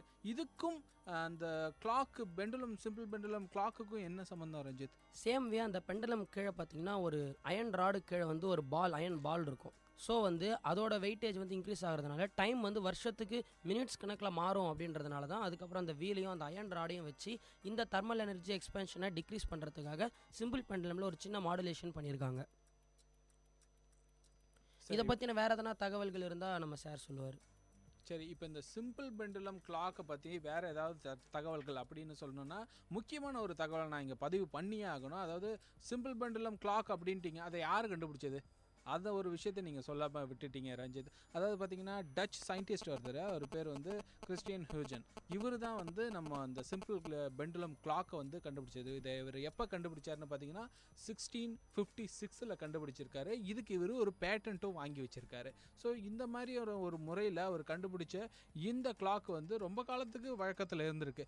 ஈவன் நம்மளோட இந்த சிம்பிள் பெண்டுலம் கிளாக் வந்து இன்றைக்கும் கூட நம்ம அதோடைய எச்சங்களாக நம்மளோட கிளாக்ஸில் பார்க்கலாம். என்னென்னு பார்த்தீங்கன்னா, நீங்கள் நம்ம வீட்டில் மாட்டக்கூடிய அந்த கிளாக்கில் கீழே வந்து ஒரு சின்ன பெண்டுலம் ஆடிக்கிட்டே இருக்கும். ஸோ அது வந்து அழகாக இருக்கும் பார்க்குறதுக்கு, அது ஒரு சத்தம் கொடுக்கும். ஸோ இந்த ஒரு விஷயம் எங்கே ஆரம்பிச்சிச்சு அப்படின்னு பார்த்தீங்கன்னா, இந்த சிம்பிள் பெண்டுலம் கிளாக்கில் தான் ஆரம்பிச்சிச்சு. இது ஆரம்பித்தது இன்றைக்கி நேற்று கிடையாது, 1656 ஆரம்பித்த இந்த ஒரு விஷயம் இன்னமும் நம்மள்கிட்ட தொன்று வழங்கிக்கிட்டே இருக்கிறோம் அப்படின்ற ஒரு கூடுதல் தகவலை உங்களுக்கு நான் கொடுத்துருக்கேன் ரஞ்சித். இப்போ நீங்கள் கண்டினியூ பண்ணுங்கள். சரி, இந்த வாட்ச் எல்லாத்துலேயுமே வந்து 10 முள் நிற்கும். அது ஏன் யாருக்காச்சும் தெரியுமா? அது ஏன்னு எனக்கு தெரியும், இருந்தாலும் நம்ம சுரேஷ் போஸ் அதை சொல்லுவார். இல்லை, எனக்கு ஒரு விஷயம் கூட சந்தேகம் இருக்குது. அதாவது எனக்கு தெரிஞ்சதை சொல்கிறேன் ரஞ்சித். அதாவது வந்து அந்த வாட்ச் கண்டுபிடிச்சார் இல்லையா, அவர் வந்து அந்த 10 தான் இறந்துருக்காரு. அதனால தான் வந்து அந்த டேட்டை ஃபிக்ஸ் பண்ணியிருக்காங்க. இல்லை, அது தப்பு. எனக்கு தெரியும், டைட்டானிக் கப்பல் 10 முழுகுச்சு, அதனால தான் அந்த டைம் அதில் வச்சிருக்கிறாங்க. நான் இப்போ உண்மையான ஒரு காரணத்தையே சொல்லிடுறேன். நான் சுரேஷ் பாஸ் நீங்கள் சொல்கிறது இருக்கட்டும், நான் உண்மையான காரணத்தை என்னன்னு சொல்லிடுறேன். 10 தான் நான் பிறந்தேன், அதனால தான் 10 வச்சுருக்காங்க. ஆக்சுவலாக நீங்கள் சொன்னது எல்லாமே தப்பு. இதெல்லாம் வந்து ஒரு வாரத்தில் ஒரு மாதிரி சொன்னாங்க. ஆனால் வந்து எக்ஸாக்ட் ரீசன் என்னென்னா நான் இப்போ சொல்கிறேன். அதாவது இப்போ நம்ம கடைக்கு போகிறோன்னா அந்த இடத்துல கடைக்கு போனே வால் கிளாக்லாம் மாட்டி வச்சுருப்பாங்க. நீங்கள் ஒரு கிளாக் பார்த்த உடனே நமக்கு அட்ராக்ட் ஆகுது என்ன விஷயம், நம்ம அதோட பிராண்ட் நேம், அது என்ன பிராண்டு நம்ம பார்ப்போம். இப்போ நம்ம பெரிய முள் சின்ன முள் வந்து நம்ம எக்ஸாக்டாக வேறு ஒரு இடத்துல இருந்துச்சுன்னா அந்த பிராண்ட் நேம் மறைக்கும். அதை மறைக்கக்கூடாதுன்றதுக்காக தான் வந்து அந்த பிராண்ட் நேம் கரெக்டாக தெரிஞ்சுன்றதுக்காக தான் 10-10 வச்சுருக்காங்க. அதே 10-10 வைக்கணும், நம்ம 9லேயும் 3லேயும் ஒன்று வச்சுருக்கலாமே அப்படின்னா அந்த 3லேயோ இல்லை 9லேயோ தான் வந்து இந்த டேட்டு வைப்பாங்க. அந்த டேட்டு தெரியணுன்றதுக்காக தான் வந்து அந்த 10-10 வைக்கிறாங்க. இன்னொரு விஷயம் என்னென்னா 8-20 வைக்கிறாங்க. எதுக்குன்னா ஒவ்வொரு வாட்சில் வந்து நீங்கள் பிராண்ட் நேம் வந்து 6க்கு மேலே இருக்கும். அந்த 6க்கு மேலே இருக்கிறது அது மறைக்கக்கூடாதுக்காக 8-20 வைப்பாங்க. இன்னொருத்தர் என்னன்னு சொல்கிறாங்கன்னா அந்த 10-10 பார்த்தீங்கன்னா அந்த ஸ்மைலியோட இந்த 2 லிப்போட மேலே இருக்கிற மாதிரி இருக்கும், அது ஸ்மைல் பண்ணுற மாதிரி ஒரு ஃபீல் இருக்கும். அதுக்காக தான் அந்த 10-10 வச்சுருக்காங்க. ஸோ இதில் வந்து இவ்வளோ விஷயம் இருக்குது. நான் இவ்வளோ நாளாக வந்து ஏமாந்துருக்கோம் நம்ம.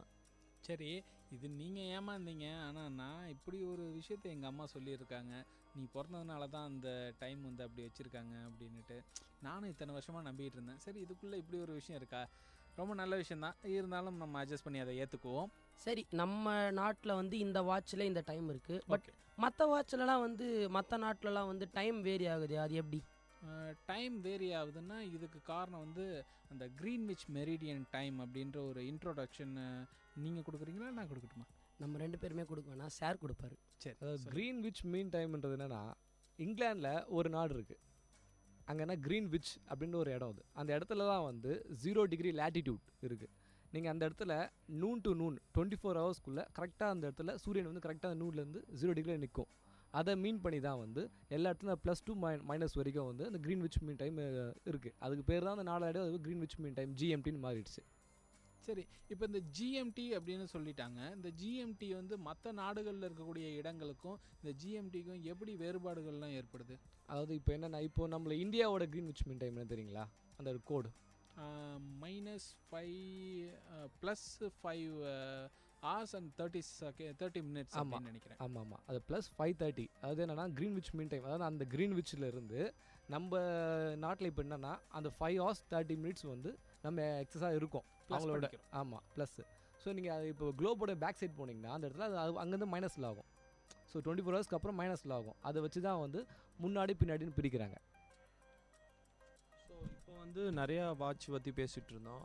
பெண்டுலம் வாட்ச், அப்புறம் வந்து சின்ன சின்ன மெக்கானிக்கல் வாட்ச். அப்புறம் பார்த்தீங்கன்னா வந்து ஒரு 90s 95ஸ்லாம் வந்து இந்த டிஜிட்டல் வாட்சஸ் பற்றி கேள்விப்பட்டிருப்பீங்க. இந்த ஃபாரின்லேருந்து யாராவது வந்தாங்கன்னா இந்த டிஜிட்டல் வாட்ச் எடுத்துகிட்டு வருவாங்க.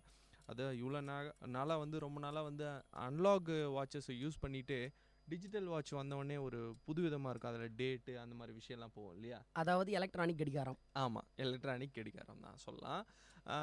அது எப்போ பார்த்தீங்கன்னா 1972 வந்து இன்ட்ரடியூஸ் பண்ணியிருக்காங்க. அதுக்கப்புறம் பார்த்தீங்கன்னா வந்து எல்லா வாட்சும் கலந்துருக்கும். அன்லாக் வாட்சும் யூஸ் பண்ணிகிட்டு இருப்பாங்க. சில பேர் வந்து டிஜிட்டல் வாட்ச் எதுக்குன்னா அந்த ஸ்போர்ட்ஸு அந்த மாதிரி டைமிங் பார்க்குறதுக்கு. சில பேர் ஸ்விம்மர்ஸ் இருப்பாங்க, அவங்களாம் வந்து இந்த டிஜிட்டல் வாட்ச் வந்து ரொம்ப யூஸ்ஃபுல்லாக இருக்கும். சரி, இப்போ வந்து இந்த டிஜிட்டல் வாட்ச் இதெல்லாம் சொல்லிட்டீங்க. நான் இப்போ வந்து கொஞ்சம் பின்னாடி போயிட்டு ஒரு சில விஷயங்கள்லாம் கேட்கலாம் அப்படின்னு பார்க்குறேன். அதாவது இந்த கிரீன்விச் மெரிடியன் பற்றி பேசிகிட்டு இருந்தோம். இந்த கிரீன்விச் மெரிடியன் அப்படின்னு ஒன்று எனக்கு இன்னொரு விஷயம் ஞாபகத்து வந்துச்சு. அதாவது கிரீன்விச் மெரிடியன்னா கிரீன்விச்சில் 0 டிகிரி லேட்டிடியூடில் உங்களுக்கு சன் வந்து நிற்கிது. பட் சன்னு எங்கே முதல்ல ஒரு நாளை தொடங்குது அப்படின்றது தெரியுமா? அதுதான் கிரீன்விச் தான் நினைக்கிறேன். அதான் இல்லை. அதாவது சன் வந்து டைரெக்டான ஒரு லேட்டிடியூடுக்கு வரும்போது தான் 0 டிகிரி கிரீன்விச்சில் நடக்குது. பட் ஒரு டே ஸ்டார்ட் ஆகும்போது முதல்ல சன் எங்கே வருது அப்படின்னு பார்த்தீங்கன்னா இட்ஸ் ஜப்பான், டோக்கியோ. ஸோ ஜப்பானில் தான் இது வந்து முதல்ல ஸ்டார்ட் ஆகுது. அண்ட் ஆல்சோ சைமல்டேனியஸாக நியூசிலாண்ட்லேயும் இது வந்து தொடங்கமாகுது. ஸோ இங்கே தான் வந்து இந்த சன் வந்து ஒரு டேவை ஸ்டார்ட் பண்ணுது. ஸோ வெரி ஃபஸ்ட்டு கிளாக் எங்கே ஸ்டார்ட் ஆகுதுன்னு பார்த்தீங்கன்னா ஜப்பான் அண்ட் நியூசிலாண்டில் ஸ்டார்ட் ஆகுதுன்னு சொல்லலாம். ஸோ ஜப்பானுக்கு இன்னொரு பேர் கூட இருக்குது, the land of rising sun அப்படின்னு கேள்விப்பட்டிருப்பீங்க. சின்ன வயசில் கூட பார்த்துருக்கலாம், இந்த வேர்ல்டு வார் ஹிஸ்ட்ரிலாம் படிக்கும்போது சொல்லுவாங்க. ஸோ அந்த லேண்ட் ஆஃப் ரைசிங் சன்னில் தான் முதல்ல கிளாக்கே ஸ்டார்ட் ஆகுது எல்லா நாளும் அப்படின்ற ஒரு கூடுதல் தகவலோட இந்த அறிவுமயிரம் நிகழ்ச்சியில் ஒரு சிறிய இடைவேளைக்கு பிறகு இந்த கிளாக் பற்றி நிறைய விஷயங்களை தெரிஞ்சுக்கலாம்.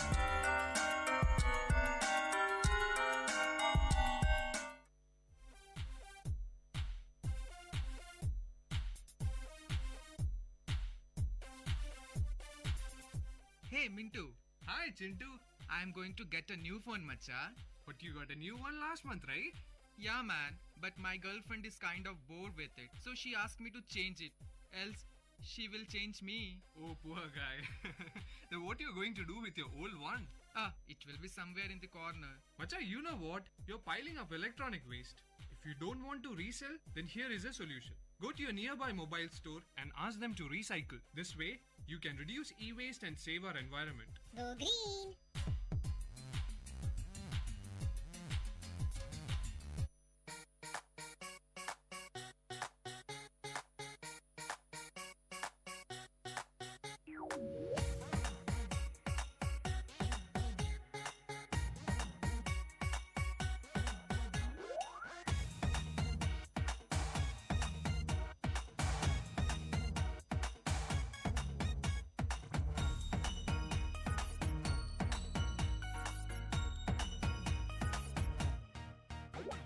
சோழராஜன் அவன் பேரன், இவன் செந்தமிழ்நாட்டின் வீரன். பெருமையோடு நான் சொல்வேன், நான் தமிழன். சாதனை செய்யும் வீரன், நான் உங்கள் அன்பு தோழன். பெருமையோடு நான் சொல்வேன், நான் தமிழன். ஆவை சொன்ன தமிழ் மொழியும் கம்பனாவன் கவி வரையும் என்றும் எங்கும் எங்கு காக்கும் தன்மான தமிழன் நான். என்றுமான குரல் வரையில் வீரமிசையின் வழியில் திமிரும் ஒன்று உலகம் என்று உய்யும் தமிழன் நான்.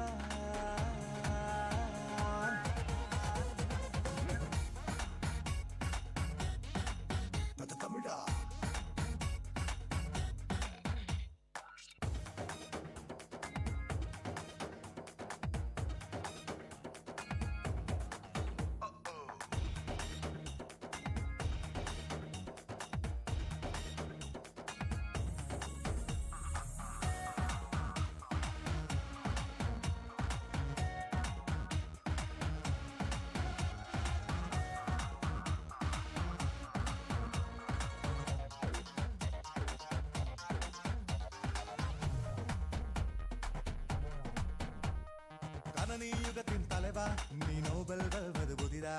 நாசாவின் தவ புதல்வா நீ தமிழன். வானில் பறந்திடும் நண்பா அணு ஆய்வின் வெற்றி தோழா. இஸ்ரோவின் தங்க மனிதா நீ தமிழன். உலகம் சுற்றும் துணிவும் இணைய உலகின் நலமும் திறனும் பலமும் இணையும் தன்மான தமிழன் நீ. தேசம் மாறி போகும் திசைகள் கூட மாறும் என்றும் மாறாது வந்து போக வெற்றி தமிழன் நீ.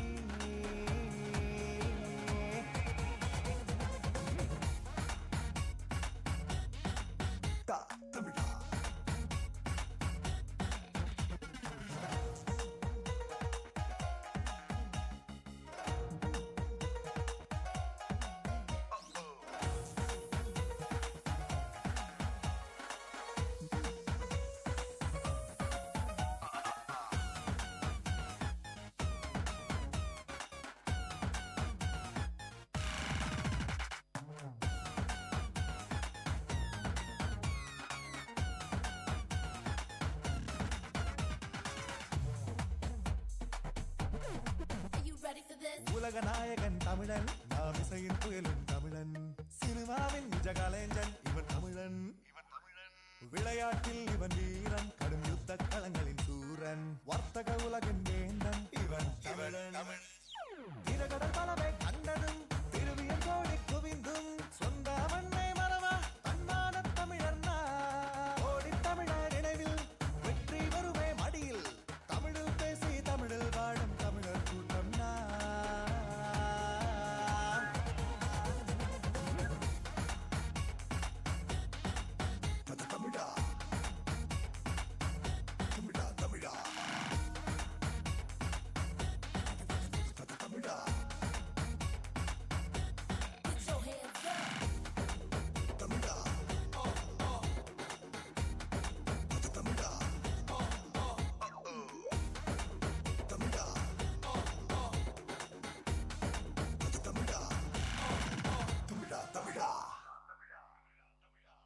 கேட்ட பாடலை இசையமைத்து பாடியவர் நீரஜ் கோபால். பாடல் வரிகள் கணதீபன் ஞானகுமரன்.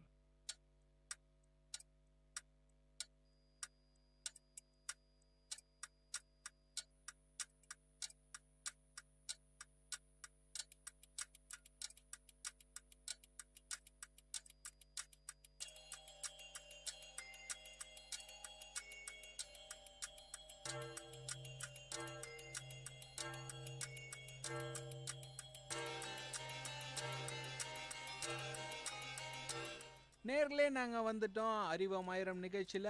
பேக் டு த ஃபியூச்சர் மாதிரி பேக் டு த ஷோ. இப்போ இன்னைக்கு கிளாக்ஸ் பற்றி பேசிக்கிட்டு இருக்கோம். கிளாக்ஸ் பற்றி பல விதமான தகவல்களை நாங்கள் கொடுத்துக்கிட்டு இருக்கோம். இன்றைக்கி 4 பேர் உட்காந்து 4 மூலையிலேருந்தும் பல தகவல்களை எடுத்து வந்திருக்கோம். இந்த கிளாக்ஸ் பற்றி உங்களுக்கு சிறப்பான தகவல்கள் நிறைய மிச்சம் இருக்குது, அதெல்லாம் இப்போ கேட்கலாம். ஓகே, மியூசிக் வரதுக்கு முன்னாடியே முந்திட்டு வந்துட்டார் நம்ம ரஞ்சித். சரி, ரஞ்சித்ன்றே கேட்போம். ரஞ்சித், வேறு என்னென்ன விஷயங்கள்லாம் சொல்ல போகிறீங்க? ஒன்றும் இல்லை, நம்ம இதுக்கு முன்னாடி வந்து எலக்ட்ரானிக். சுரேஷ் சார், நீங்கள் சொல்லுங்கள். அதை பற்றி தான் பேச வந்தேன். என்ன என்ன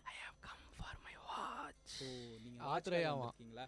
காசு ஏதாவது வச்சிருக்கீங்களா வாட்ச் வாங்குறதுக்கு? இல்லை, நான் என்ன கேட்க வந்தேன்னா, நம்ம எலக்ட்ரானிக் கடிகாரத்தை பற்றி பேசிகிட்டு இருந்தோம்ல. ஆமாம். அதோட அடுத்த வளர்ச்சின்னு பார்த்தோன்னா நம்ம அந்த ஸ்மார்ட் வாட்ச். ஓகே, அந்த ஸ்மார்ட் வாட்சை பற்றி நம்ம பேச போகிறோம். ஓகே, ஸ்மார்ட் வாட்ச் அப்படின்னு ஸ்மார்ட் வாட்ச்னா என்ன அப்படின்ற ஒரு கொஷின் முதல்ல வரும். வாட்ச் தெரியும், அது என்ன ஸ்மார்ட் வாட்ச்? ஸ்மார்ட் வாட்ச் பார்த்தீங்கன்னா இப்போ வந்து அதாவது முன்னாடி வந்து நார்மலாக மெக்கானிக்கல் வாட்ச்சு, அனலாக் வாட்ச்சு, அடுத்ததான் வந்து டிஜிட்டல் வாட்ச்சு. ஸோ இப்போ பார்த்தீங்கன்னா ஸ்மார்ட் வாட்ச் வந்து ஆப், அதாவது ஸ்மார்ட் மொபைல் எதில் யூஸ் ஆகுது, ஓஎஸில் யூஸ் ஆகுது. அதுக்குன்னு ஒரு தனியான ஒரு ஓஎஸ் இருக்குது, கூகுள் iOS இருக்குது, ஸோ விண்டோஸ் கூட இருக்குது. ஸோ இப்போ பார்த்தீங்கன்னா இந்த ஸ்மார்ட் வாட்சஸ் வந்து இந்த ஆப்பு மூலமாக இயங்குது. வெறும் வந்து நம்ம டைம் பார்க்குறதுக்கு மட்டும் யூஸ் பண்ணாமல் வந்து நம்மளோட ஹெல்த் இஷ்யூஸை கவனிக்கிறதுக்கு, நம்ம எவ்வளோ தூரம் நடந்தோம், எவ்வளோ தூரம் ரன் பண்ணியிருக்கோம், நம்மளோட ஹார்ட் பீட் எவ்வளோ, அது மட்டும் இல்லாமல் வந்து நார்மலாக ஒரு சின்ன டிஜிட்டல் வாட்சிட்டு கூட வந்து பார்த்திங்கன்னா வந்து கால்குலேட்டர் அந்த மாதிரி விஷயங்கள் இருக்குது. ஆனால் இதில் வந்து ஃபோட்டோ எடுக்கலாம், மெசேஜ் பார்க்கலாம், நிறைய விஷயங்கள்.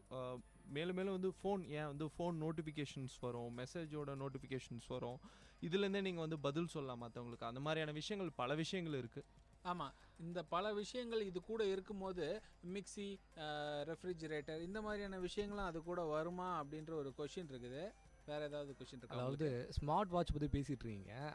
வாட்ச் வந்து ரிவெஞ்ச் எடுக்கும், அதை பற்றி உங்களுக்கு தெரியுமா? வாட்ச் ரிவெஞ்சா? ஆமாம், ரைமிங்காக இருக்குது, என்னன்னு சொல்லுங்கள் தெரிஞ்சு. வாட்ச் ரிவெஞ்ச் எடுக்கும், அது எடுத்துச்சு இப்போது. அதாவது இப்போது நீங்கள் ஒரு 5 இயர்ஸ் முன்னாடி பார்த்தீங்கன்னா, இந்த ஆண்ட்ராய்ட் மொபைல் வரதுக்கு முன்னாடி பார்த்தீங்கன்னா நம்ம எல்லோரும் வாட்ச் கட்டுவோம். சில பேர் வந்து வாட்ச் வந்து ஒரு ஆர்னமெண்ட்டாக யூஸ் பண்ணுவாங்க. ஆனால் சில பேர் வந்து டைம் பார்த்துக்கு மட்டும் தான் யூஸ் பண்ணுவாங்க. ஆனால் அந்த டைம் பார்த்து மட்டும் யூஸ் பண்ணுறவங்க செல்ஃபோன் வந்ததுலேருந்து அவங்க வந்து அந்த வாட்ச் யூஸ் பண்ணுறது கிடையாது. அதுக்கப்புறம் என்ன ஆச்சுன்னா எல்லாம் செல்ஃபோன்லேயே பார்க்க ஆரம்பிச்சிட்டாங்க டைமு. இப்போ என்ன ஆகுதுன்னா, அந்த செல்ஃபோன்லேயே டைம் வந்துடுச்சு, கேமரா வந்துடுச்சு, எல்லாமே வந்துடுச்சு. இப்போ அதே வாட்ச் ரிவெஞ்ச் எடுத்து அந்த வாட்சுக்குள்ளே இப்போ மொபைல் வந்துடுச்சு. இதுதான் ரிவெஞ்ச். என்ன ஒரு கவித்துவமான ஒரு விஷயத்த எவ்வளோ சிம்பிளாக சொல்லியிருக்கிறாரு. சரி சுரேஷ், இப்போ நான் உங்களுக்கு இன்னொரு கூடுதல் தகவல் இந்த ஸ்மார்ட் வாட்சை பற்றியே சொல்கிறேன். அதாவது ஒரு வாட்ச் அப்படின்னும் போது அது டிஜிட்டலாக மாறுது அப்படின்னா அதுக்கு ஒரு தேவையான ஒரு விஷயம் ஒரு அல்காரிதம். ஸோ அந்த அல்காரிதம் இருந்துச்சுன்னா தான் ஒரு டிஜிட்டல் வாட்ச் ஒர்க் ஆகும். அனலாகில் பார்த்திங்கன்னா ஒரு மெக்கானிசம் இருக்கும், அந்த மெக்கானிசம் வந்து அந்த வாட்சை ரன் பண்ணும். பட் டிஜிட்டலுக்கு வரும்போது அதுவே வந்து ஒரு அல்காரிதமாக இருக்கும், அது வந்து ஒரு கோடாக இருக்கும். அந்த கோடை ஒர்க் பண்ணுறதுக்கு ஒரு CPU மாதிரியான ஒரு விஷயம் அந்த வாட்சுக்குள்ளேயே இருக்கும். ஸோ இப்போ ஸ்மார்ட் வாட்ச் அப்படின்னு வந்த பிறகு ஸ்மார்ட் வாட்சுக்குள்ளே ஒரு மெக்கானிசம் வேணும். அந்த மெக்கானிசத்தை நம்ம வந்து OS அப்படின்னு சொல்லலாம். ஏன்னா நம்ம கம்ப்யூட்டரை வந்து ஒரு அடாப்ட் பண்ணி வாட்சாக கொண்டு வந்திருக்கோம் அப்படின்னும் போது, ஒரு மொபைலை அடாப்ட் பண்ணி ஒரு வாட்சாக கொண்டு வந்திருக்கோன்ற போது அங்கே வந்து ஒரு OS தேவைப்படுது. என்னென்ன விதமான OS வந்து ஸ்மார்ட் வாட்சில் இருக்குன்ற தகவலை நான் கொடுக்குறேன். அதாவது பார்த்திங்கன்னா மொத்தம் 4 விதமான OS தான் இன்றைக்கி நிலைமைக்கு நம்ம ஸ்மார்ட் வாட்சில் பயன்படுத்தியிருக்கோம். என்னென்னு கேட்டிங்கன்னா, ஒன்று வந்து பேசிக்காக ஆண்ட்ராய்டு பார்த்திங்கன்னா இன்றைக்கி மேஷ்மெலோன் வரைக்கும் வந்துருச்சு. ஸோ இந்த ஆண்ட்ராய்டு பேஸ் பண்ணினா ஒரு OS வந்து ஸ்மார்ட் வாட்சில் யூஸ் பண்ணுறாங்க. தென் ஆல்சோ ஒரு iOS அப்படின்னு சொல்லக்கூடிய இந்த ஆப்பிள் கம்பெனிக்கு மட்டுமே ஸ்பெசிஃபிக்காக அந்த ஒரு OS அவங்க டிசைன் பண்ணியிருக்காங்க. ஆப்பிள் OS வந்து iOSன்னு சொல்லுவாங்க. அந்த iOSம் இந்த ஸ்மார்ட் வாட்சில் பயன்படுத்தப்படுறாங்க. அது இல்லாமல் இன்னொரு OS, அது வந்து டைசன் அப்படின்னு சொல்கிறாங்க. இப்போ யூஸ்வலாக பார்த்திங்கன்னா சாம்சங் இந்த மாதிரியான மொபைல்ஸ்லாம் வருது. அந்த மொபைல் வந்து ஒரு லினக்ஸ் பேஸ்டு OS-ஆக இருக்குது, டைசன் அப்படின்ற ஒரு OS. அது இல்லாமல் உபுண்டு அப்படின்ற ஒரு சாஃப்ட்வேர், அதுவும் சொல்கிறாங்க. உபுண்டு டச் அப்படின்னு சொல்கிறாங்க அந்த ஓஎஸோட பேர். அதுவும் வந்து சாஃப்ட்வேர், அந்த ஒரு ஓஎஸும் வந்து ஸ்மார்ட் வாட்சஸுக்கு பயன்படுத்துகிறாங்க. இது வந்து ஒரு கூடுதல் தகவல். மொத்தம் 4 விதமான ஓஎஸ் இந்த ஸ்மார்ட் வாட்சுக்கு இன்றைக்கி நிலைமைக்கு பயன்படுத்திகிட்டு இருக்கோம். ஓகே சார், இப்போ நீங்கள் வந்து கம்பெனிஸ் பற்றிலாம் சொன்னீங்க, வாட்சோட கம்பெனிஸ், ஓஎஸோட கம்பெனிஸ் பற்றிலாம் சொன்னீங்க. இல்லை நான் சொன்னது வந்து ஓஎஸ், ஓஎஸை மேக் பண்ணுற கம்பெனிஸு. வாட்ச் மேக் பண்ணுற கம்பெனிஸுன்றது வந்து அது ஒரு பெரிய பட்டியல். அந்த பட்டியலை சொன்னோம்னா இன்றைக்கி இந்த ஷோ பத்தாது. நான் வந்து ஸ்மார்ட் வாட்ச் கம்பெனிஸ் பற்றி சொல்கிறேன். ஸ்மார்ட் வாட்ச் கம்பெனிஸ் தான் சொல்கிறேன். ரொம்பவும் பெரிய பட்டியலாக இருக்குது, அது இன்றைக்கி நிலைமைக்கு பண்ண முடியாது. ஸோ அதனால் நீங்கள் என்ன சொல்ல வரீங்க? இப்போ இந்தியாவிலே வந்து ஓல்டஸ்ட் வாட்ச் கம்பெனி என்னன்னு தெரியுங்களா?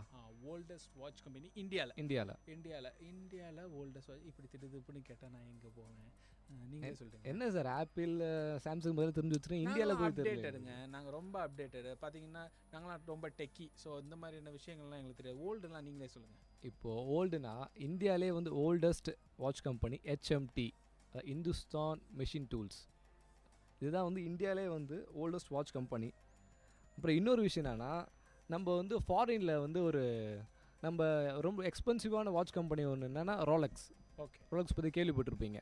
அதோட ஒரு இன்ட்ரெஸ்டிங்கான ஒரு விஷயம் ஒன்று அது மேக்கிங்கில் இருக்குது, தெரியுங்களா?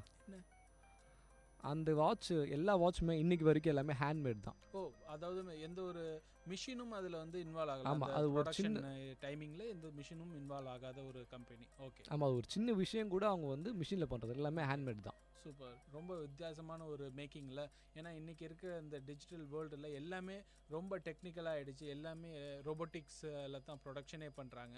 ஈவன் ஃபுட் ப்ராசஸிங் கூட இன்றைக்கி ரோபோட்டிக்ஸ் அளவுக்கு போயிடுச்சு. பட் இன்னமும் ஒரு வாட்ச் கம்பெனி வந்து still they're doing with mechanical manual அப்படின்ற போது ரொம்ப அற்புதமான ஒரு விஷயம் தான் அது. இப்போ பார்த்தீங்கன்னா இவர் சொன்ன மாதிரி ரோலெக்ஸ் பற்றி பேசினார், இந்தியன் வாட்ச் கம்பெனி பற்றி பேசினார். பல பேர் இன்னும் வந்து அந்த HMT வாட்ச் வந்து ஒரு ஹெரிட்டேஜ் மாதிரி இன்னும் வந்து சில பேர் அந்த கலெக்ஷன்ஸ்லாம் வச்சுருக்காங்க. அது மட்டும் இல்லாமல் பார்த்தீங்கன்னா வந்து அதாவது வந்து ஒரு 500ரூவாலேருந்து இன்றைக்கி 1 லட்சம் வரைக்கும், 1 லட்சத்துக்கு மேலே கூட வந்து நிறையா வந்து வாட்ச் இருக்குது. வாட்ச்சு நிறைய பேர் யூஸ் பண்ணிகிட்ருக்காங்க. சில பேர் வந்து மொபைல் யூஸ் பண்ணிகிட்ருக்காங்க. சில பேர் வந்து பார்த்திங்கன்னா வந்து இன்னுமே வந்து வாட்சில் வந்து பார்த்தா தான் வந்து அவங்களுக்கு வந்து டைமிங் வந்து செட் ஆகும். அதில் பார்த்தா தான் அவங்களுக்கு ஒரு திருப்தியே இருக்கும், மெயின்டைன் பண்ணிகிட்ருப்பாங்க. என்னோட பள்ளி காலம் பார்த்திங்கன்னா வந்து சின்ன வயசில் வந்து இந்த ஃபோன்ஸ்லாம் வராதுக்கு முன்னாடி வந்து வாட்ச் கட்டிட்டு போவோம் எக்ஸாமுக்கு வந்து. சில பேர் பார்த்திங்கன்னா நல்லா பாஸ் ஆனால் அவங்க வீட்டில் வந்து வாட்ச் வாங்கி தருவாங்க. சில பேர் வந்து வாட்ச் செட் பண்ணி வச்சுருவாங்க, இவ்வளோ டைமிங் 1 hour அந்த மாதிரியான விஷயத்துக்கு. பல விஷயத்துக்கு நம்மளுக்கு யூஸ்ஃபுல்லாக இருக்குது இல்லையா ஆனந்த் சார்? ஆமாம், ரொம்பவும் யூஸ்ஃபுல்லான ஒரு விஷயம் இந்த வாட்ச். இன்றைக்கி இந்த அறிவோம் ஆயிரம் நிகழ்ச்சியில் இந்த வாட்சை பற்றி பேசுனதில் ரொம்பவும் சந்தோஷப்படுறேன். இந்த ஒரு வாட்ச் அப்படின்னும் போது இன்றைக்கி நேற்று ஆரம்பித்த ஒரு வரலாறு கிடையாது. இது வந்து ரொம்ப பழங்காலமாக இருக்கிற ஒரு வரலாறு. ஆமாம், சூரியன்லேருந்து ஆரம்பித்து இன்றைக்கி வந்து ஸ்மார்ட் வாட்ச் வரைக்கும் நம்ம வந்துட்டோம் இல்லையா? சூரியனில் வந்து டைம் பார்க்குப்பாங்க, அதாவது அங்கே கிழக்குலேருந்து ஆரம்பிக்குது. ஸோ நடுவானுக்கு வந்தால் இந்த டைமிங் 12 மணி, இப்படி சன்செட் ஆச்சுன்னா வந்து 4 மணி, அந்த மாதிரி வந்து நிறைய பேர் ஆரம்பிச்சிருந்தாங்க. அதுக்கப்புறம் வந்து சாண்ட் கிளாக் வந்தது. அப்புறம் வந்து நிறைய இடத்துல வந்து டெக்னிக்கலான வாட்ச் வந்தது, டிஜிட்டல் வாட்ச் வந்தது. இன்றைக்கி வந்து ஸ்மார்ட் வாட்சில் வந்து நம்ம நின்றுட்டுருக்கோம். இன்னும் பரிணாம வளர்ச்சியாக நிறையா டிவைசஸ் வர்றதுக்கான வாய்ப்புகள் அதிகமாக இருக்குது. பரிணாம வளர்ச்சின்னு சொன்னீங்கன்னா, இப்போ அடுத்த ஸ்மார்ட் வாட்ச்க்கு அப்புறம் ஒரு டெக்னாலஜி வரப்போகுது, என்னன்னு தெரியுங்களா? சொல்லுங்களேன். விர்ச்சுவாலிட்டி வாட்ச். ஓகே, விர்ச்சுவாலிட்டி வாட்ச்னா எதுவுமே இருக்காது. ஆமாம், நம்ம வந்து ஜஸ்ட் நம்ம மொபைல்லையோ இல்லை வந்து பாக்கெட்லேயோ ஒரு டிவைஸ் இருக்கும், அதை நம்ம கிளிக் பண்ணிங்கன்னா நம்ம ஃபேஸ் முன்னாடி வந்து அந்த விர்ச்சுவாலிட்டி வாட்ச் வரும். ஓகே, சூப்பரான ஒரு விஷயம் சொல்லியிருக்கீங்க. அறிவோம் ஆயிரம் நிகழ்ச்சியிலேயே இன்னைக்கு நிகழ்ச்சியில் வாட்ச் பற்றி பல விஷயங்கள் பேசணும். தொடக்க காலகட்டத்தில் ஆரம்பித்த அந்த ஒரு சாண்ட் கிளாக்லேருந்து சன்னுன்ற ஒரு விஷயத்தை வச்சு எங்கன ஷேடோ கிளாக்லேருந்து இன்றைக்கி நிலைமைக்கு இருக்கிற ஸ்மார்ட் வாட்ச், அதுக்கப்புறம் இன்னும் ஃப்யூச்சரில் வரப்போகிற விர்ச்சுவல் வாட்ச், இந்த மாதிரி எக்கச்சக்கமான வாட்ச் பற்றி இன்றைக்கி ஃபுல்லாக அறிவோம் ஆயிரம் நிகழ்ச்சியில் பேசியிருக்கோம். நம்ம கையில் மணிக்கட்டில் இருக்க இந்த ஒரு வாட்ச் நம்மளோட வாழ்க்கையில் ஒவ்வொரு நொடியையும் நம்ம கூடவே பிரயாணிச்சுக்கிட்டு இருக்கிற ஒரு விஷயம். இந்த ஒரு விஷயத்தை நம்ம மனசில் வச்சுக்கிட்டு நம்மளோட வாழ்க்கையில் மென்மேலும் வளரணும் அப்படின்ற ஒரு சிறந்த கருத்தோட இன்றைய அறிவோம் ஆயிரம் நிகழ்ச்சியை நிறைவு செய்கிறேன். நான் உங்கள் அன்பு தோழன் KP ஆனந்த். என்னுடன் இருந்து விடைபெறுவர்கள் நித்யராஜ், சுரேஷ், ரஞ்சித் குமார். நன்றி நேர்களே.